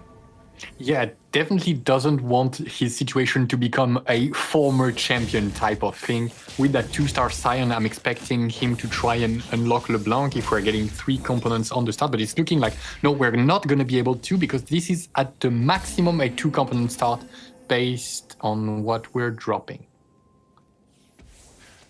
Bringer of Ruin, you heard it here first. Never mind, it's over. I was just joking, of course, but we'll see what Travis can do. Last game yesterday, you have to be honest, he high rolled, he hit 10 build water. The start of this game, he has a Briar 2, a Scion 2, and AP items to slam on LeBlanc once he unlocks her. Not a bad start for the Polish player. Yeah, and just like everybody is going to be stuck at 2 components unless they take an augment, him having access to that rod, gonna be unlocking that LeBlanc, sets him up for an incredible early game. Cyan 2, Briar 2, Anivia 2, and wow, that Rabadon, he's got the path paved for him. Now he just needs to execute it right. That's right. Great start, but he cannot get many more of those Cyans because Aaliyah picked up Caretaker's Ally. So that Cyan will be going straight to his board as we are getting word. Of course, we've seen some of our players just completely disregard their Caretaker's Ally, just sell it off. But with the current state of Noxus early on, and I think the state of Mel, you're probably going to be playing around that at least for a little bit.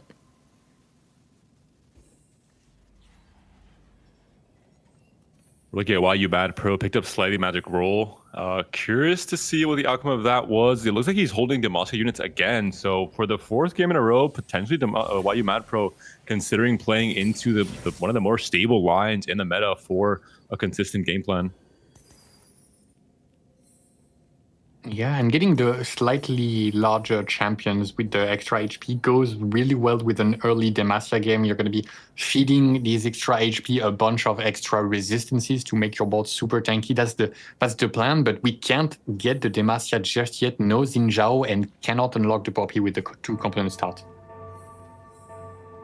That's right. We'll need to wait until the carousel, so a little bit unfortunate here for him. I'm also seeing someone has picked up Yordles back up again. We were just quickly hovering through the board, managed to maneuver the Yordles to a first place in the previous game.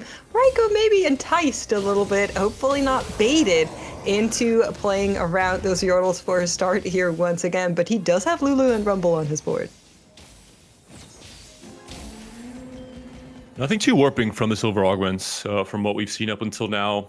Maybe Voman Death with Patience is a virtue in terms of just the amount of econ you get in the silver space especially can be quite impactful. Bard already unlocked for Voman Death. And Daisek as well with Latent Forge. You don't know what you're going to get, but if you find the right combination of game plan plus artifact, it could be an absolutely massive spike on 3-5.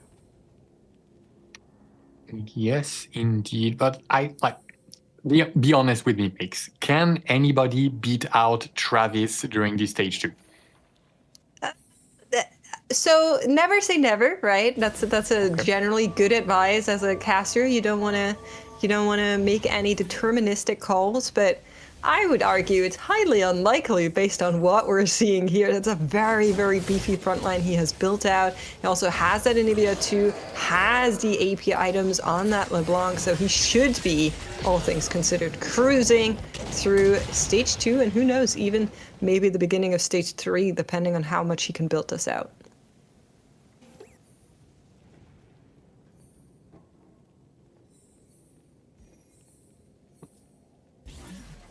And we're getting into the carousel.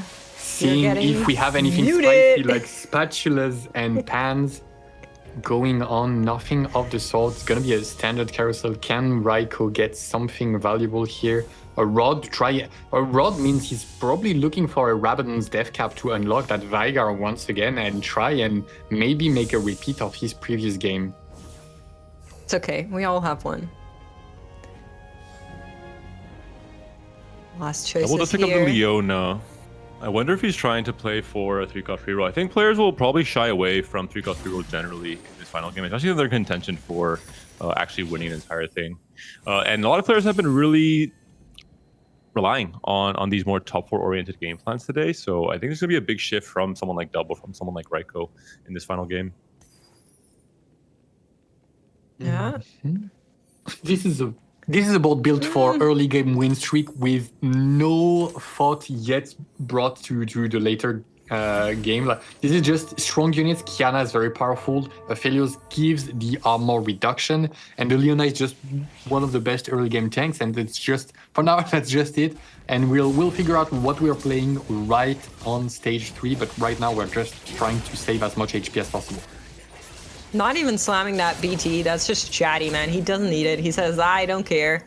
Not going to make me use one of those removers just unnecessarily, and I will win regardless here for Double as he is moving through the stages. I agree. I don't think you want to maybe be signaling that you're going for 3-cost reroll this early, but on the other side, we've seen a lot of these boards win out, so they're good contenders for making it if you can assemble them. I want to bring your attention to the total amount of gold on the right side. You can see that there is somebody who is standing heads and shoulders above everybody else.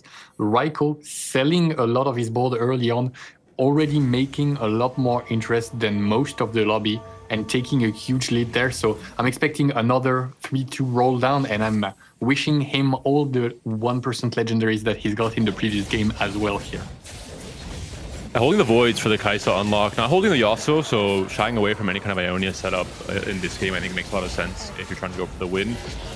And we'll see what he gets from the Kaisa Void combo. That's right. More influx from Krugs. Of course, with that silver start, you're not safe from this game, not maybe taking a spin for a prismatic in one of the 2 upcoming augments still coming for our players. So you need to be open to that. You need to be a little bit secure. Build out your econ to make that happen. And Travis, he's doing just that in the best way possible. Win streaking all the way. Yeah, and speaking of, oh my, Vomendef hitting Lissandra here was, with the patience is a virtue. Now, with all these upgrades, that means he can probably sit for most of stage 3, build a healthy base of 3 rolls to then go into a big roll down, unlock a Galio as early as 4-1, if he chooses. But I think I've seen something on the right side. Can we check on Elia's board, please? Because there was something cheeky happening here. Yeah, that's right. That's a 2-star Draven. Pretty good for And gold that's just- printing across this stage 3, and has Scion from his caretakers as well with the LeBlanc unlock now. So again, 3rd game in a row, Elia going to be moving into the Noxus space. We saw him play reroll, we saw him play AD with Noxus, and now we maybe see him play AP as well. It's interesting because in the previous game, he did have a good shot to just play around that reroll, and instead he moved to level 9, said, okay, to contend, I actually need to build out this board. I can't spend too much time. I didn't get enough of those copies. So that, to me, is just fantastic to see how he's been moving through those stages, despite maybe getting an early inkling to play around the Darius, never fully locking that in. Yeah, and if he now converts this loss streak into a win streak, starts stacking that Scion, he has the possibility to just go 9 and pick up a couple of extra Scions on the way to make him 3-star, just adding some extra heft to his front line. But for now, we're going to have to see what the augment that is coming is going to bring in terms of resources. Interesting from Daisy here, potentially playing into the Shadow Owls line. I think really, really strong with Leighton Forge in terms of a lot of different holders, or even Ornn in the worst case scenario. As silver augments do roll in, we also have a little bit of an update from production. Raiko, Double, Elia, and Travis are the players that can win title on the back of this game. But let's see if their augment choices are in favor of that happening. Oh, emblems. All right, lots of prismatics being picked up. Vomendev with the luxury subscription. Raiko going level 7 here gets a bunch of emblems, and well, it should have been a build water pivot according to the emblems, but we're gonna have to find a way to make these worth, because right now this is gonna be pretty rough, and the board is mostly unupgraded. And oh. Well, we have Dragon Guards at home, people. Here it is, Shyvana on 3-2 with the luxury subscription for Vomendev here. Actually quite nice for his position. The rich only seem to get richer. Both Vomendev and Travis in a really, really strong position. Jewel Lotus picked up by Travis as well, having the Rabadon already slammed onto the LeBlanc. I think these two players will most likely be win streaking and staying quite healthy most of this stage 3. Why? Definitely getting the win here for now, but we'll have to see if they can keep that going. Double in a prime position here on the back of that tiniest. Will be healing a ton, so one of the players that is always so comfortable to use HP as a resource, will be leaning into that heavily, I expect. Correct me if I'm wrong, but isn't this kind of a low-power prismatic round? We are seeing mostly Econ, 2 tiniest titans, a prismatic ticket being picked up. The luxury subscription is not going to be strong until very much later. Well, it's not weak right now having Shyvana on board, obviously, but the 2-star Shyvana is when it's going to actually have a big impact. So besides Travis and Vomendev, the rest of the lobby is going to be playing this stage kind of slowly. Well, you Mad Pro as well with the Soul Awakening pickup onto the Demacia line. Could be quite strong, especially in stage 4 once he has just the traditional front that we see with the Garen 2, and you can buy so much time with Demacia as a trait. Leah is not going to be able to win this one, but the ticket will help in bringing the comp together. So I think now locking it in, despite the fact that we were talking about how he's been navigating these lines, he now has a very, very strong direction to go for that reroll. We are going to be going into Carousel. Finding a Garen here is pretty big for the players leaning Demacia. Both Garen and Lux for Bayou Mad Pro, he can take his pick. And this is the stability he was looking for last game, where he was on Garen 1 all of stage 4, couldn't quite find the upgrade with a few other players, obviously trying to hold this unit for the Silas unlock. Yeah, and a little bit of an update. Raiko went to level 7, unlocked a Vygar, also found an Ambessa to go with his Noxus emblem. So we might see a little bit of a Vygar into trying to go fast 9 and play around this Noxus Mel Flex board to win. And production is telling us that Travis's win streak has ended, and it's none other than Raiko who broke it using that level 7 that he so loves in the early stage 3 to put a stop to Travis's money-making capabilities here. Honestly, I love this from Raiko. He says, actually, I'll just run it back. It worked in the previous game. I have a shot at the title here. After all, why shouldn't I click on the Yordles? And that's exactly what he's doing, and it's working. It's working. That's the crazy part. He's once again starting to build out those wins. He has that Veigar on his board, is even embezzled with a Noxus emblem on top. And I mean, it's true, he did pick up Trait Tree, and Yordles have a lot of nice synergies there. The Coco in his final game of set 16, Lore and Legends, is going to give the people what they want. An Acel game might be lined up here from the Frenchman coming into this next unlock round. Has all 5 targets already on the board. And Tiniest Titan's buying him some more time, healing him up a little bit. Yeah, there he is. It's gonna get some Stardust. Doesn't have to change anything just yet. Probably good enough of a board to win the next round, even without effective augments. It's going to give him a lot of time and should have no issues here. Vomendev, having found a Lux as well, is in a commanding position. Just lost the very, very first round and has won everything since then. And the Patience is a virtue rolls have been stacking up and is setting him up for a great roll down on stage 4. That's right. We'll need to make sure we catch that one, but we are once again seeing this board in action here. Did get the Lux on his board as well, of course.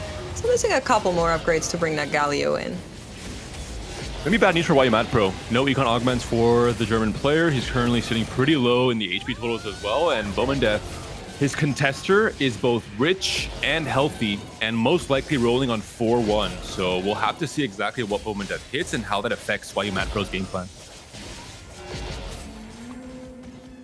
Yeah, crushing for Vomendev, losing to Elia, who hadn't even leveled to 7 yet, trying to make the most out of his economy to use that prismatic ticket as an econ multiplier. The Science 3-star already in place.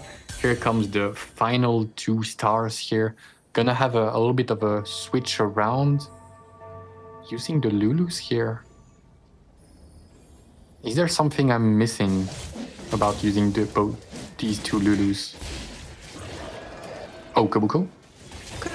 Could have been Kabuko, Yeah, Kabuko trying to unlock. Yeah. Quick note there, top right corner. Note from Oh my- production as we do get a Oh prismatic my- orb. All players can still qualify to Tactician's crown with the exception of Lakoko. So they're all still here trying to find something, and it is going to be orb for the group of players. Yeah, and these Big roll 3 down coming out items- from Elia here. 7 That'd be Dravens fantastic. already. And if he hits here with the prismatic ticket, which is definitely a possibility, he will have all the tools he needs to bring them all to full power and start rolling over everybody. He's gonna stop there, take the time to open the anvils, see what it has to offer, maybe a little bit of AP items for that LeBlanc to feel useful. The Darius is not looking too bad, although we haven't found the Titan's Resolve, which seems to be one of his key items in order to spin continually. Right now, it's probably going to be good enough to beat Travis, who hasn't gone to level 8 just yet. Huge for Leah, all those extra items helping out with this trifold of a comp, really, as he is moving through the stages. And Here it comes. Bomendef, having rolled down on 3-7, unlock the Galio. Oh, on 4-1, sorry, unlock the Galio for to get there. Sorry, and we're getting the prismatic, second prismatic, so potential for some incredible shenanigans there. What do we have so far, Panda? What we have is bad news for YUMAT Pro because we're seeing a Lux, or good news rather, no Garens were found by Bomendef despite using all his patience as virtual rolls, despite rolling down to 0 essentially on 4-1. And this opens up maybe some spoiler play from YUMAT Pro. We're seeing a Swain 2 from him. Bad news for Bomendef despite his HP total. Yeah, I mean, you said he's richer, he has more power, but in the end of the day, it's all about who hits first. And Bomendef not able to do just that. But speaking of hitting, we have a Draven 3, we have a Science 3. We don't have a lot of gold, that's for sure, but we're 2 copies off. We're making that Darius 3 come alive for Leah. And with that Draven 3, the gold can come back really quickly to feed into his prismatic tickets once more, so it's not really too big of a concern.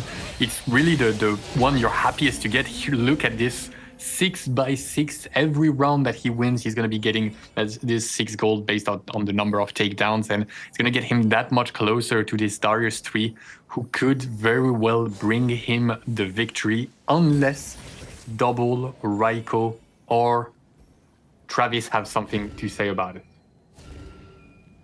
Jasek did commit to the Shadow Walls lines, picked up Gold Collector, one of Kallista's best items. I think this is one of the few reasons you have to consider playing Shadow Walls on this current patch. I like the game plan from Jasek. I think it's one of the ways to really mitigate the variance from late and forward. There's a ton of good holders. Worst case scenario, you can play around Ornn with the vertical ward in front line. I think this is the first time on broadcast we're seeing Shadow Wilds look not super scary. So I don't want to say he's doing exceptionally well, but for the state of how we've seen some of those Shadow Wilds games go, I think Jasek is really on the upper end of it, has the Thresh already in place here, will be able to build that out and itemize them like you're saying, and is able to hang in there with a good amount of HP as well. So I like this approach. Question is, how can we cap it out? Because boards like Bomendef's one are coming for us. We lost to Lux 1 here, which is certainly a huge problem when you have Kalista 2, Brom 2, Ambessa 2. losing to the 1-star carry from Vomendev, who also had Garen 1 and not Shyvana 2. Yeah, that's super scary, and explain maybe why we haven't seen as much of the Shadow Isles. It's not easy to win out with this composition, but there are always possibilities for Daysik to cheat out a win using something like a 3-star forecast maybe.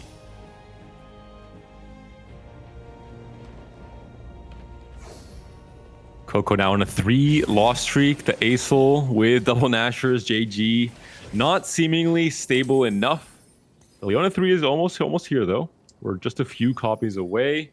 Not sure, and we do have a duplicator as well. So potentially, if we see a 1% Acel on 7, there is a chance for a comeback here from Coco. Yeah, that has to be the hope, but unfortunately, you kind of have to. Well, he can wait this one round. But unfortunately, it's not. The augments don't seem powerful enough to rival somebody like Travis, who's gone triple combat and is gonna be getting to that. Well, not level 9 just yet, but getting to a really, really powerful spot. Let's see how it handles against the Lux one who brought low the Shadow Eyes in the previous round. Can he take down the Swain? Can he take down the Radiance TG on Shyvana? It's looking decent, but not quite enough. Just missing. Oh, actually, the Zoe has something to say about that. One more bubble. That's right. Zoe clutching up here will be able to let Lakoko hang in there another shot at maybe bringing the dragon online. But we do need to check in with Raiko. Raiko, one of our players who can get title. All of the players except for Lakoko still fighting for contention for the crown. And Raiko has fallen to 10 HP. Not finding any ways to salvage his 3 emblems that didn't really go with his Yordle game plan. Maybe a little bit too inflexible to be using the emblems well. Right now they're onto a Lulu, praying for a Reforger, but even if it comes with 10 HP, stuck on level 8 and haven't found the 2-star Veigar, what a heartbreaker. It goes up against Lekoko.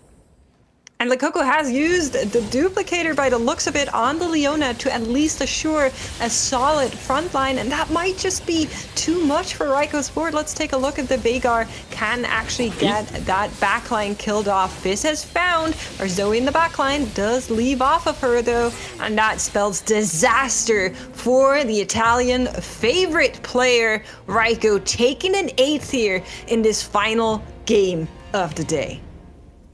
The combination of emblems with his AP item slams made this game very, very awkward for Raiko. Maybe a little bit debated from the recency of his success on this same Yordle line last game led him onto this path, and it did not work out. Loses out to the Acel board from Coco. Surprising as well. Tragic game 6 from Raiko. And somebody who's in a lot of trouble as well is Double with the tiniest Titan playing for the Slayers as well. He has not been winning any round since 3-5, and his board is basically there. He just could try and find a 2-star legendary on level 8, but that's basically it. No, there's the 2-star Wukong that could be found, but not a huge difference as it's not the one item. 2-star Shyvana.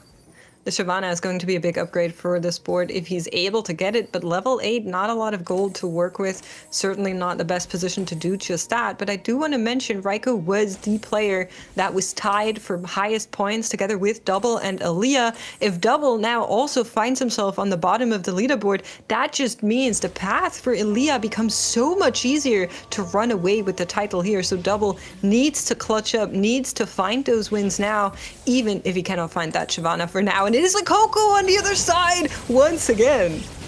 Lekoko here to take all the chances, all the hopes. He cannot win, so they should not as well. If he has anything to say about this, but this is going to be a much rougher board to take down the Slayers, famously resilient to Acel when he's not fully online. But this is not looking. Oh, this is going to be super close. But the Velvet is unleashed and takes Lekoko down to his final life. A very close fight there, a win for Double. Also healing with Tiniest Titan, so buying himself a little bit more time. YU Mad Pro also just got a loss streak, now down to 20 HP. YU Mad Pro did hit the Garen 2, did hit really most of his stable game plan. The only real issue was it came into stage 4 sitting already 40 HP, so it just didn't have much HP to work with. More upgrades big coming in. No 2-star locks on 5-2 is a death sentence. Moving on to the Zillion to try and salvage something, but the 2-star Seraphine here probably not pulling her weight with without Disruptor, without Piltover as well. It's going to be a tough match, and it goes against Double. It's a crucial win for Double if he manages to get it.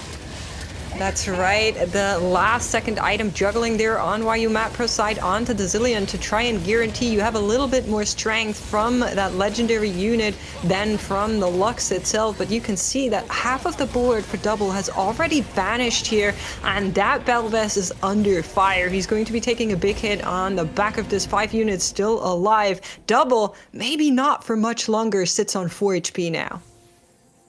The cap just seems too low with the setup there from Double. YU Pro also gets one more round to potentially find the Lux to win these next few fights. Looking now at Travis's board again, playing around this Mel flex. Paired on the Mel, stuck on level 8, 0 gold to work with, has to hope he's able to find the upgrade in his next few natural shops because he doesn't really have much more that can spike this board. And Likoko has been taken out in the previous fight, so the Ace Soul will not get to 2-star, and Double taking this loss that we have seen brings him to his final life. Travis also stuck on level 8 while Elia has hit everything is something that's going to be, well, probably one of the deciding factors. Unless Travis manages to find this 2-star Mel, we're gonna get something here, but Double gets... He might not have the chance to. Look at this. The Mel, the Seraphine are still alive. That front line is falling apart on the side for Double. Rift Herald not holding much longer. Everything collapsing onto the Belveth. And the absolute fan favorite is out in 6th. 07 in chat, if you ask me. That's going to be it for his chances to become EMEA champion for the 3rd time in a row. We'll have to see later on if it'll be enough to fit into those top 5 slots to make it to TAC Crown. Going to be quite close with Raiko falling out in 8th, Likoko coming out early, not playing spoiler. It's going to be pretty even near that 4th and 5th position. Indeed. Can Travis find the 2-star Mel? Can YU Mad get to level 9? These are the 2 most important questions for the players at the bottom of the standings still left alive. Vomendev is also apparently stuck on level 8 for a while now, so it's looking like Elia has a credible shot at winning this lobby. Yunara now making her way onto the board here as well to just, sprinkle in a little bit of extra damage from that backline there. Everything has been found, but he did lose the previous round, and he will be going up against Vomendeth here, who is running that Demacia. Still has Garen 1 in his front line, but the Lux 2 in the backline might just take some good lasers at the enemy backline. We're seeing how desperate players are for stability throughout the entirety of stage 4 and 5. Everyone is essentially lowering their cap, donkey rolling on 8 to try and guarantee a slot to TAC Crown. We're taking the top right there. Double and Elia have already guaranteed their TAC Crown slots from their current positions in this final game. That means huge Double, congratulations. Yeah, incredible for Double to add one more TAC Crown participation here, and Elia really looking to cement himself as one of the top EMEA players, as well as one of the better ones to watch play on the top level due to his emotions on showing on camera. And a player that would so like to be part of that group, to cement himself as an entity on competitive EMEA's TFT circuit. YU Mapro just stepping into the light. This circuit was doubted by so many. People were calling him a ladder sitter, but he has fought his way from the play-ins onto the stage of the very final day of the top 8. Does he have a chance to hang in there just a little while longer? If he can take down Elia's board for now, there is hope for him to claw his way up there. Unfortunately, that Darius will not be trifled with, even if his entire team falls. The unit is still very, very healthy, and Elia, being the Grim Reaper in this lobby, takes YU Mad Pro down. Vomendev and Travis both on 9 HP now, down to their final life. The only player who was able to make it to 9, the only player who had to fight for more than just a top 4 was Dasik at 21 points. With the growth mindset pickup in his final augment, with now what is looking like a very capped Shadow Owls board, he can potentially become a player to go for a top 1 or even a second place in this game 6. Dasik Incredibly impressive. Yeah, completely stabilized here. I was doubting him once again. I keep on doubting him from what I see in stage 4, and yet again he's now leading the lobby in HP by a slim margin over Elia, but still leading the lobby in HP after having that one loss against the Demacia board, who looked concerning. But now the Thresh has been 2-starred. We are level 9. Azir has been upgraded. The board is looking titanic. He's just doing it for the plot, faltering in between a little bit.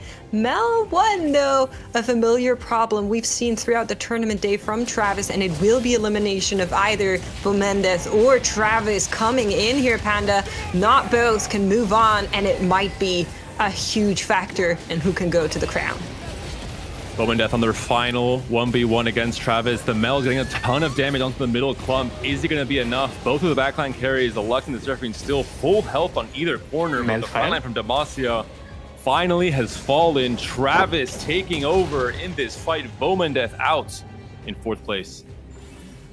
Meaning it is between Elia and Travis. Dasik trying to get his shot at the tag crown here, beat out Elia's board crucially in the 1v1 confrontation. So has apparently is there to upset Elia's chances to be the final player to win the final lobby, regardless of the points remaining. That Sion is so huge despite just having a TG. Yeah, that's the beauty of Sion, man. I love this passive. It's so cool. Just continuously getting chunkier and chunkier. Goes up against the ghost copy of none other than Travis's board here, which means Travis and Dasik are fighting right now as they are going up against each other. Elia shouldn't have too much of a problem with this board. You would expect. It's still a Mel 1 on the enemy backline. A little bit under fire there from the enemy Seraphine. Wait, hold on. Gonna be down to Yunara of all units on this board, and the Sion having stacked, being the caretaker's chosen is not gonna be enough. Elia is gonna lose, but Travis is eliminated by Daisy. You're not the unit to maybe rely on for that late fight win, but a big chance for Elia to potentially make it to 9. Has the fiddle to go in. He's the only player with enough gold to get a big level power spike. It is between Elia and Dasik for that very final game, for that very final fight, potentially. Dasik emoting. These two, in case you don't know, are best friends, are part of the same study group. It is essentially making it through the finish line hand in hand between Elia and Dasik as they are fighting. I think this is the first time I'm seeing Elia be somewhat chill. Okay, I take it back, but this could be the final matchup here. Look at Dasik's board, just absolutely incinerating the enemy board. The ult comes in from that Callista, and with Shadow Isles, out of all boards that we find in our current meta, Dasik takes that last game. He doesn't even look happy about it. He's just a tiny smirk. And with that top 2, I think Elia also settles his chance to become EMEA champion for the first time in his career. What a crazy finale there. As you mentioned, mate, between 2 prep partners who have been working the entire set together to make it to this finish line, to find good news at the end of it in this way. It is an absolute beautiful storyline. Elia, after so many ups and downs, after making it to the Tactician's crown and falling short, comes back here, says, I'm not going to make any prisoners. I will take the title as well. Such a great tournament we had the last 2 weeks. Thank you so much, Kenobi and Patches Panda. Hope you guys enjoyed it, and I'm so curious to hear from our analyst desk and hopefully a winner interview from the man, the myth, the legend, Elia himself. Stay tuned. We're going to be going to a quick break, and we'll be right back with the rest of the action. Always rises. Cannons.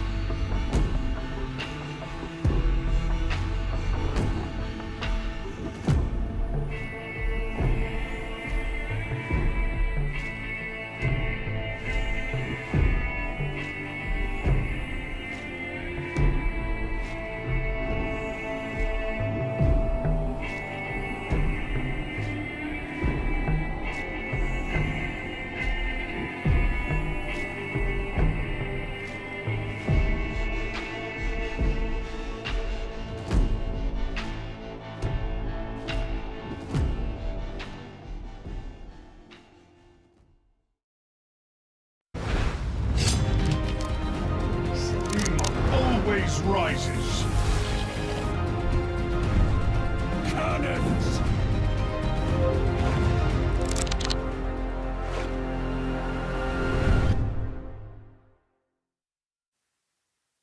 Welcome back, one and all. We finally reached the end of the line. What an incredible final game. We're running all the way up to the very tail end there. Our players left nothing behind. That was absolutely incredible, having 5 players who could potentially be crowned the winners for Regionals EMEA.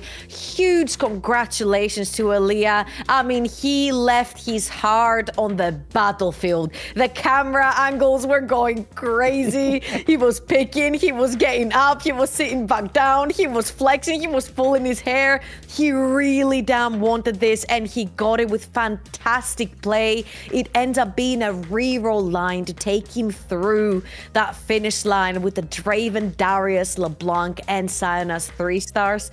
And I feel like it was very fitting for Dasik as well to take the win right there, solidify himself in the crowd with just a very quick Shadow Isles win. Yes, because we've been having questions about Shadow Isles the entire way through the event, but whether it had that kind of potential. It felt like an enormous swing for Dasik to take to towards the tail end, but as we can see, our 5 players are locked in. We were a little bit worried. There were some circumstances where Raiko could have conceivably gotten knocked out and not gone to the crown.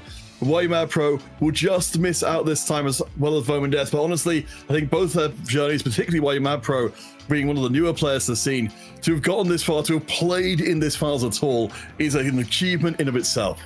Absolutely huge props to YU Mad Pro, doing research on his own, no study groups whatsoever, getting so close to just competing his first crown ever, only 2 points, big props. I just want to say that I'm super happy to see Double making it back to the crown. He breaks D-Soap's crown streak, actually, 5 in a row for the French representative, and the most appeared, not just Western player, not just EMEA player, general player in the world, with 8 appearances at TFT Crowns. And with his 1 title that he already has, this is his chance to equalize with Title and Dish Soap sitting at 2. Yeah, and of course, Title and Dish Soap were the players who ultimately were able to steal away the honor of becoming 2-time global champ, which very easily could have been double 61s. He had the chance before they did, just about missed out in the end, but we're always here for a further redemption story. I think it's a big reason, of course. Double 61, he said, pretty much at the position now to be charged rent when it comes to the crown stage. But we've got to, of course, celebrate. They have been, like one of the players, not necessarily coming into this one we were fully expecting to run through and compete against such an illustrious field, and then just come through and clutch when it mattered. And honestly, it was very refreshing to see 5 different regions winning at the top 5, getting sent to the crown. It shows you the plethora of talent that we have in EMEA, and all the different regions stepping up, all the different regions mostly having a representative to cheer and back up when it comes to the TFT crown, if you want to be a little bit more specific than just EMEA. So that's really cool, just seeing the variety coming through from the region. Oh, absolutely. And while I was really, pulling for Raiko, of course, to break through and establish a 4th region to ever win a title, let's go and take a look at our full contingent. So 3 we had coming today, 5 joining them, and making a total of 8 who will be representing EMEA at the crown. And then they are, as you can see them, the 5, Kubixen, Gobo, and Reven coming through their TPC victories. And these will be your 8 representatives coming through from EMEA for the Tacticians crown. I mean, I think it's a great bunch. I think we have chances. I mean, I'm saying that we're just about to go into a League of Legends International, and I'm delusional there too, but damn, this is stacked from EMEA. Hey, I mean, you've got to believe it. The quality of our representation going to the crown here is absolutely astonishing. We've got, looking at the field here, I feel very confident that we're going to be seeing some big progress being made. And again, looking back to EMEA at the crown, we've been 2nd place at the crown a lot of times in recent memory. I think we've got just that 1 step further to finally building on what Double did right back at the beginning of TFT and getting the crown back for EMEA.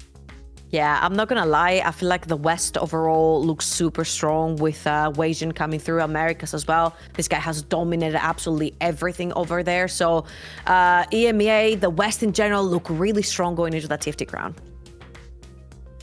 Oh boy. Well, we of course, looking back across the entire weekend, as we'll do our best to bring Alea online to speak to us. No, actually, I'll retract everything I've just said because he's here right now. Alea, welcome to the stream. What an incredible accomplishment to seize the regional championship for yourself. I mean, I'll ask the obvious question just to get out of the way. How do you feel in this moment as your crown? Surreal.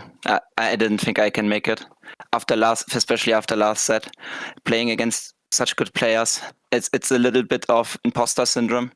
I think I was not the best one in the finals. There were people playing so good. I think I just I rolled the Draven to back-to-back games. If not, I think it could have been anyone's game.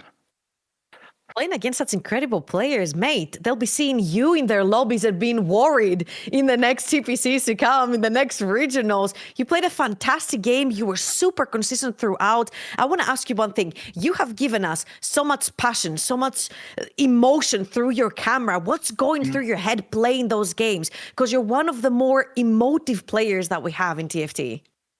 Nervosity. I am nervous. I'm so nervous. Doubt, a lot of anxiety, but also passion.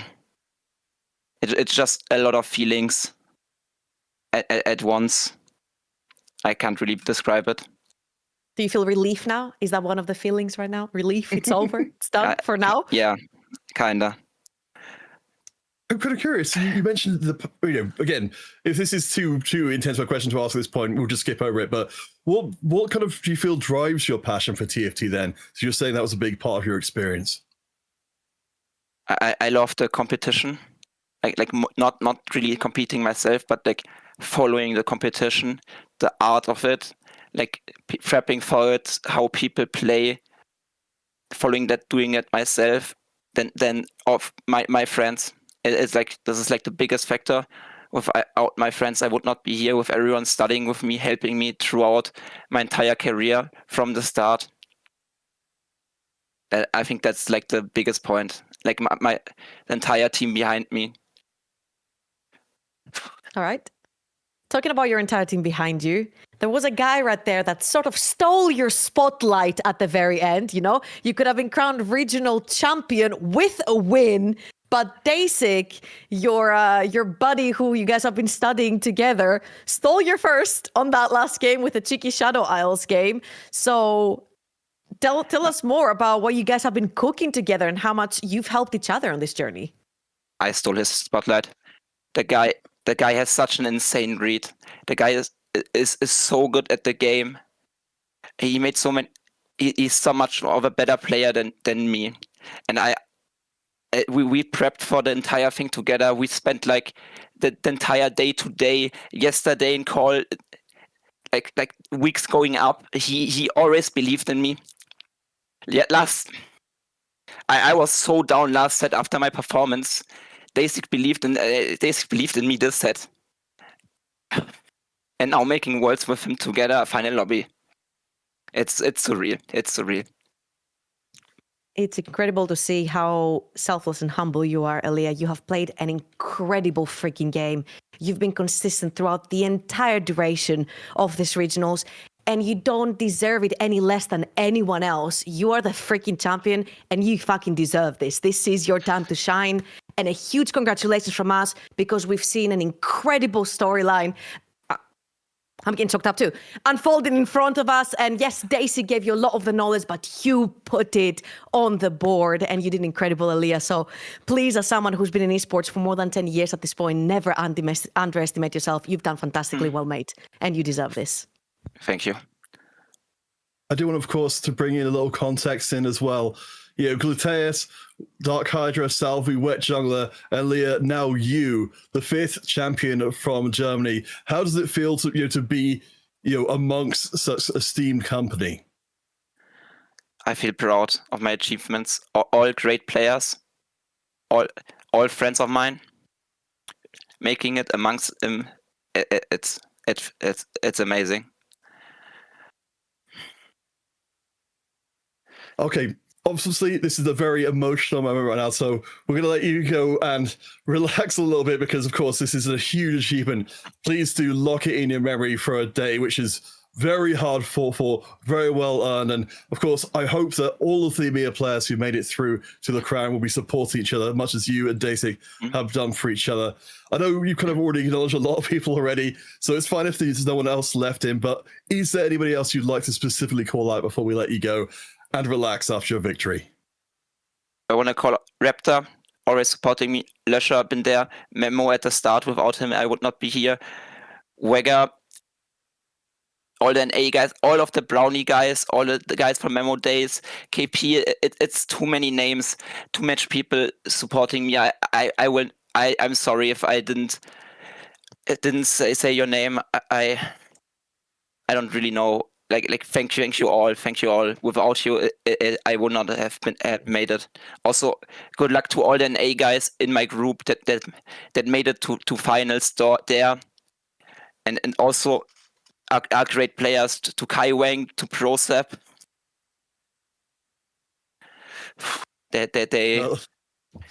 I'm certain that for sure. everyone who needs to know will know that you're thinking of them at this point. Again, I know it's a lot to take in. Before today, you were not regional champion. As of this moment, you are. Please do go. Marcel, also sorry, I forgot please. Marcel. Also in finals. I'm sorry. No need to apologize. It's very much your prerogative. Again, Leah, congratulations. You are EMEA champion for Lore and Legends. We look forward to seeing what you can do at the crown. Again, please do enjoy your evening. Go and celebrate. And again, just very well done. Congrats. Thank you, guys. You know Oh what, my Config? gosh. If he has 100 fans, I'm one of them. If he has one fan, it's me. If he has no fans, I'm dead. Like, they honestly, I've seen so many players from all different types of esports underestimate themselves, and they're the biggest freaking sweethearts. I mean, no matter the knowledge that they have basically splashed onto him, he's the one that put it on the paper, right? He's the one that realized it on the board and figured out his situation. So incredible brain, being able to soak up all this knowledge from people and actually make it work takes a huge brain. So again, congrats to Aaliyah, and cannot wait to see what he'll do at TFT Crown. I think that's probably one of the most TFT player interviews of all time, where they just can't stop talking about everybody else apart from themselves. Yep. Oh my gosh. But I think it's also fair, as we're seeing this be more the case, as time goes on. Of course, we talked about the Spanish community, Revan going to represent there. That part of that whole thing being that they have come together, the community, and are supporting each other.